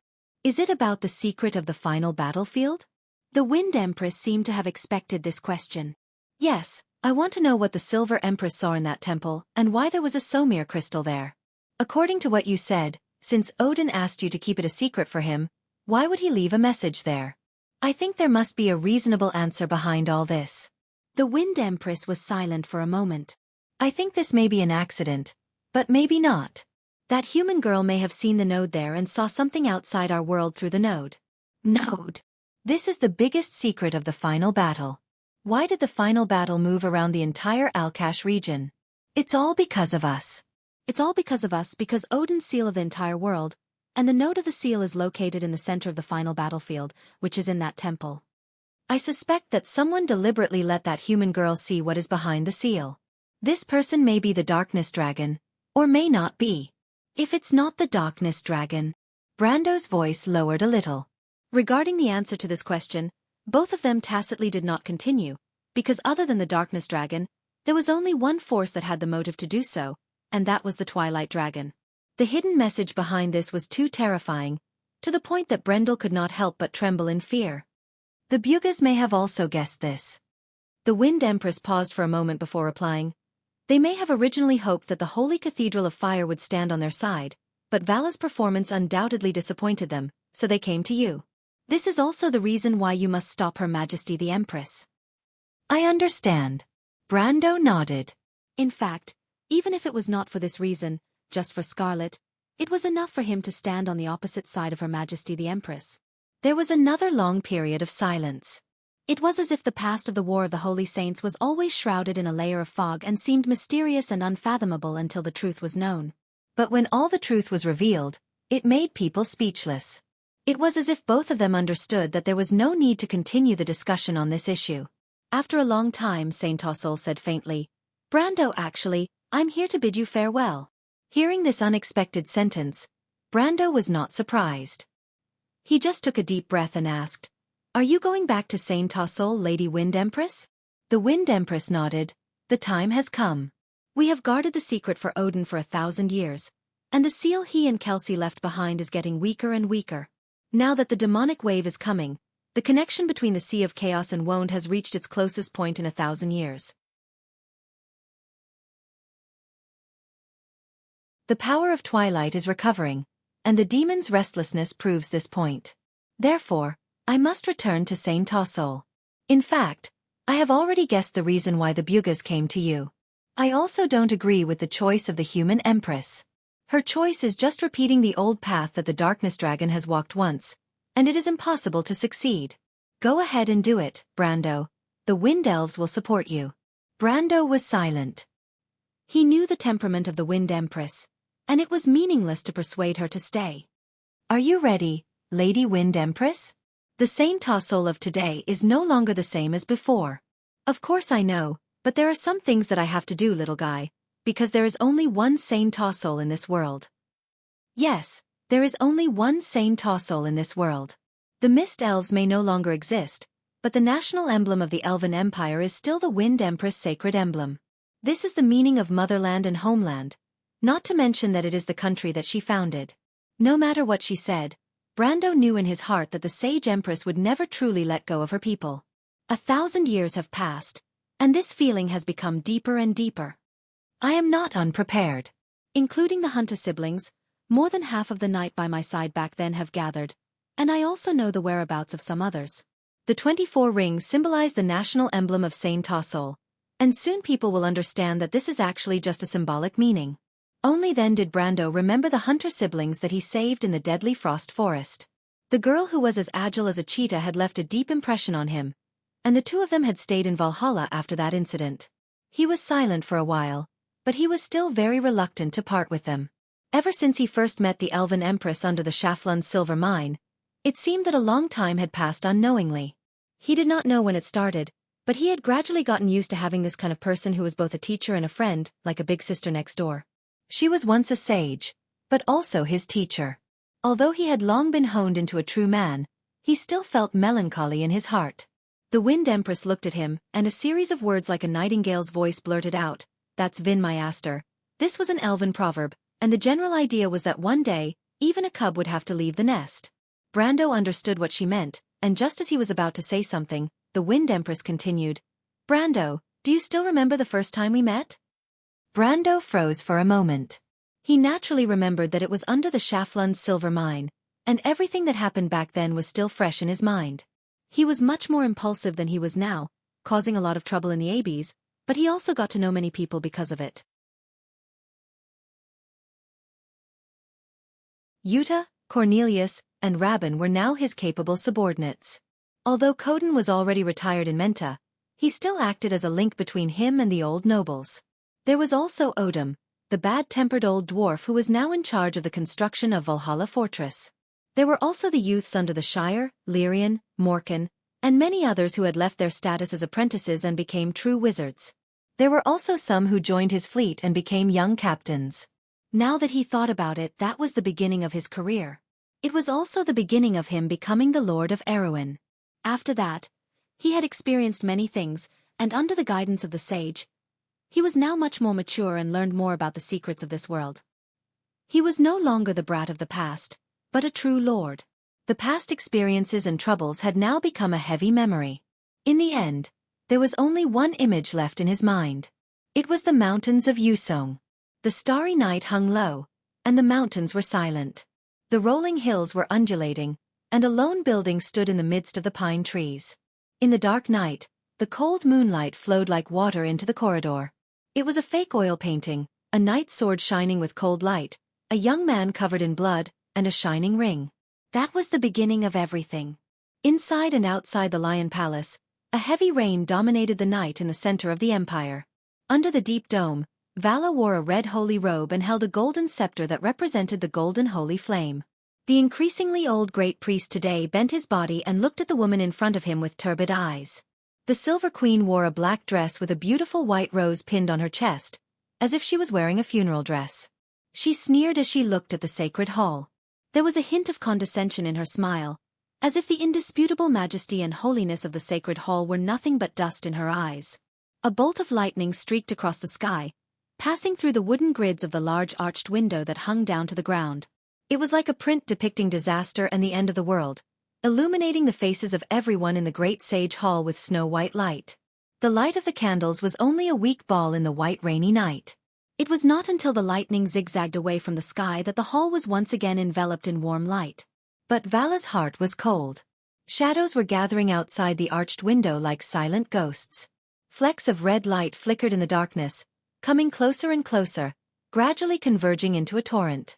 Vala raised her head shakily and saw all this. The wild beasts covered in manes, baring their fangs and sharp teeth, were leaping from rooftops far and near, raising their heads and letting out a long howl or two. In the distance, echoing screams were heard from farther blocks. Even though it was raining, cats and dogs all over the city were screaming crazily in the night. Everything was like the scene before the end of the world. Vala's heart was cold. Those were the sinners, the werewolves of Xianxia, the last people with the blood of the Myurnas. And today they were back. One by one, the figures overlapped in front of him. The once tall and glorious statues of the sages that he yearned for, after the terrible upheaval, the sacred light that shrouded them gradually dissipated. One by one, the lights went out, and the road ahead was finally plunged into a dark fog. It was a scene he had witnessed in the past few decades. He had seen with his own eyes the sacred hall that was full of vigor and vitality slowly fade away. The people's unwavering faith gradually wavered, and they fell into a desperate state of self-doubt. The road ahead was long gone, and everything was over. He suddenly remembered the moment when he received the holy crown and the scepter. At that time, the golden sun shrouded the entire Leo Palace, and the spire of the palace shone with the most dazzling light. But that was just before sunset. When the Xianxia Bolton woke up from his nightmare, purple lightning zigzagged across the sky. Outside the window, it was raining cats and dogs. He was lying on a thin wooden bed, his face snow-white from the illumination of the lightning. "Sifrid," he subconsciously called out, but there was no response. He stared blankly for a moment before remembering that his daughter had already moved to Valhalla, where she was learning how to grasp the power of the forest goddess from the druid elders. All that was left in the land of darkness was the rustling of the rain. Occasionally, white lightning flashed, but Bolton felt a little uneasy. There was no moon in the rainy night, but he seemed to be able to hear a strong call in his heart. It was the wild instinct in the Xianxia bloodline. Usually, This most primitive desire for destruction would only be aroused under the brilliance of the magic moon. But today was a little abnormal. He slowly sat up on the bed and listened to the movements outside. After Grodin's death, the entire green village was moved to this place under the young lord's arrangements. It was located in the middle of the mountains and forests. He could usually hear the sound of the wind rising and falling under the night sky, but on this rainy night, he could only hear one or two howls that pierced through the curtain of rain. He did not know if it was the wolves of the forest or some other beast. Bolton was speechless. Amidst the faint uneasiness, he suddenly recalled the strange dream he had. It was said that when a person woke up from a dream, the memory of the dream would be particularly deep. For him, this was exactly the case. The most terrifying scenes in the dream replayed repeatedly in his mind. The scenes in the dream were strange and absurd, but he vaguely felt that they were somewhat real. He saw a sea of fire descending, the earth cracking, stars piercing through the clouds and falling from the sky. The mountains and rivers were flattened, and the sea was steaming. The whole world was falling apart and turning into ashes. A terrifying dragon stretched across the starry sky, watching Won's destruction with a cold gaze. In that hellish scene, he seemed to hear the wails of countless people. His people, his daughter, they were all buried in the sea of fire. Then, all the scenes collapsed. He remembered a tall figure standing in front of him, ordering him to pledge his loyalty with an unquestionable tone. Thousands of voices echoed in his mind, turning into a loud rumble. The dark dragon has been resurrected. The times have changed. Obey her orders. Obey her orders. Asterisk bang. Asterisk Bolton's eyes were red. He suddenly slammed his fist on the bed. He roared in a low voice, suppressing the urge to turn into a wolf. When he woke up the next moment, his head was already covered in cold sweat, and a deep fear rose from his heart. This primitive and fatal impulse was the biggest weakness of the Xianxia people, but usually, only when the power of the demon moon was at its peak would he feel this wild power in his blood become restless. What was going on? He took 2 deep breaths, but before he could calm the uneasiness in his heart, the door was pushed open with a loud bang. A young man who was drenched stood outside the door, looking at him in panic. He said, "Uncle Bolton, it's not good.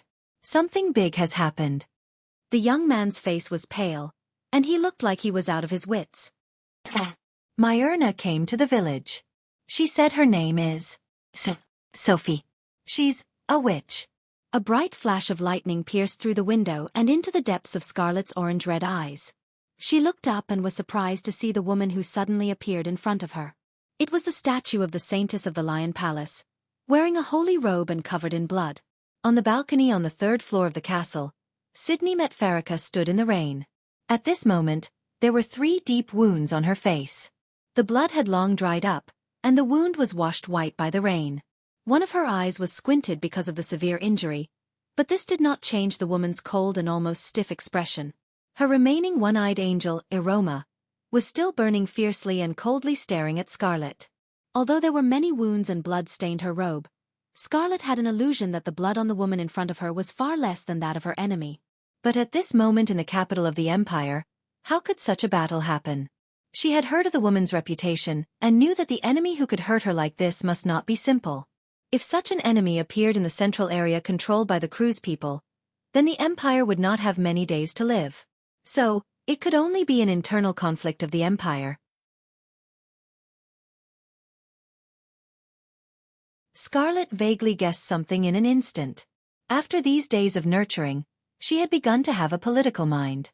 She was no longer the confused and restless little girl.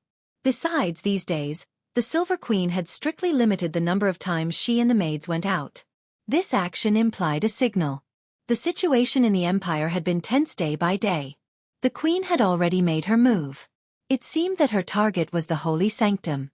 But Scarlet still did not understand why the statue of the Saintess of the Lion Palace appeared here, in front of her.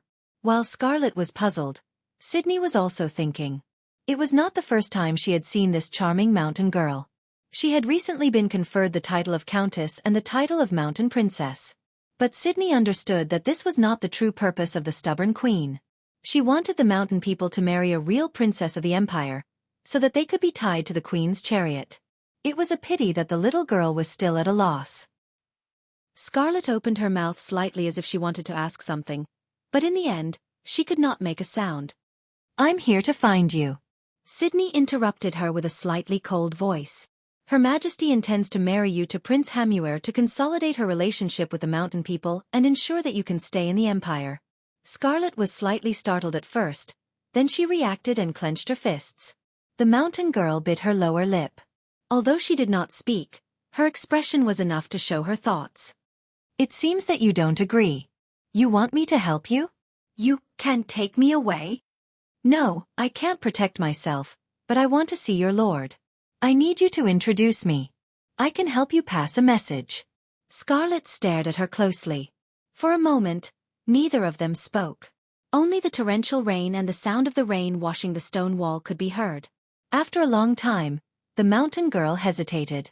It was only for a moment, but Sydney had already seen her mouth. There were only 6 words. "Save me, Lord." Why do students always say that I'm a monthly update? In the future, I'll be a young gentleman who never stops updating. Continue to recommend Hey 13th's new work, Ling Tianji. If you can help recommend and collect it, please help.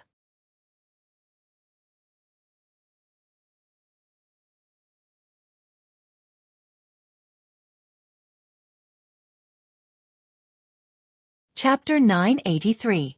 After passing through the storm, the temperament of the sublime inland sea became unusually mild. A week later, at noon of the 8th day to be exact, a black arc appeared on the horizon where the sky and sea were the same color as the sea. It was the mountains of Metz. The sailors re-measured the position of the fleet and confirmed that they were in the waters near Fathom 10. In fact, the Imperial patrol ships with red sails could already be seen on the sea level. This Imperial patrol ship came from the nearby Fathom 10 port. The sailors on the ship were obviously frightened when they saw a huge fleet coming out of the clouds in the afternoon sun.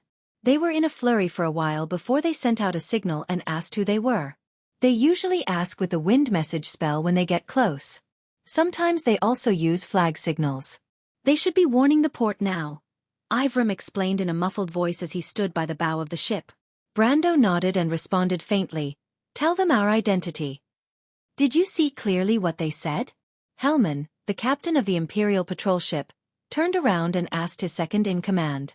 The drunken old man was already half sober from the shock. He threw away the wine bottle, took the brass binoculars, and looked at the unfamiliar fleet in front of him shakily. "They said, 'They are the fleet of the Bugas,'" the first-in-command replied with trepidation. "What, the Bugas? What are they doing here? Are you sure you're not mistaken?" "Sir, I'm sure I'm not mistaken, unless they are using the wrong flag signal." "Then what do you think?" Hellman touched his unshaven chin. "This is the fleet of the Bugas?" The first-in-command stared at the sea of sails shining like silver scales on the clouds. His expression was complicated, but he still nodded honestly. It was the one and only fleet in the world, the fleet of the Silver City. The nominal owner of Fatham Harbor, Baron Ludwig Metz, was a little restless in his office today. Just a quarter of an hour ago, the men he sent finally figured out the origin of the fleet that suddenly appeared at his doorstep. It was really the fleet of the Bugas, and it was said that they had encountered the air force of the Georgandy Ridge south of Lone Harbor and fought once. It seemed that these Bugas were actually allies of the Empire. However, the wizards rarely intervened in mortal wars.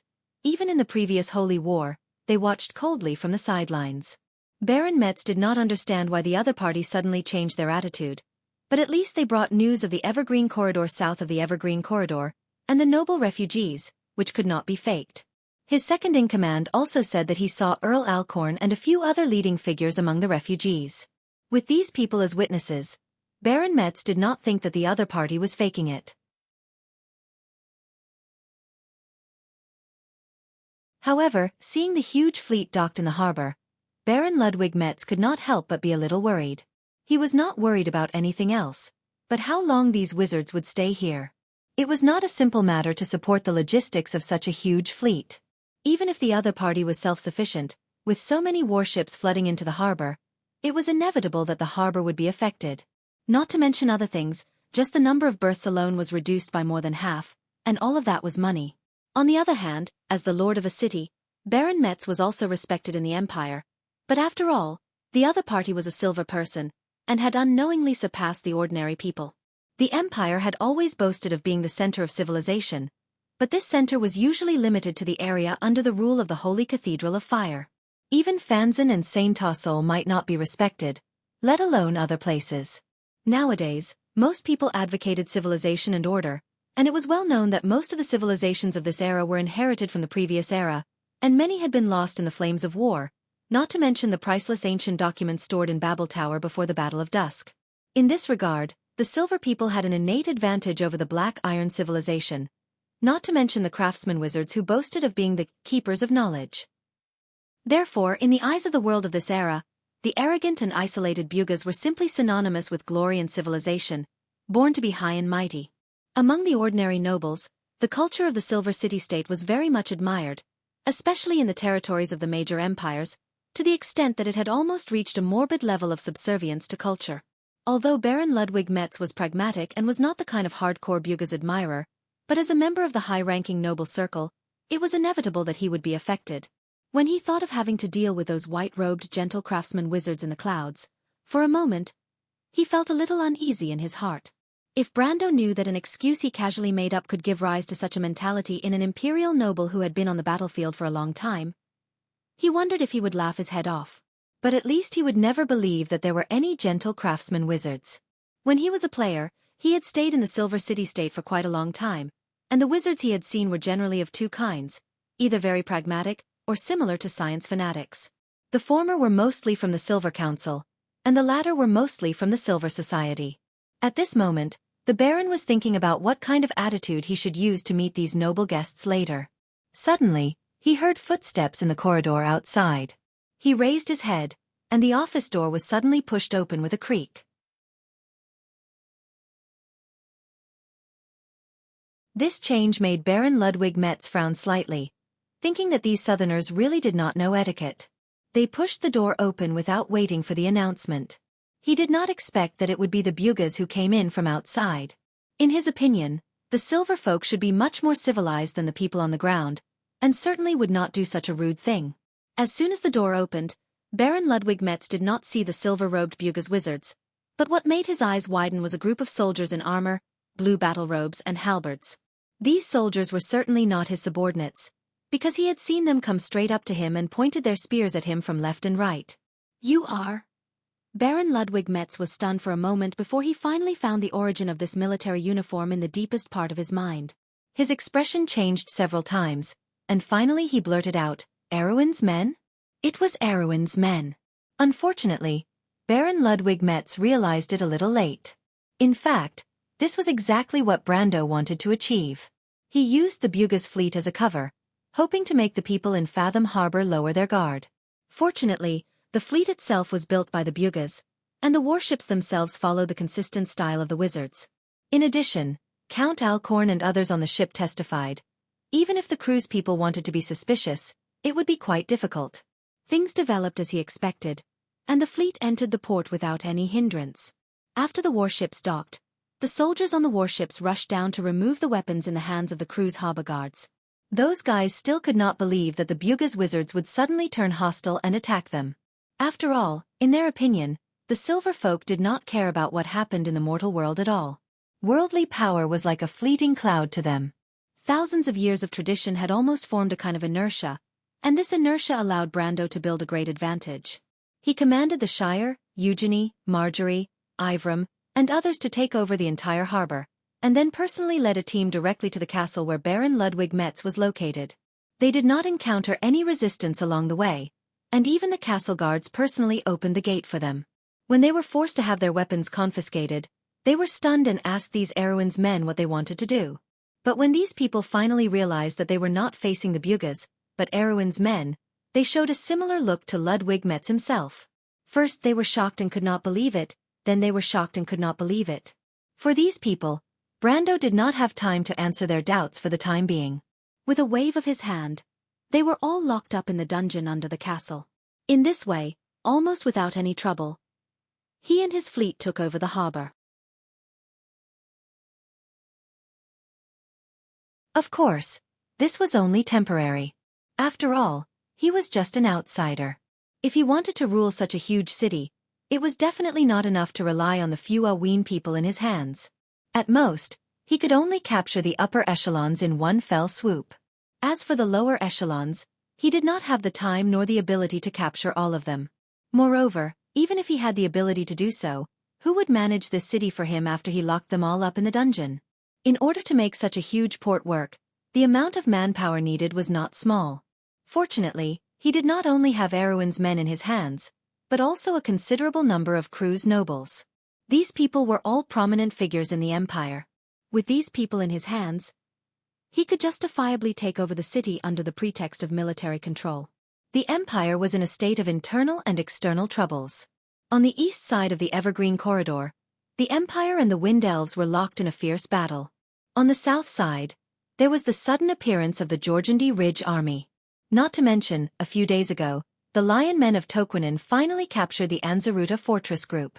It could be said that at this time, the situation in the south of the empire was in a deep quagmire, and even the Metz region was exposed. At this time, they were nominally allies of the empire. Abuga's fleet, after reaching a consensus with the nobles of the empire, was here to rest and help them fight against the Georgiandy Ridge army. It did not sound very strange.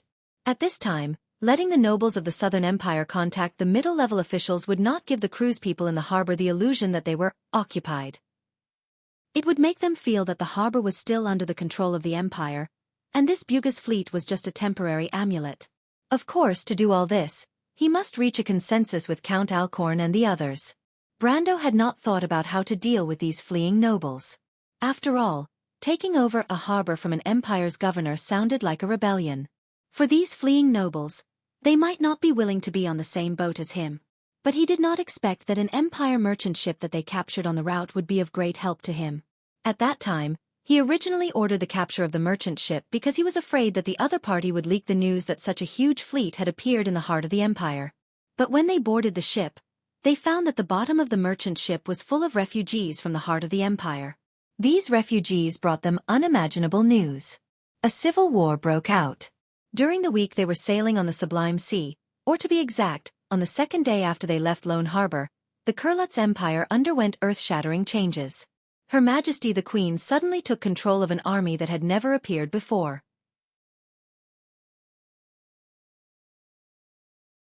This army was composed of the Xenia and the Myurnas. She directly deprived Vala of his authority as the Pope of the Holy Cathedral of Fire and announced a religious reform. A religious reform initiated by a secular monarch was simply a big joke. In the first moment, the churches in the empire were divided into two distinct factions. The School of Economics clearly stood on the side of Her Majesty the Queen, while the local faction loyal to Vala immediately raised the flag of rebellion after a short period of chaos. In short, the empire suddenly became a mess. This was not just an internal matter of the Holy Cathedral of Fire. This huge change of interests affected everyone's heart. The nobles of Cloak Bay responded to the call of the Silver Queen immediately, but the nobles of the north obviously could not accept this fact. In fact, at this time, the two sides had already fought in the east of Metz. Surprisingly, the traditional military nobles were defeated and suffered a big loss. Brando could not learn more from these refugees for a while. He only knew that the coalition forces formed by several lords retreated in the direction of Ludwig after losing. But these were not the main points. The real bombshell was, the Myurnas were back. These survivors from the era of the Dark Dragon had finally risen from the ashes. When they heard the news, the supporters of Her Majesty the Queen, including Count Alcorn, could not believe it at first, then they doubted it. But after confirming it again and again, they fell into silence one by one. After all, this was still a world dominated by order after the War of the Holy Saints. No matter how unrestrained and rebellious they were, they dared not deny the justice of the four sages. This was the foundation of the Iron Folk and the noble ancestors. For a while, they could not figure out what happened to Her Majesty the Queen. Was she crazy? How dare she do this?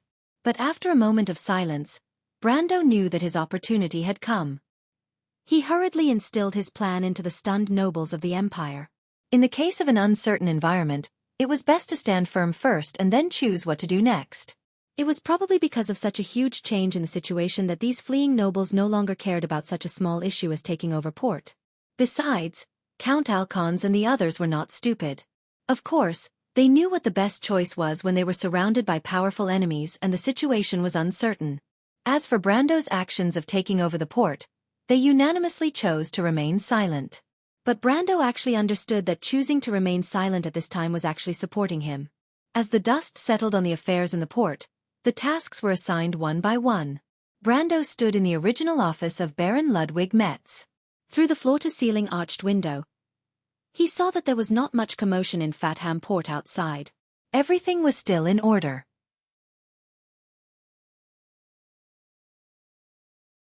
Finally, he could not help but breathe a sigh of relief. This time, the wizards of Buga had given him a huge problem. Now, he had finally taken the most difficult first step. Fortunately, Tolman did not lie to him.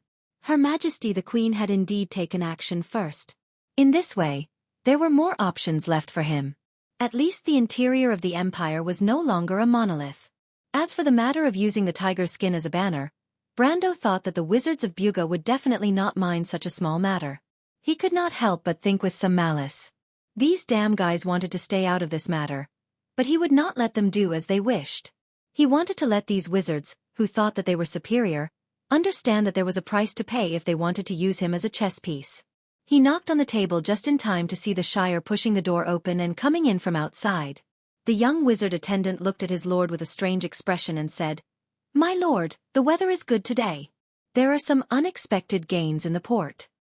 "Cut the crap," Brando's face stiffened, and then he was slightly stunned. "Unexpected gains? Well, it's a big fish. Oh no, it should be a little mermaid. What kind of nonsense is this? A mermaid? I thought it was a siren." Brando frowned and was about to say something, but the Shire already knew what he was going to say and quickly interrupted him with a smile. "I'm not talking nonsense, my lord. You'll know when you see it."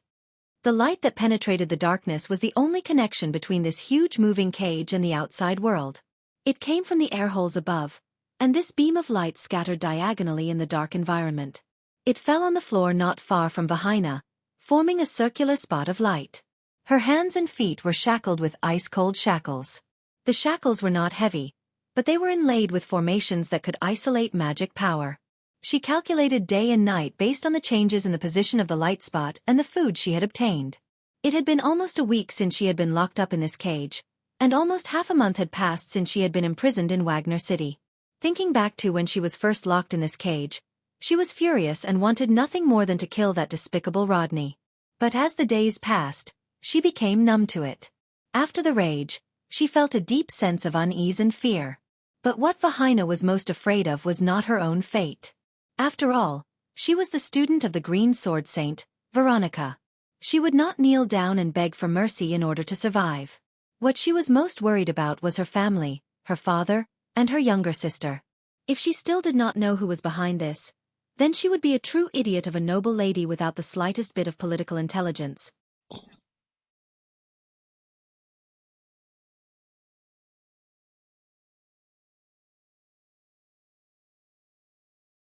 Chapter 984. After sorting out her thoughts, Vahina understood her situation. In the past week, the change in the time of sunset proved that they were heading north. There were a few times when she heard the sound of waves. There were a few mountain paths between Metz and the Evergreen Corridor that were close to the sea. This proved that the convoy was also heading west at the same time. It was very likely that the convoy was passing through a few provinces along the sublime inland sea in the west of Flower Leaf territory, heading to the port there and taking a ship to the imperial capital. Days passed by. Living in the dark was enough to drive a normal person crazy, not to mention the great fear buried in her heart. Most of the time, she bent her legs and buried her head in her knees. She hugged herself with both hands and curled up in the corner of the prison carriage as if this could make her feel a little safer. A day ago, the convoy stopped briefly at a small town on the platform east of Fatham Port in Naka. During the stop, she figured out where she was. The information revealed by the guards indicated that the convoy was heading to the west end of the Evergreen Corridor, which was also the starting point of East Metz, Fatham. Earlier that day, she clearly heard the sound of waves crashing against the cliff. She had walked through this mountain path more than once, but at that time, she came here as the daughter of a duke. Vahina leaned weakly against the cold iron wall. Strands of blonde hair hung down on her pale cheeks. She lowered her eyelids weakly, her thick eyelashes trembling slightly. The sound of seagulls could be heard outside the prison carriage. Strangely, the road was a little deserted. There was no sound of caravans passing by. In theory, this should be an important land and sea hub in East Metz. There was an endless stream of caravans on weekdays. Or perhaps Rodney did not plan to go to Fathon Port, but they had built a secret anchorage nearby. The girl suddenly felt a chill down her spine. These people were actually so cautious. However, that was not the case. The sun had just dispersed the fog between the straits, but the cliffs near the sea were still shrouded in a thin layer of water vapor. There was a pass in the middle of the misty water vapor. Rodney quickly stopped the convoy and looked up at the soldiers with anchor-shaped emblems on their battle robes on the city wall. The pass built by the mountains and the sea was the outermost line of defense of Fathom Port. Usually the gate was rarely closed, but today it was tightly shut. It seems that the war started by His Majesty has already affected this place. News of the civil war had not yet reached these parts east of Metz, Rodney thought, but as the Queen's emissary he had first-hand information. He raised his head and shouted, "Open the door!" "Who are you people?" The soldier on top of the city gate tower poked his head out to ask.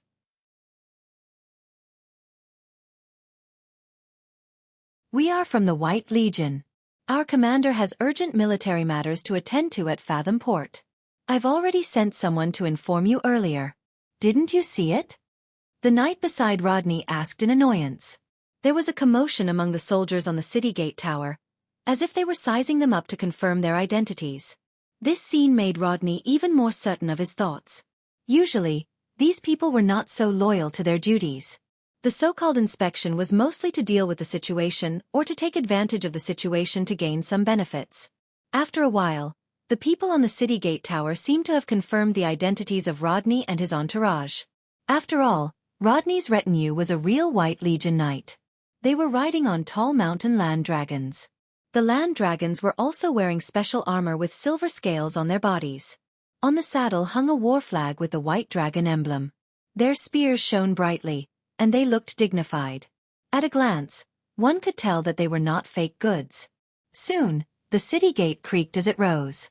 In the darkness, Vahina felt the cage shake slightly, and the convoy began to move forward again. She was still unaware of the battle that was happening in the east. She was slightly puzzled. Didn't these people bring her to the secret port? Why would there be a pass and a city gate? Even Fathom Port did not have such strict security. Brando, Eugenie, the Roman and the Shire were on the lookout tower, watching the convoy cross the drawbridge and pass through the city gate. Brando pointed at the knight at the front and introduced him to the other three. "That man is Rodney, Veronica's younger brother. He is the youngest son of Duke Arizik. However, this man is not very capable. At most, he is a jester." After Lady Veronica was put under house arrest by the Silver Queen, this man drew a line with his family and won the Queen's favor. Now, he is the Queen's secret envoy. The Arizik family is full of heroes. I didn't expect them to produce such trash. The Duke's daughter wrinkled her nose in disdain. "You can't say that. This guy's ability to judge the situation and place righteousness before family is evident. He's just making the best use of everything," the Shire replied with a smile. "My lord, you seem to be very familiar with this man?" Brando did not comment on this question. In fact, as a player of Erewhon, he was quite familiar with the well-known figures of the enemy. However, this was not the only reason why he was familiar with this man. In history, Rodney was just like what the Shire said. He was famous for being good at taking advantage of the situation. His reputation made him like a fish in water in the upper circle of the Empire's nobles. At that time, people called him the twin pillars of the Arizik family. He and his sister Veronica were regarded as the pillars of the Arizik family. But no one knew that this man was a complete coward.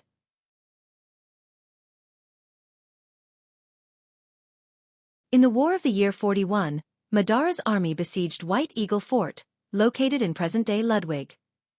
He surrendered without a fight and sacrificed himself to the enemy, causing the White Legion to be almost wiped out. This was a famous scandal in the history of the Empire. Because of this incident, the prestige of the Arizik family plummeted. Even Veronica was implicated by him and was removed from the position of Legion commander.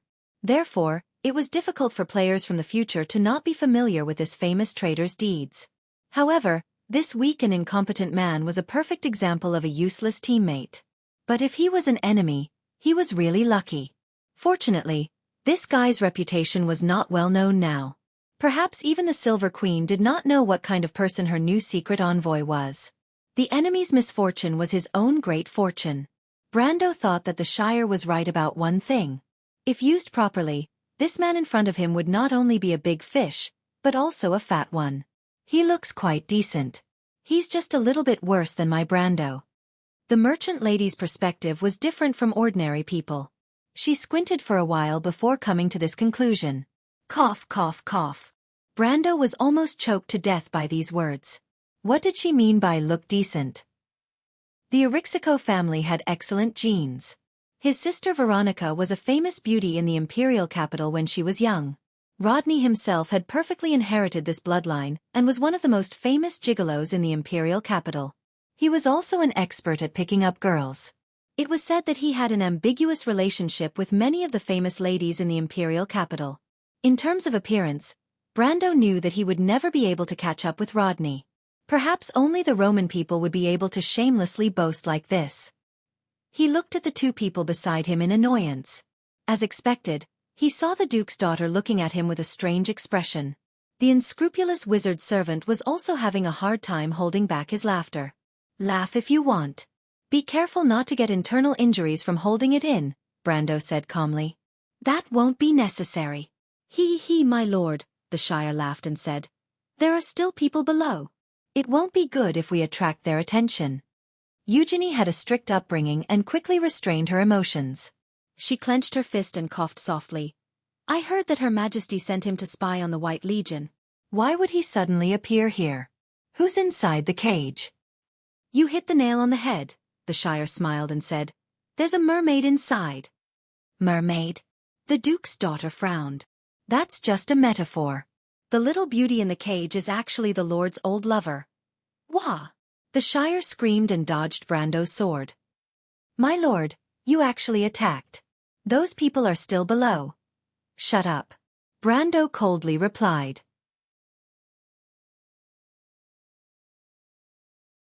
In fact, he had already guessed who was inside the cage the moment he saw Rodney. Vahina had written a letter to him, and it clearly expressed her intentions. In fact, Brando had already expected that she would be in trouble, but the young lady had underestimated the problem. The fact that the Silver Queen had placed Veronica under house arrest and chose to support Rodney as the next head of the Arixico family was enough to explain many things.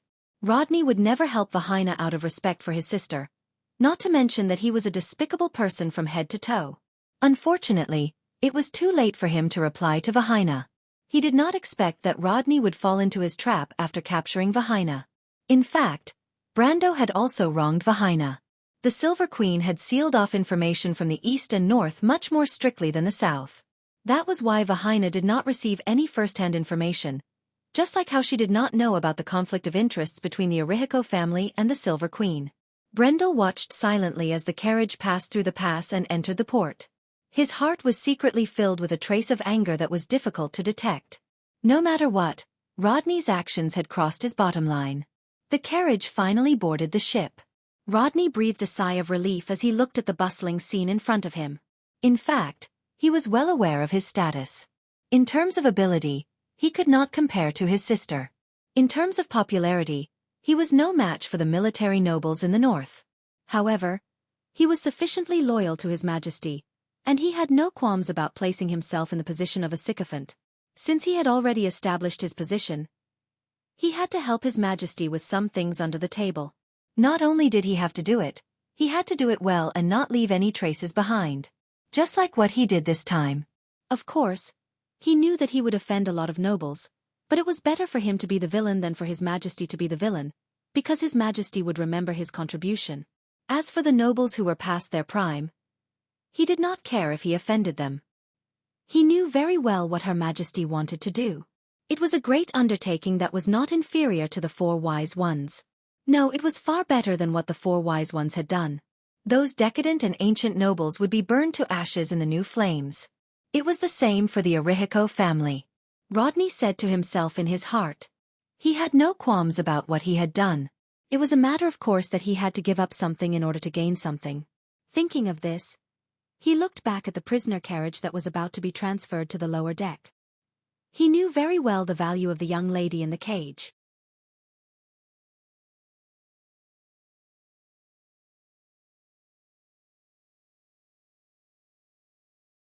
They would only send food and water once a day in the evening, which made her feel wronged and scared. In fact, Vahina faintly understood that it was because they were almost at their destination. That was how humans were. Whenever something was nearing completion, they would become increasingly nervous and highly focused in order to avoid failing at the last step. It also meant that she was not far from facing her own fate. This thought made her feel uneasy. She did not know what she would face. Would she be executed directly in secret, taken as a hostage, or used as a chess piece in a political marriage? She had heard of such things many times in the past, but none of them were the main characters. She only felt that it was a little scary. But today, she felt a great uneasiness gripping her, and she could not breathe. It was as if she saw a path that led to a dark abyss, filled with blood and despair. Vahina shivered as she snuggled against the cold iron wall. The past kept replaying in her mind.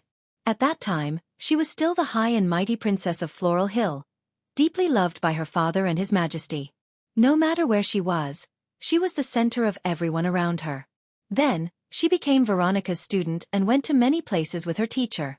She once breathed in the air of freedom and could no longer live in a cage. She once thought that she was different from the noble ladies who were like canaries. They were weak and could only accept the fate of others, but she, who was like a young eagle, could choose her own future. Reality proved her naivety. All her fantasies turned into bubbles. She felt as if she had been deceived by hope, and then mercilessly abandoned. Tears dripped onto the floor like beads of a broken necklace. Vahina cried helplessly. As she cried, Vahina recalled the days in the loop of trade winds. It was her first adventure away from the empire, and she once thought that it was the most terrifying experience she had ever encountered in her life. A despicable country bumpkin not only humiliated her, but also taught her a lesson several times. Even His Excellency the Legion commander could do nothing about him. But compared to what she was experiencing now, it was not even worth mentioning. She even felt a faint warmth when she recalled it now. If only I could go back to that time. Vahina was quickly shocked by her own thoughts, and soon fell into lamentation over her current predicament. Brando. Vahina was a little feverish. Her scalding forehead was pressed against the cold iron wall, and her mind could not help but wonder. It was as if these wild thoughts could dispel the worries in her heart. She suddenly remembered that Brando had already arrived in the Empire and was just a stone's throw away from her, but he definitely did not know about her current predicament. Perhaps he still thought that she could help him and save his subordinates.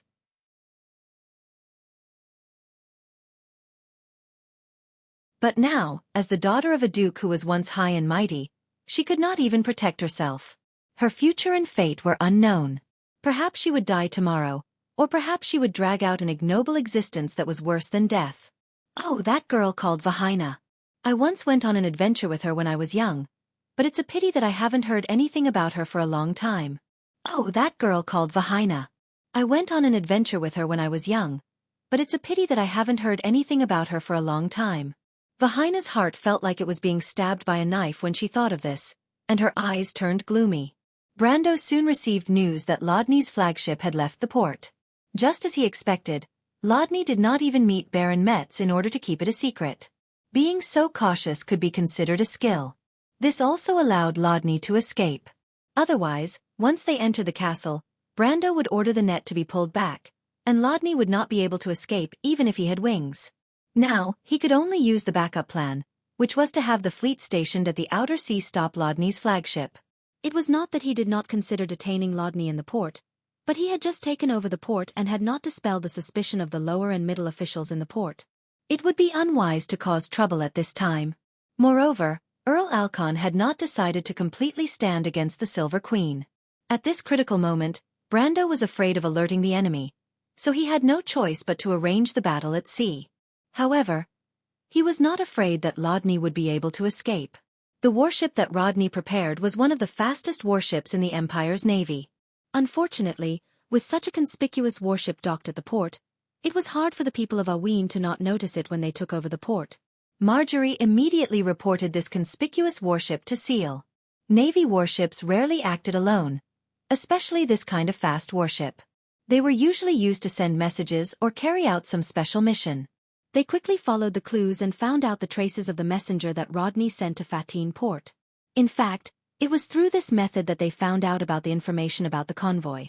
Therefore, Brando had already arranged for someone to tamper with the ship. The quality of the magic crystal used as the floating warship's power source was changed, and some of the spare sails were removed. Rodney was in a hurry to leave the port, so he did not check it carefully. In fact, he did not think to check it because the warship had been docked at the port.